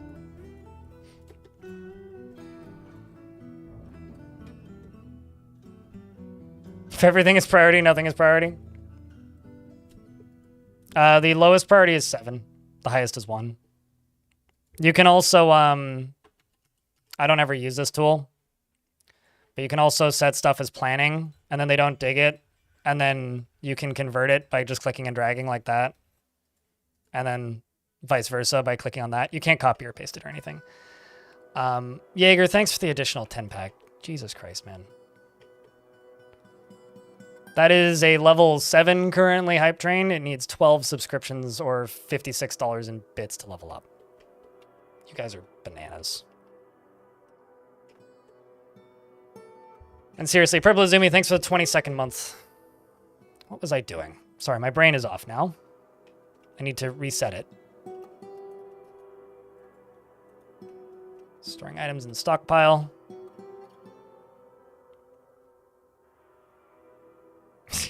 Christmas. Thanks, man. Appreciate you.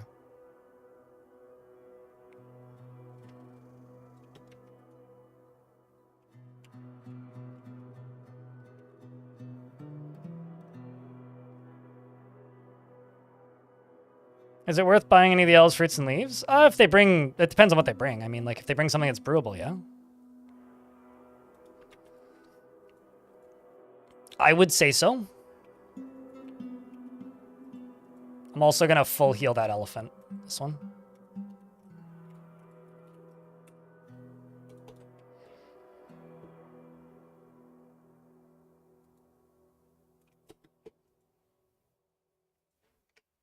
Seven out of 7 hype. Hey. So the tavern becomes a shopping mall. Certainly, yeah. No, YouTube chat. If you have a bunch of claimable items and the dwarves stand on it in a what's it called, in the stockpile, and they're not in bins, they have a very high chance to claim it. Or if they're carrying it to a stockpile, sometimes what I'll do is I'll make a very small like low priority minecart route that'll go in a circle around the tavern and then unload and then reload back in the same minecart and go the other way. I'll do that sometimes, which massively makes dwarves claim items because they need to be hauling it to have a chance to claim it, or standing on top of it to have a chance to claim it. Plant the seeds after brewing. Flex Beanbag, thanks for the 2 months. Desokan, thanks for the $3.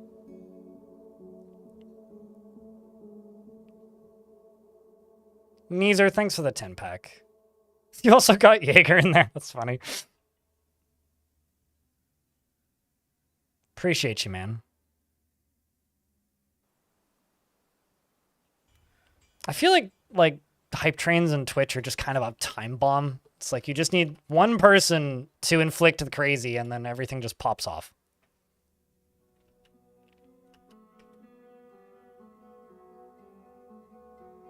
So thank you, chat. Appreciate you.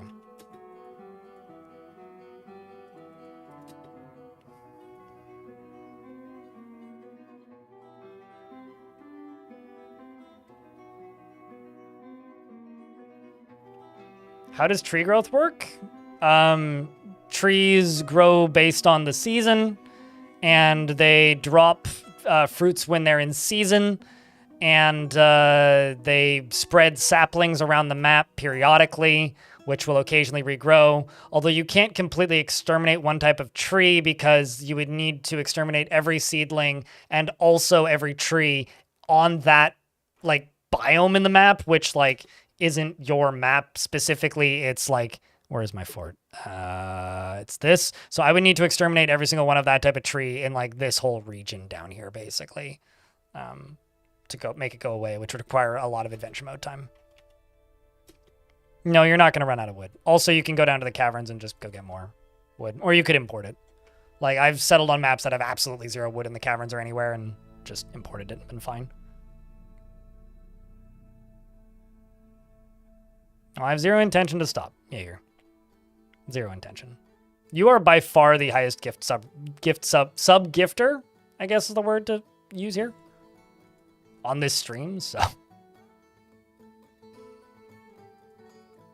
feelings mutual, I suppose.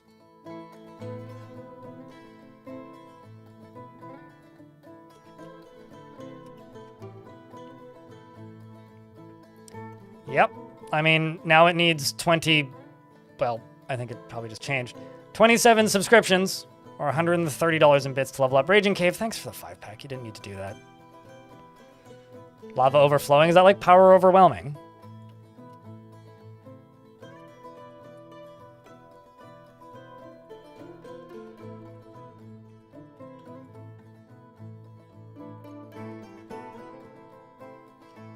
There is no cow level. I mean, that's a well-known fact, clearly.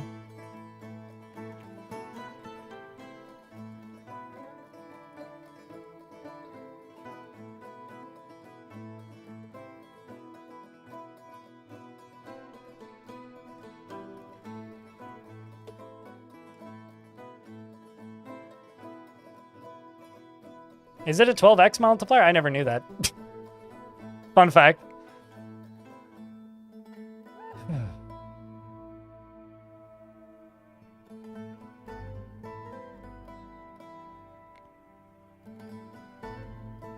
I think less of a shopping mall star pioneer in the YouTube chat and more of like a gift shop, you know?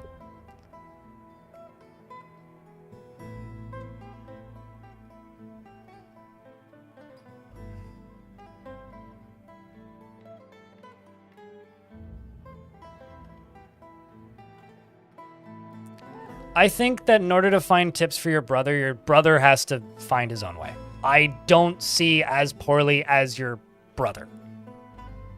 Right? I'm visually impaired. I can see. But I see out of a toilet paper tube out of one eye. How do I read? With my one partially functional eye. We had this discussion before, and I asked you to drop it before. I won't ask you to drop it this time, but I will say, I can see, mate. Which is what I told you the last time we had this discussion. I will ignore every reference to this discussion going forward today. But thank you very much for the support, man.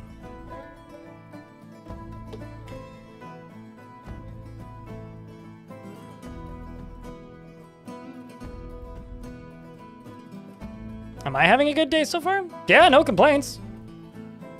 I just don't like asking or responding to very pointed questions about my vision because it depends on how it's worded, I suppose.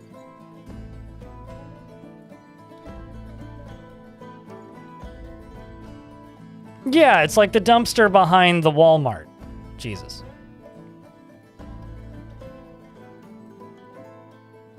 Am I digging a reservoir? Yes, I'm just waiting for the water on the surface to thaw, which it did! Friggin' finally. Hey. That is a ridiculous number of subscriptions, chat. 100 subscriptions and $4.07 in bits.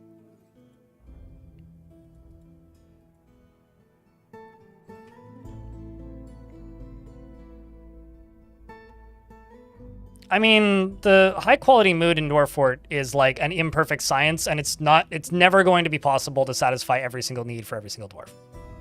It is like the important thing you need to remember. Because like some are going to be impossible to solve. Like this dwarf wants to be with friends. They have no friends. Well, they need to go make friends. Okay, so we need to give this dwarf a lot of breaks and time to go relax in the temple. This dwarf wants to be with family. Okay, well, they're never going to solve that unless they get married, which means they need a lot of downtime. Which not everybody's going to have time to do in Dwarf Fort. Everyone in your fort is very bored. Make some guild halls. Make some guild halls and make them public. Like, where's my guild hall? This one. No, that's a... Oh, that is supposed to be a tavern, but isn't. Well, that's unfortunate. I guess they're all just spending time up here. Like this guild hall, this weaponsmith's guild, right? This is a place where dwarves who are in the fort can go socialize, hang out together, and learn skills. You know? Make some guild halls. Also, I just realized I've been playing this reclaimed fort, and I never made a tavern. Like that just... I just realized this. This was never properly designated as a tavern like it was supposed to be. Which is really funny to me.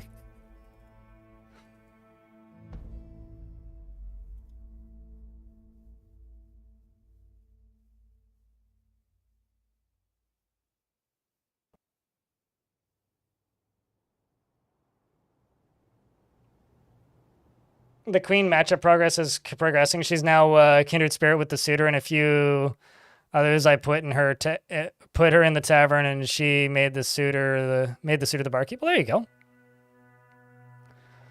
Well, I mean, we've had social spaces. It's just been temples amongst other things. They just won't have the exact same ability to make merry, which makes a bit of sense actually, because I also haven't seen like the need to make merry.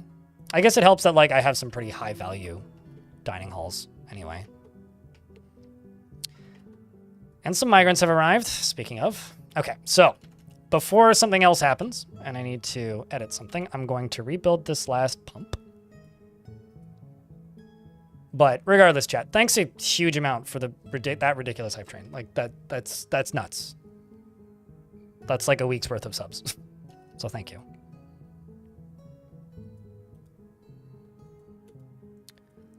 That gets built, and now I can go down into here. I'm just going to forbid the last of these boulders down here. these boulders. And these boulders, at least for right now.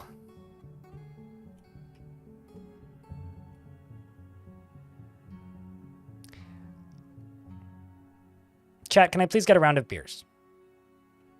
Thank you for the hype train. Let's do this. And do this. Public dining halls are very far from useless. You 100% need public dining halls. They're a meeting zone like any other meeting zone. They can have temples assigned to them, and they give a unique mood to other kinds of meeting zones. Peter, it's been a long time. It's good to see you, man. Hold up.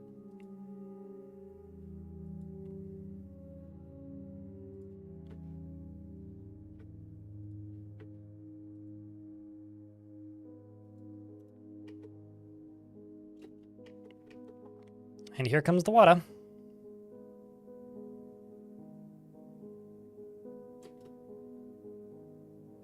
And now I find out if I'm accidentally drowning anybody.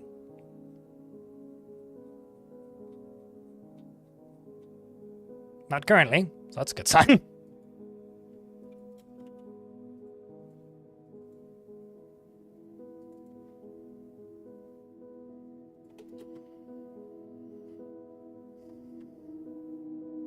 No, you didn't. Well, I mean, I know I did, but I wasn't aiming for it.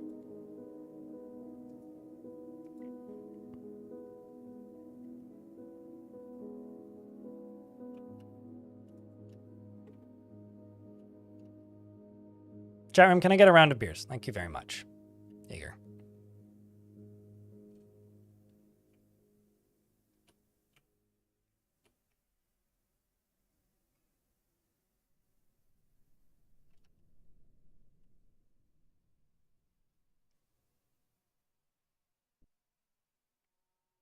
All right, so now that I've done that, stop these two dwarves from pumping.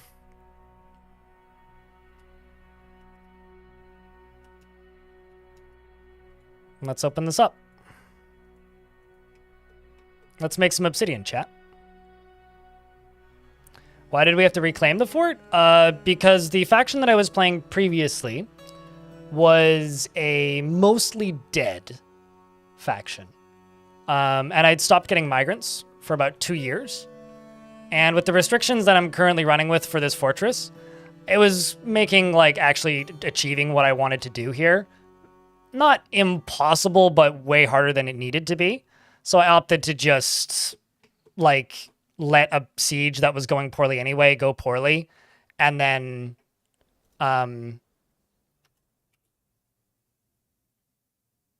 reclaim it with a faction that had a higher population. So it was something that was probably going to happen anyway, but it was also kind of a means to an end, is why I did that. Okay, I'm going to let this fill until it gets to about a third of the way.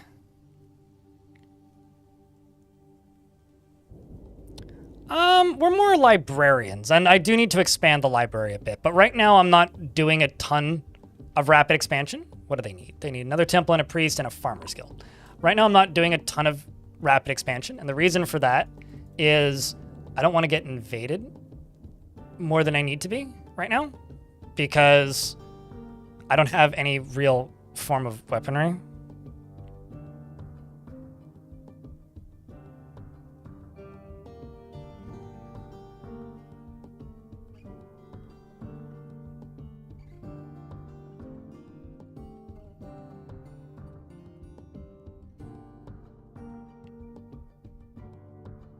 Okay, so let's go up and turn these pumps off.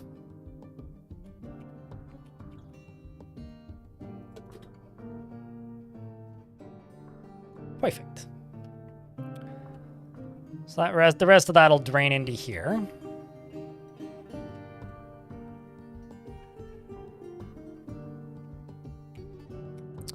Also gonna turn this now.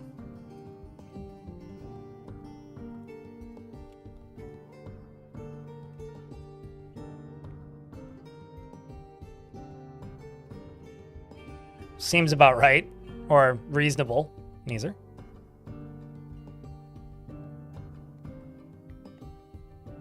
Well, it's the way the game's currently built, it's kind of hard to micromanage temples in a way that's satisfying. Like, it's kind of just a need that you have to satisfy. Like, you can't restrict religion in Dwarfort, really. I mean, that would be a fun thing if the game could do that, but it can't really right now. Okay, so now I just need to wait for this to finish spreading out because it's more or less finished falling. I don't really have any language rules, so you're allowed to speak Swedish as long as nobody's being rude. Yes, they all died. Volfist. Although the Baron from that fort, the elf, is still alive and is just dying.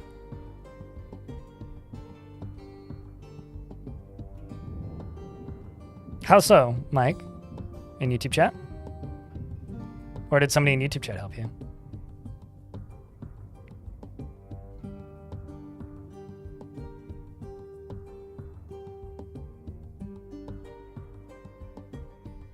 Oh yeah, no, Trader's getting trapped will absolutely wreck your ability to keep the fort running. Also, the Guild of Fog is a good Farmers Guild name.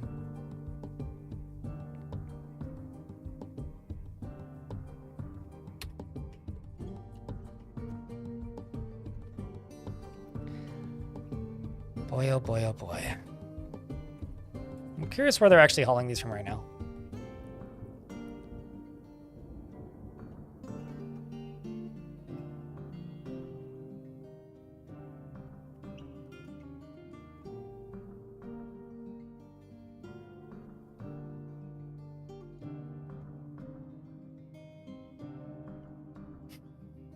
I love how everybody's just like, let's speak native language. This is a trust thing, right? So many channels on Twitch will just straight up ban you if you speak a language that the streamer don't speak. I don't really care, but like if somebody's being rude, chat, this is a collaborative effort, please yell. Accurate. That is a word in not English. UGDPY. You will not start typing in Italian? I mean, I might start reading everything you say in my head in a really crappy Italian accent if you do.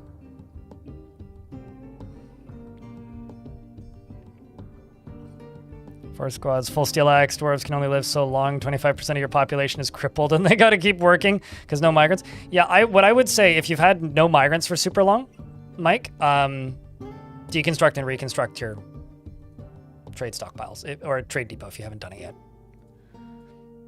Another thing that you can do is, if you're running DF hack, type in retrieve, fix retrieve units, and fix, I think it's stuck, or maybe it's just stuck.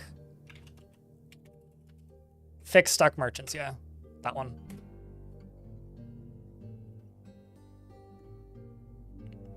Oh no, they're absolutely, I mean, I can literally just right click translate. I just don't care to, because then it also translates usernames, which is not even remotely confusing when that happens. Like, I could absolutely do it, I don't care to. Any smiths? Those are your options.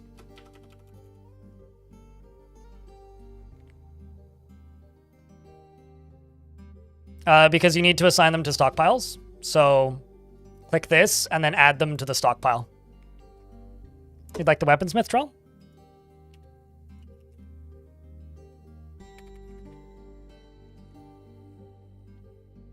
Like this one? Thumbs up. Jesus H. Christ. Calm down, dude. What Green Power said. Thanks for the 20.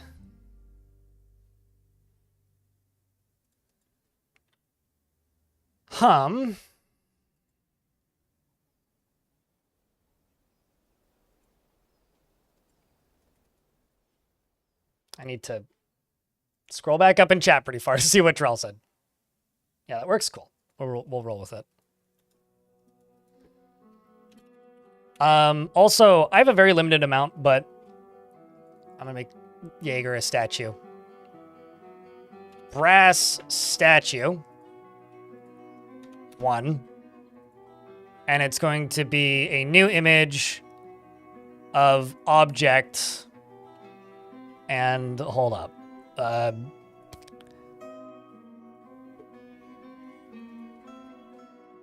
Coin. No, that's not what I wanted to do.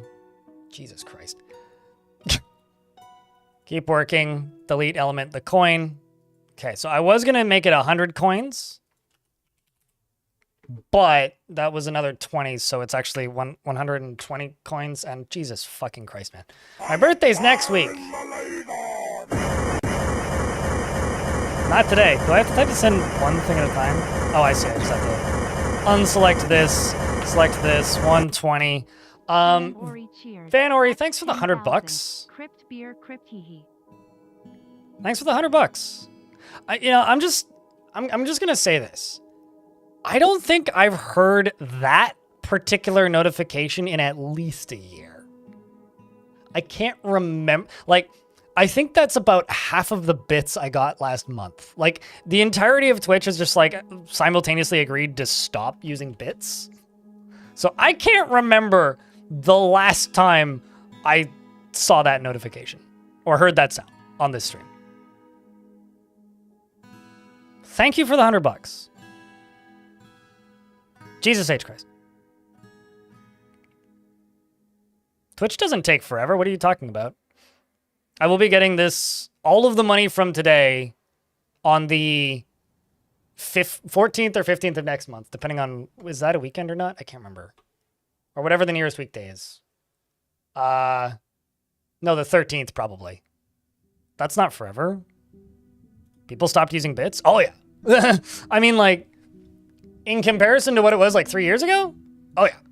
Oh, yeah. It'll be late. It's a paycheck. They pay out monthly.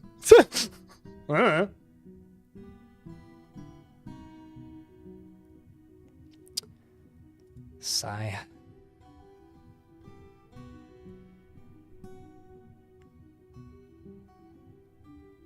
Remember when you'd get bits from ads? Nope, because that feature never existed in Canada. All right, well, that's 120 coins. I'm also going to make a statue for Van Ori. I'm not going to update it to be 125 coins, but thanks for the 5-pack. I don't know. Chat, what do I make for Van Ori?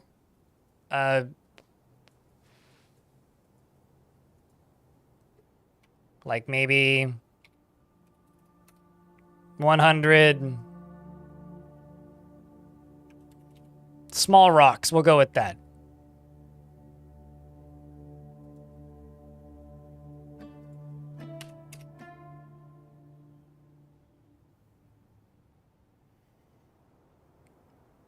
I guess some people got their paycheck. Maybe tax returns are finally hitting. I don't know. I'm a bit flabbergasted. Like, between those bits and the, 5 gift subs, I think I made more than yesterday.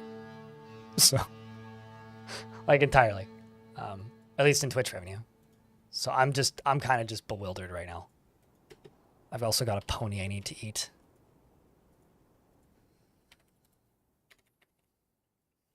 Unless I can't eat it, in which case I'm kind of sad now.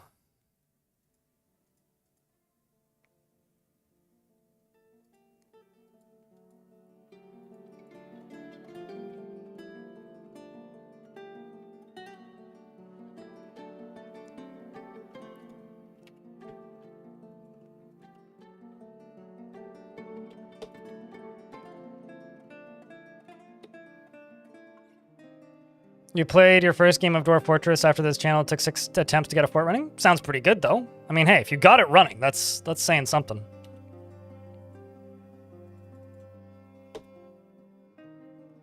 Quoger, thank you very much for the Prime subscription for a 9th month. Welcome back. We're in an ad break, so I'm just going to wait until the ads are done.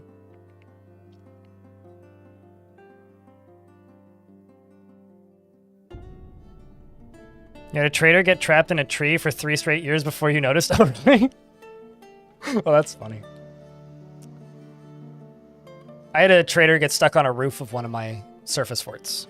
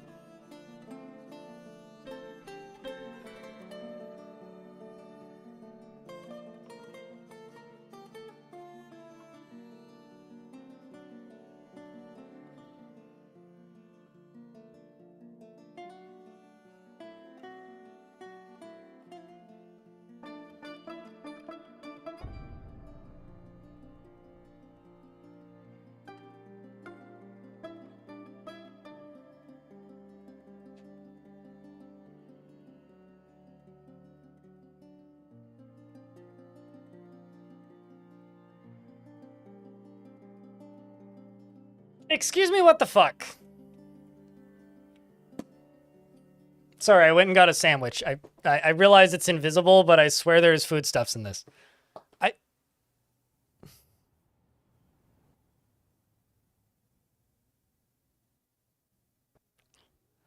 Coins are exceptionally not pointless, actually.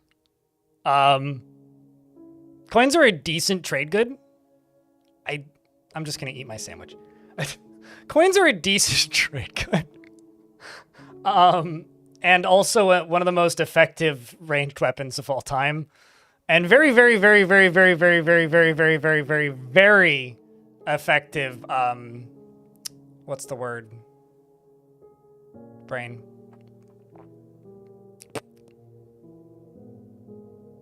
Very good minecart ammunition. But the reason the reason they are a good trade good is because they have a flat value. So like a masterwork quality craft is gonna be a higher value than a stack of coins, but a no skill dwarf could make a stack of coins at a higher value than a low quality craft. Does that make sense? So like a base level quality figurine is going to be worth less than a stack of copper coins.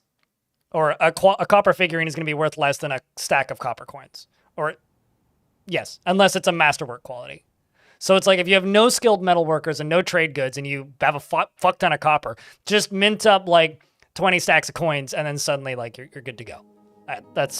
So yes, they do have a purpose, but they are kind of an antiquated thing. Or if you want the wealthiest adventurer of all time.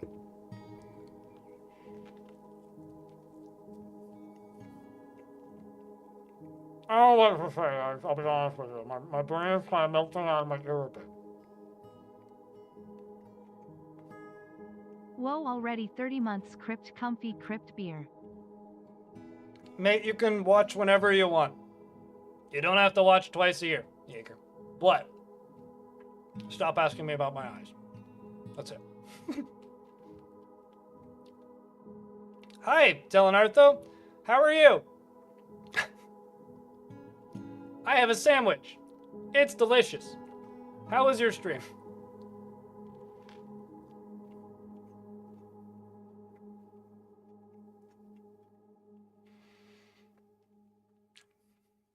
I mean, nobody's gonna just throw them.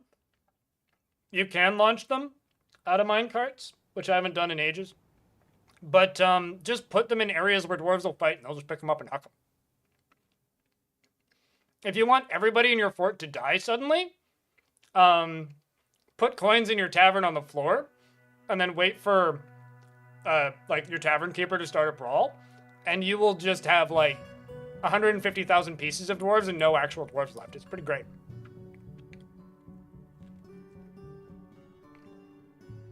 This doesn't even have cheese on it, actually. Bismuth. This has boiled egg, cucumber, tomato, which I got from the CSA, and lettuce I grew myself, and mustard.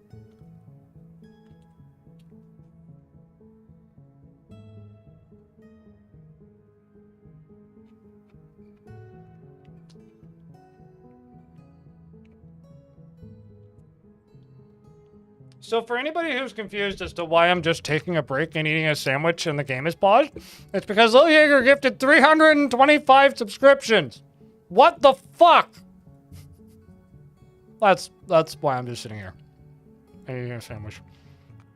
I need a mental break. I can't physically play video game right now. Like I need to have a sit. If that makes any sense. Well, I mean, for the week, yeah. Maybe the month, actually. I mean, like, hold on a second. So, for anybody who's mildly curious, a normal stream for me, I get like 30 to 40 subscriptions, but a lot of those are like Prime subs and just ambient resubs. And I have about 450 to 500 people, depending on the month, that pays for subscriptions that just ambiently resub. It probably hasn't all kicked in yet, even. How much has it? So, Twitch has only registered about half of them so far. And I think I've made more money today than I have in the last 3 weeks.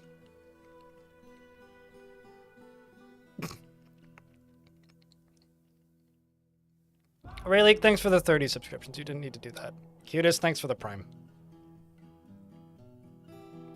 Primes give me revenue, yeah. They just give me less revenue than normal subscriptions. Primes give me about $2.40 US cents. But it depends on your region, because it's based on a percentage of what Prime costs where you live. I kind of consider Prime subs to be like a free trial. Use them, please.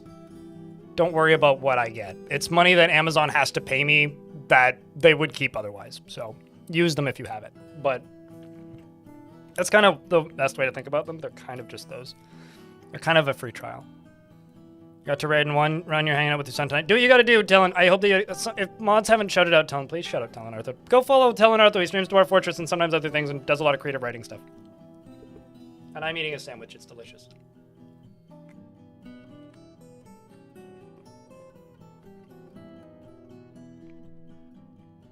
I don't think you're a bad person, Jaeger. I don't. I just don't like the way you word things. As a disabled person, it really sucks. That's all. Every now and again, when you ask about my eyes, you always word it in ways that makes me want to slap you. And if you would stop apologizing, this would be a much more memorable, nice moment. But you constantly apologizing just makes it really weird. You're not a bad person. I don't think you're a bad person. I just think you're not a very tactful person. And stop giving me money. Jesus fucking Christ. So much goddamn subs. I'm gonna finish my sandwich now. Bless your soul.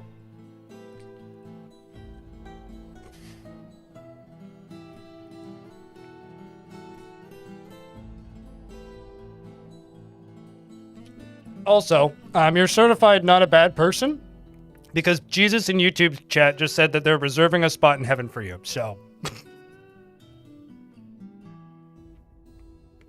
No purgatory. You had to skip the waiting room. I just choked on boiled egg. I might need that spot soon, Jesus, actually.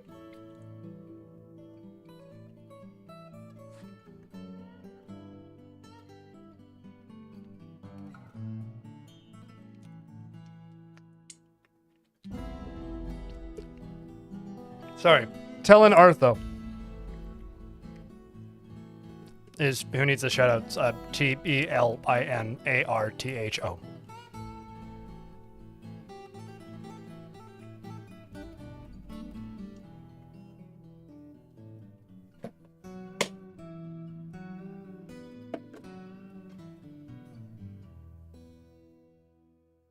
All right.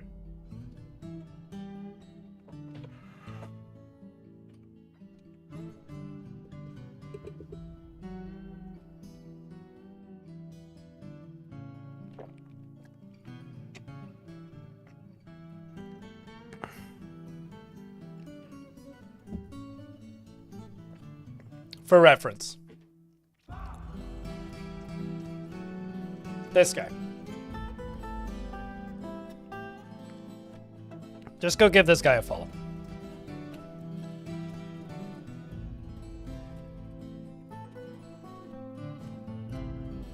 There we go. I just had to finish my sandwich in my mysterious invisible box. I can hide behind it pretty effectively.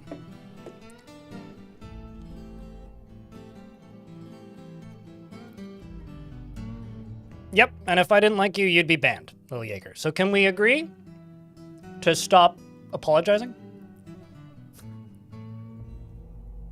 Okay, can we just agree that? Shake on it? It's the best I can do. I feel like the what's it called? I feel like the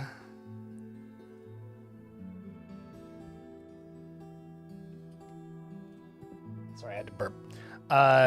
Rick Harrison of Pawn Stars, where it's like, best I can do is $3.50.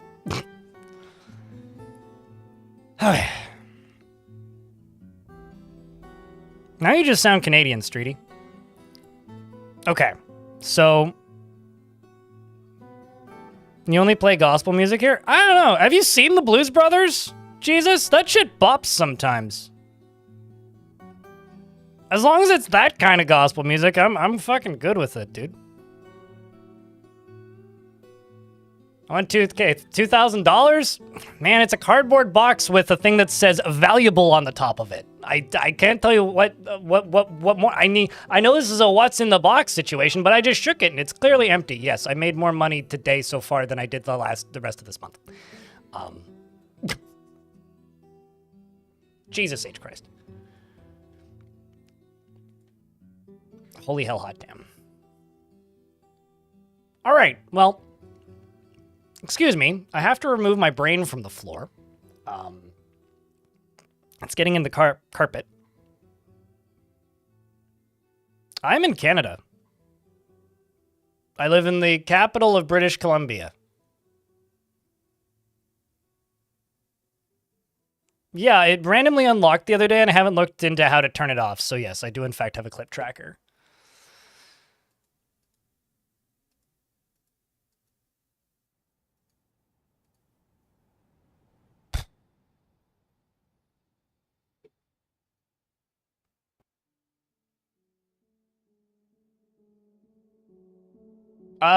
Believe it or not, not everybody is subscribed here right now.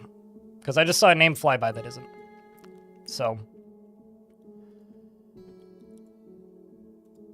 Okay, well. I need a priest for the Copper Coven. Did I not make a...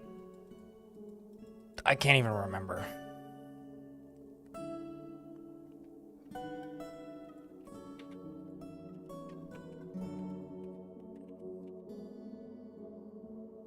This is a random temple for nobody in particular.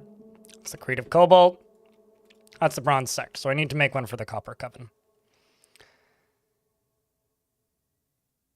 Trust me. I moved on about 90 minutes after the first time you bugged me about it. The only person keeping it going is you currently. Lil Jaeger. So, yes, we can. As soon as you're ready. It's all on you, dude.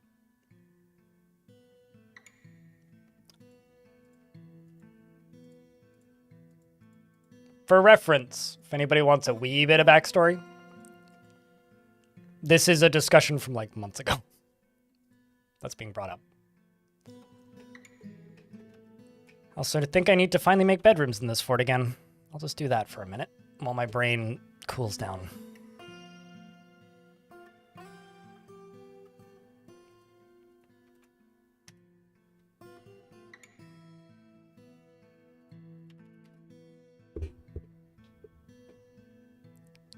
I mean, it's up there, that's for sure. I haven't even looked at what my sub count is. What even is my sub count?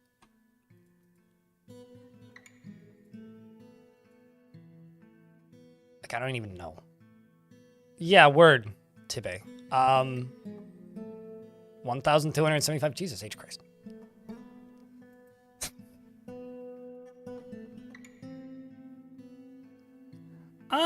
Not always.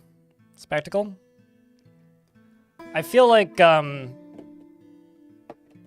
mean, I don't mean to toot my own horn here, but it highly depends on how this channel manages itself.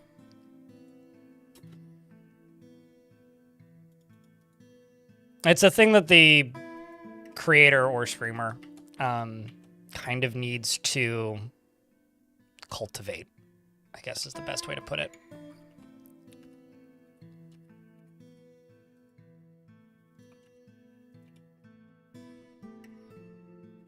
So something I'm going to do.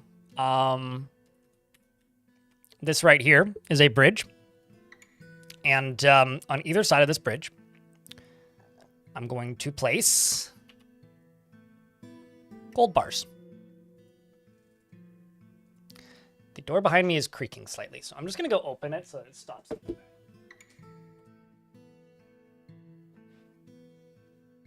Because there's doors open in both of the rooms. Is name a dwarf off cooldown? I have absolutely no fucking idea. Maybe. It might be. I can't. I don't want to scroll that far down my notification queue to tell you. Let's do you and you, and I'm gonna stick those statues up here whenever they're done being made.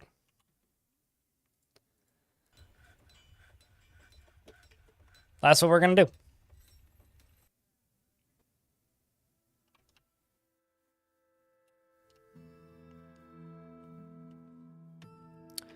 And down here, I can dig up. And we can start channeling down. Right up to there.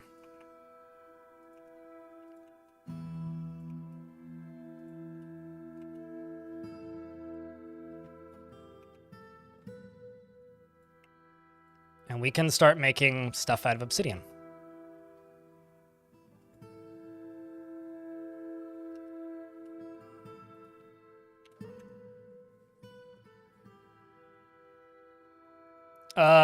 Any flooding in this fort? I'm pretty good at avoiding flooding when I put my mind to it.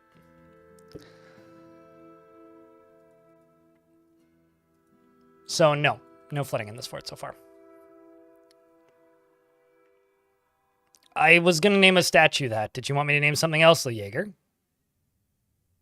Which I know I'm butchering the name of. I don't actually know how to pronounce anything in Swedish.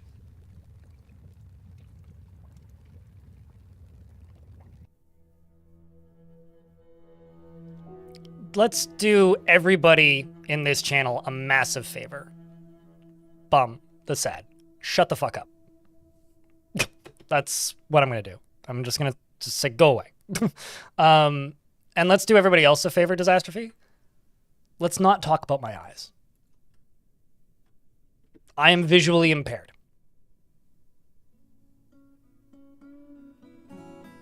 That's all there is to it. Let's just move on. Okay. I know that you're replying to somebody else in chat. I would like discussion of my eyes to cease right now. It's all good. If you would like to discuss things like that further, please just move into DMs. That's why they exist. That's the goal of this fortress, yes. Unavira. Like, for clarity, I'm totally fine with discussing my disabilities. If I wasn't, I would have a very different username. But to a point. And there are some people in chat right now that have made it very difficult in the past, and I don't want to encourage that. I also especially dislike it when the discussion is focused on modifying one's body when it comes to eyes. So that's my boundary. Please respect.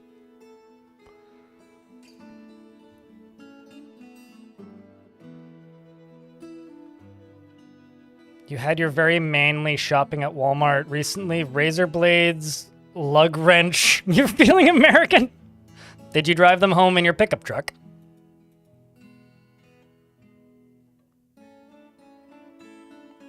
I was just thinking 1,000 books total. I hadn't been thinking about copies much. But it just says must acquire all book. The number isn't super set currently. Stone use.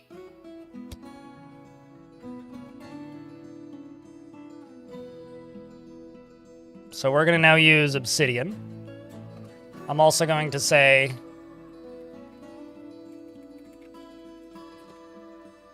rock short sword.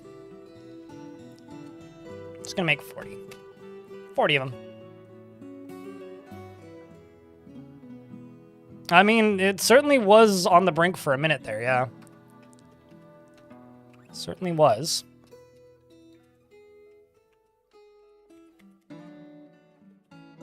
I think I'm going to put my farming guild down here, because it just kind of makes sense.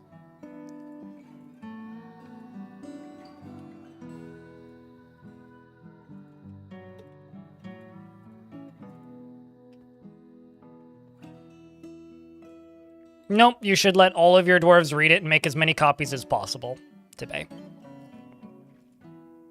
That's one of those, if you have to ask that question, I feel like you already know the answer. Welcome back, Undeath. It's been a day.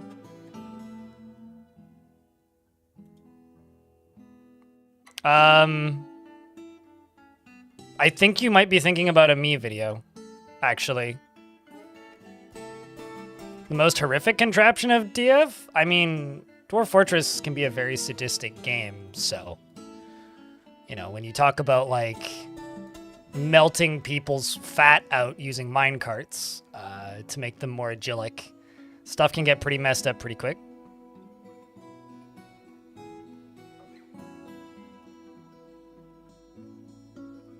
Or, like, back in the day, dwarves used to not make friends unless they occupied the same tile.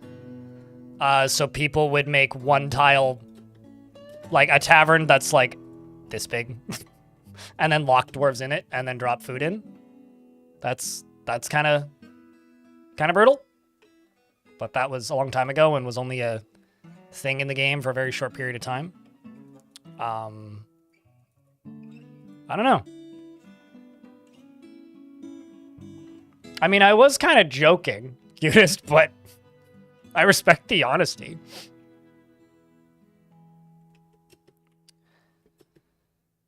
Okay,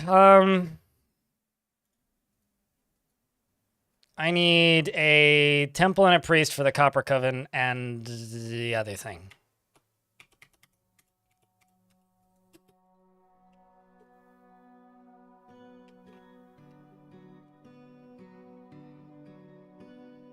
I mean, I just call that small penis energy.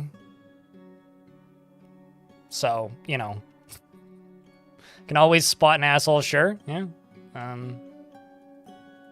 It's somebody who, like, you know, really needs to work on themselves a little bit with minimal self-awareness.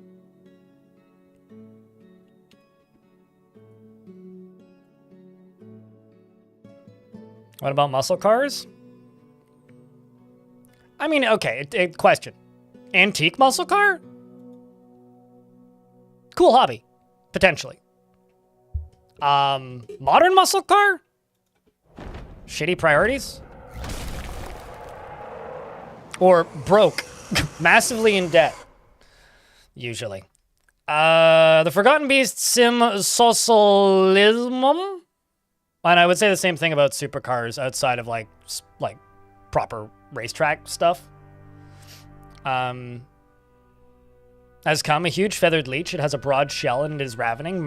Its maroon feathers are fluffed out. Beware its noxious secretions. Yeah, either like cool hobbyist or, you know, odd person. I'm gonna lock this thing out here for a second because I don't really have a military that can fight it. But if an enemy siege appears, it won't be too hard to let it in, which is potentially cool, usually.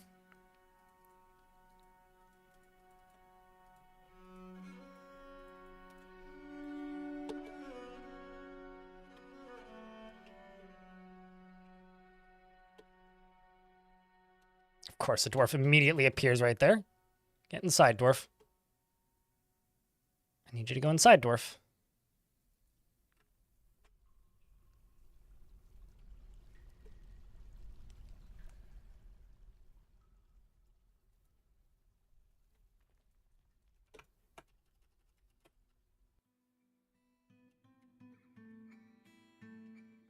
Okay, that is now closed. So that beast shouldn't, asterisk, have a way in. And let's see if the creatures in the caverns kill it. Hey, chat, can I get a round of beers, please?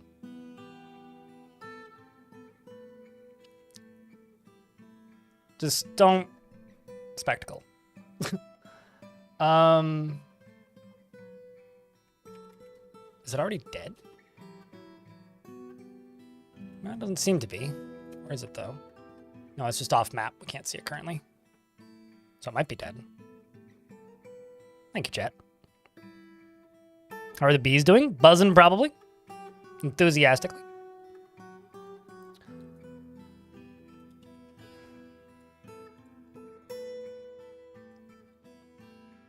Chat gets it.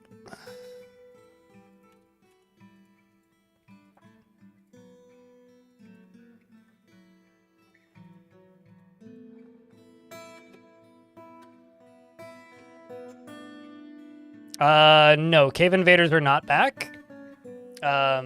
They are now back to the way they used to be, which is when you start a new fort, you'll occasionally have small groups of them that kind of keep to themselves, unless provoked. So while there are some of what you would describe as Cave Invaders, we're now back to basically the version 47 iteration of them. Yeah, they're cavern hanger outers that will attack you if you walk past them, and dwarves will run away from them in fear, but they're not actually gonna go out of their way to seek you out and fight you. Yeah, so it's like back to the older iteration of them, which is neat. I mean, I got nothing on paper against them. I just think they're poorly balanced in the version 50 iteration.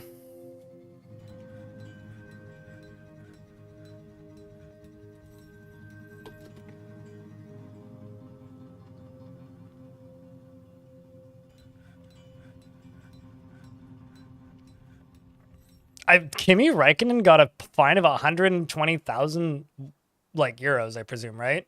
For speeding? That's really funny to me, actually. Shoutouts to Kimi Räikkönen, I guess.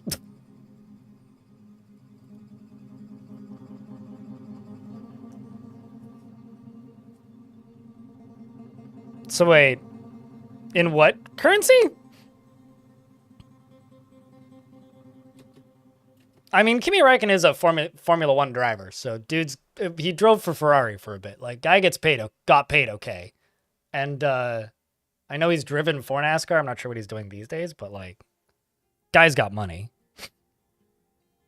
So 30,000 euros? Okay. Wow. Sure. Mm-hmm.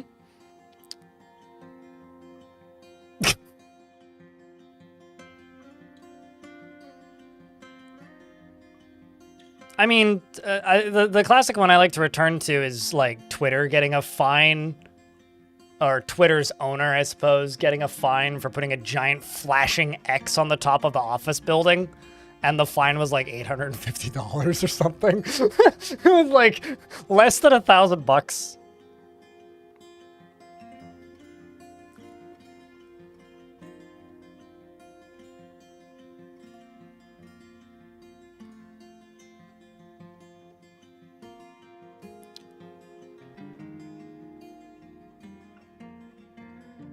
Hey, chat room.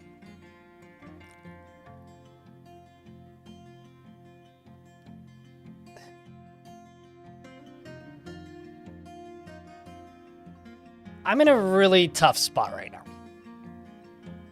I don't want to penalize somebody for being extremely kind to me, but they're also putting me in a really awkward spot. So I think I'm going to take the generosity that I've been given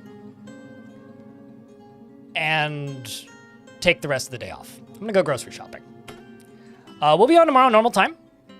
And